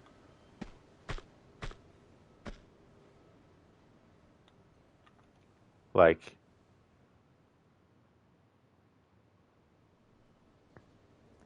that's how high they are off the ground.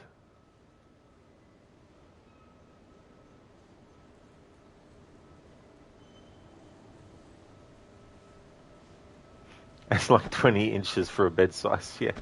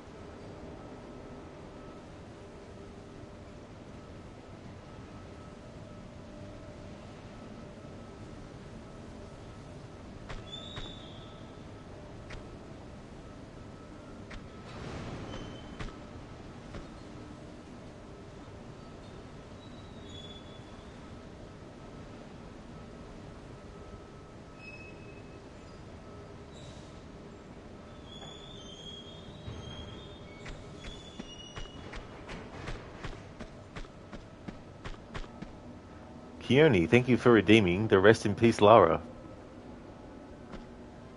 I'll just set up for where I need to be, and then we'll have a look at what methods of death we have available.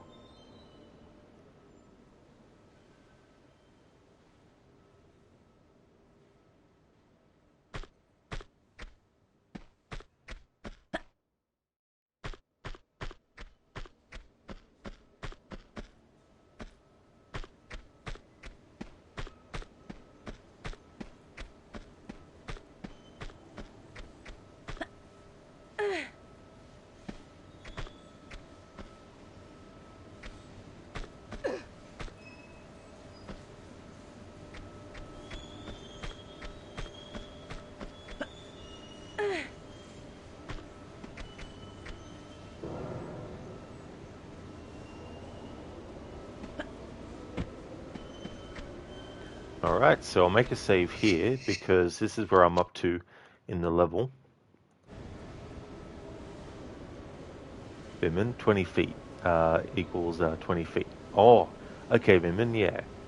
I mean, that's definitely still a lot. Nice one, Kyoto. Rest in. Lara. So we have death by drowning. There's also a giant fan that is underwater that Lara could be sucked into. I could also do a neck break, I think. But I don't know if I've got a height that she can do that from. So what are you feeling like, Keone? The big giant fan, Lara drowning. I don't know if there's any other enemies that are left at the moment that could deal damage. And I don't think there's anywhere... a fan? Alright, cool. We definitely can do that.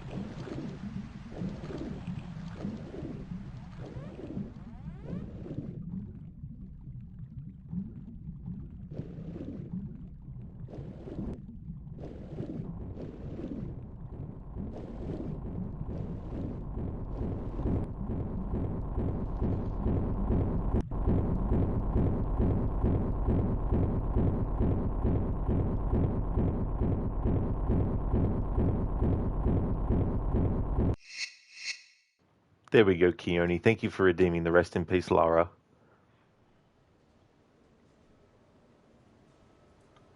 That was her last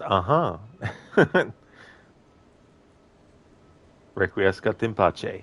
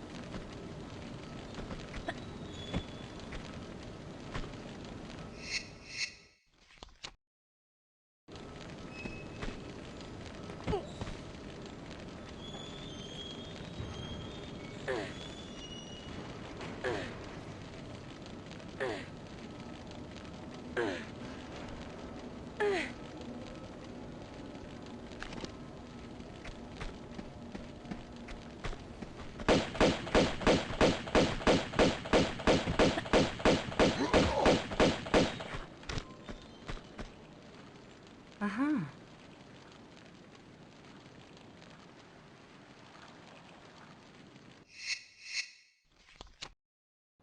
Dumb Brighter, it is I, Arnie. I've got some bad news for you. Blighters are being hunted and killed. So, you know, get to the chopper! Thank you, Ave, for the warning. Thank you for channeling the warning through Arnie. How's things, Ave? Welcome on in. That's right, Keone, chopper. Imagine you could have like a sort of like a parody moment where he's like, get to the chopper, and then they run through the jungle, and then they sort of like have a confused look on their face, and then you see that there's a helicopter and a chopper motorbike. And then they're like, he said get to the chopper, but which one did he mean?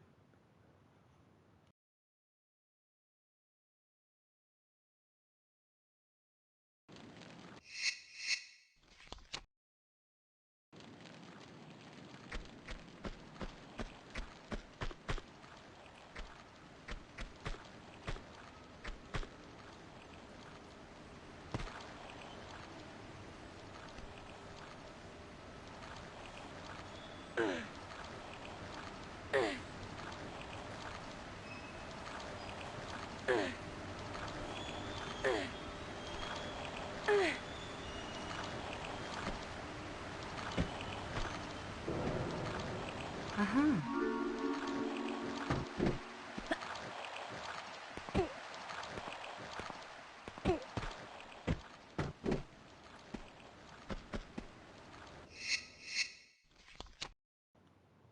Ave, you're kind of good. You'll be finishing Liza P today. Since you did something truly insane last stream, there's much left of the game. I hope your day is going good, Rod. That was what I was wondering, too. That's what I was wondering. I mean, where you're up to, because I think you said that there was like a final chapter left, but like with so many games, sometimes the final chapter of a game can be really long, and sometimes it can be actually surprisingly short.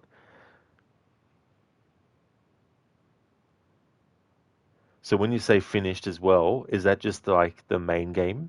Is there any DLC content you're doing too? Or have you already done it as part of the playthrough? My day has been going really good, Ave. Been enjoying doing this playthrough. After the first game where I couldn't actually have Lara do heaps of different movement types, where she could only jump, unless having to make exceptions, of course. It's been really freeing in this game to not have that restriction. So Ave, Chapter 11 is about 4 hours in length. That's definitely a pretty decent size for Chapter 11. That's cool. Just finished the base game. The DLC will happen after finishing. Oh, cool. So it's one of those DLC that actually is set after the main story, is it? I actually prefer those. Like, if there's like a DLC that is set before something, as long as the game lets you organically access it, I think, it's fine. But you get some games too where, like for example, Deus Ex Mankind Divided, there's a DLC content that is supposed to take place at some point in the main narrative, but it's in a location that is too similar to a part of the main story as well, and it kind of gets confusing. And I've only done it once. I don't think I've done that content twice. Kiona, you heard the DLC is difficult. That definitely sounds like it'd be in line with the game itself. I mean, I've heard that it's difficult. It became available during Chapter 9, but you can still do it after 11. Oh, that's good then. That's good that it gives you that option.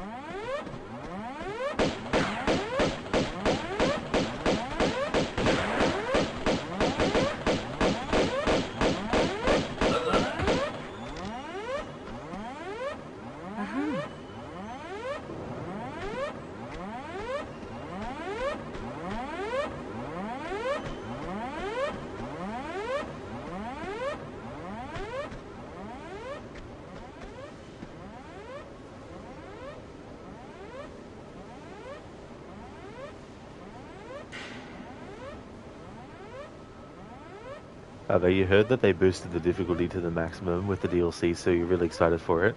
That would definitely be interesting too if you're already used to like the difficulty of the main game. Did Tom just get braided for the last time? Tom Bray Ahada.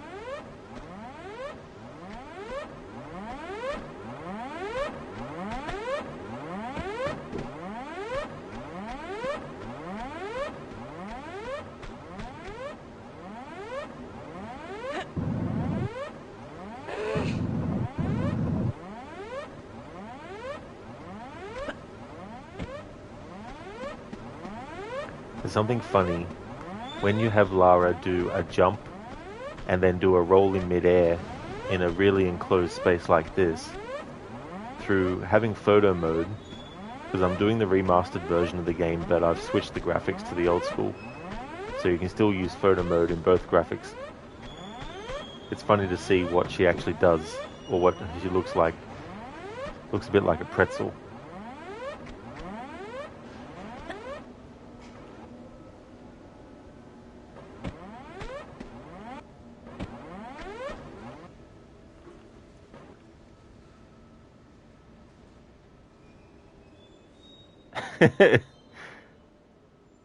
Like she's doing like a bomb dive, but in midair.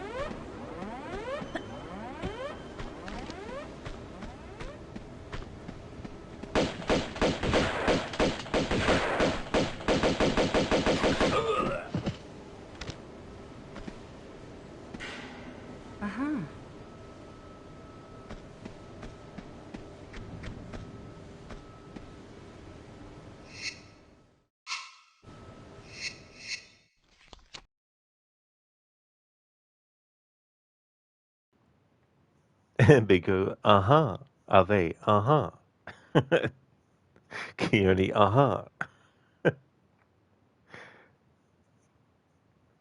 Ave, Braha, yeah, that is poetry. Ahave.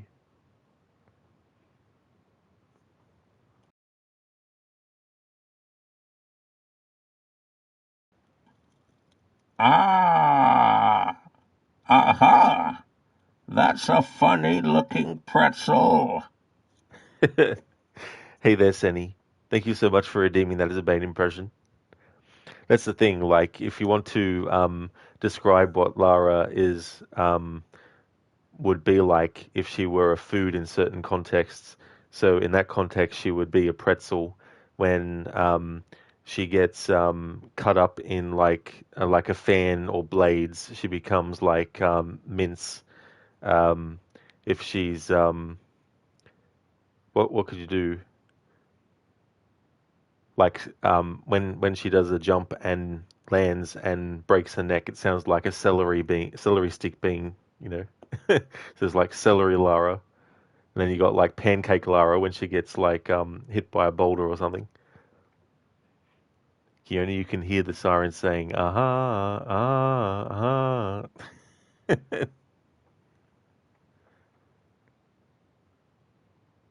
I mean, aha. Crooked, thanks for that impression.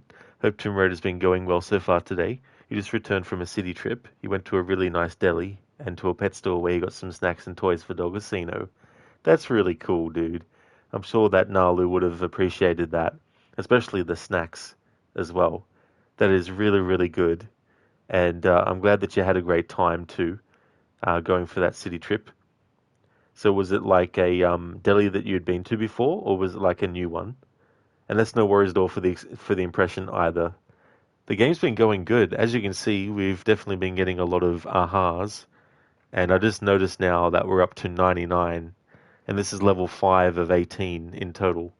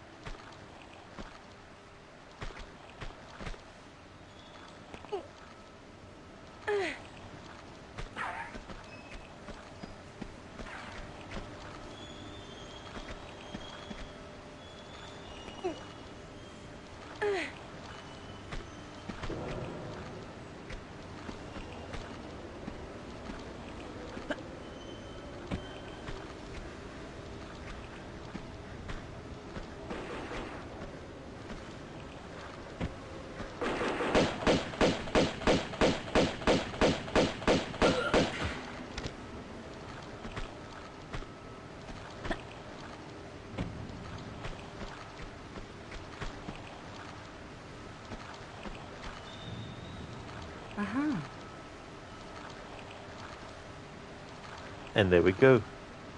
7 hours and 13 minutes into the first part of this playthrough. I have now reached the 100 count.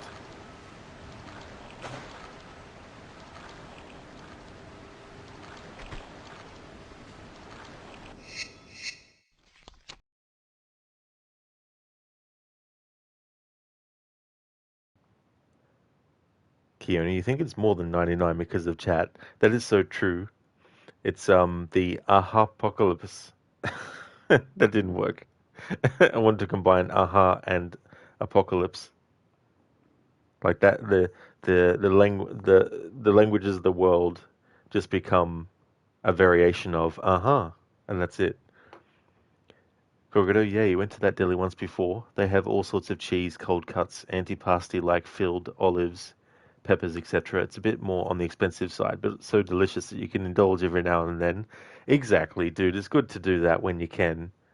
It's one of those things too where if you don't, like, at least once or, every so often, but it's good to be able to.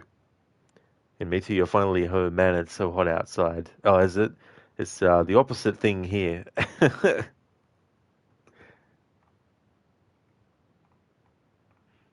Thank you, Crooked, for the GGs. And thank you so much for using your bits to enlarge the GGs emote. Thank you very, very much. Thank you, Keone, as well, for the GGs. I really appreciate that too. Thank you for the GGs as well, Amita. Thank you very much. Keone, clever rod. Sometimes. I have my moments. Amita, you should travel south during summer. Yeah, exactly.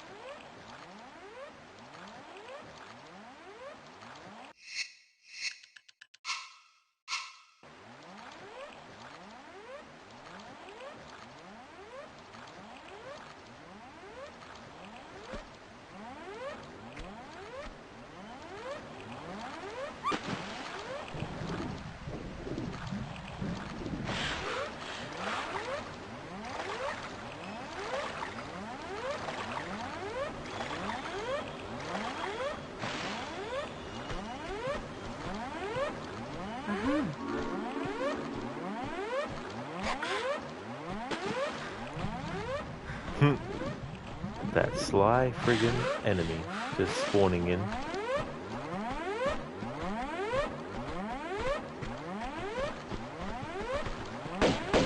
Oh, there's two of them. You bastards.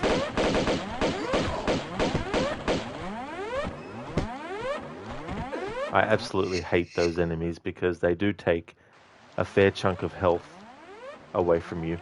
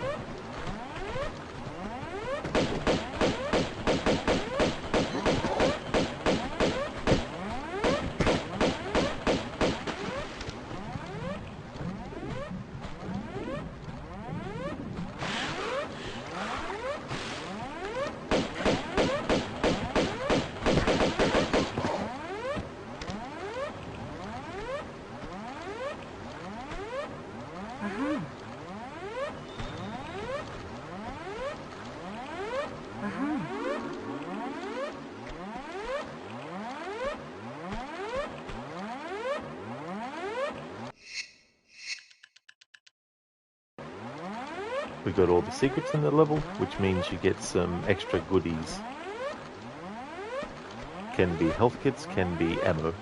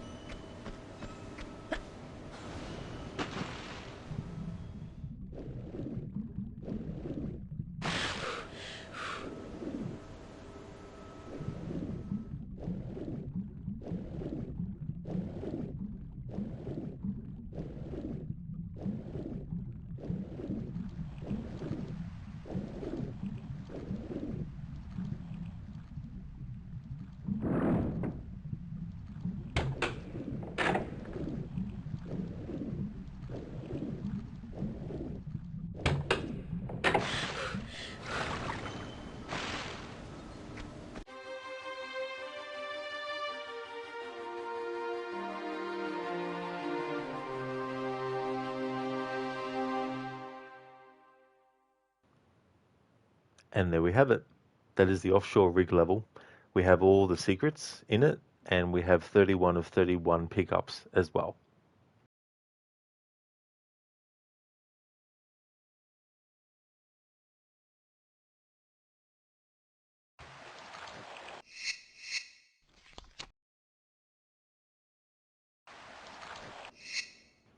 However, this is actually where I'm going to call it for a stream today.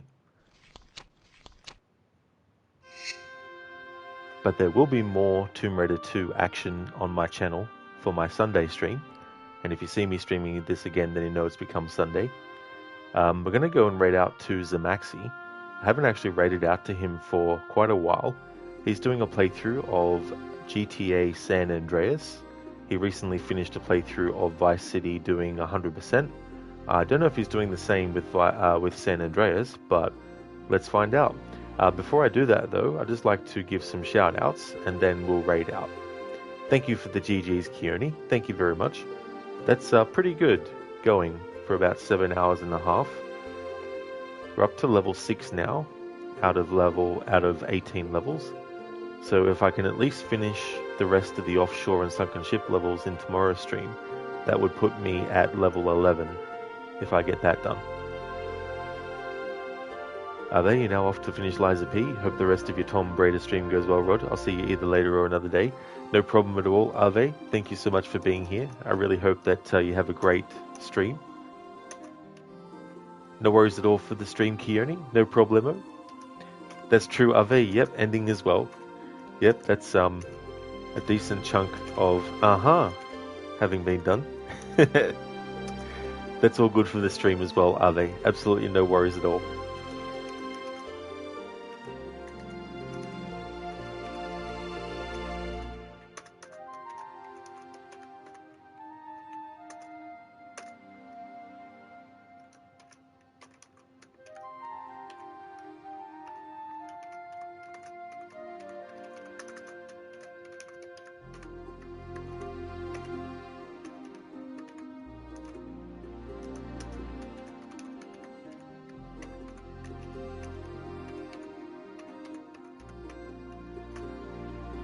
Would like to highly recommend people check out the following streamers: Ave, who's doing a playthrough of Lies of P, and Mita, who's doing a playthrough of A Plague Tale Requiem, Crocodiles, who's doing a playthrough of Pentiment, Lucinda, who's doing a playthrough of Resident Evil 6, Mr. Gote, who is a streamer of games like Banishers Ghosts and New Eden, Shilalock, who is doing games like Assassin's Creed Black Flag.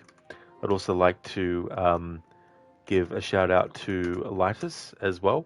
He's a big retro streamer, does a lot of fighting game franchises, a really cool streamer too. So definitely recommend checking out those great streamers if you haven't before. That's all good in Mita and Ave for the stream and for the shout outs. No problemo. Thank you everyone for watching the stream. I really do appreciate it a lot. Let's go right out to Maxi, see how he's doing with GTA San Andreas. There's a general raid message, and I'll put a raid message into chat for subscribers as well.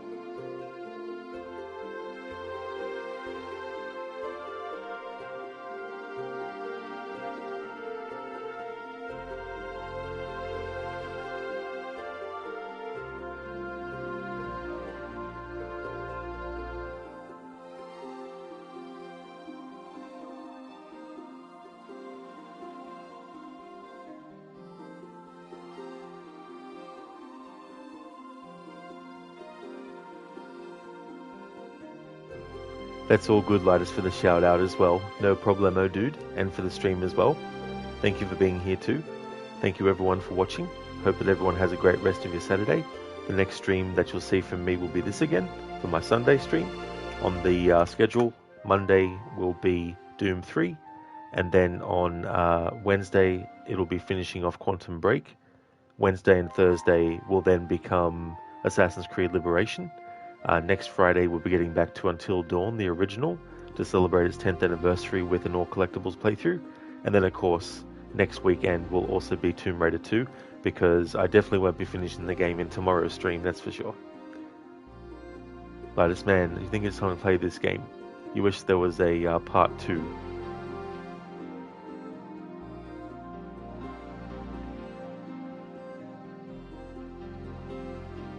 Absolutely, Keone. See you then. And I don't blame you, Linus. Like, it'd be cool to see you play these ones. No worries at all, Sheila, for the stream and for the shout out, dude. No problemo.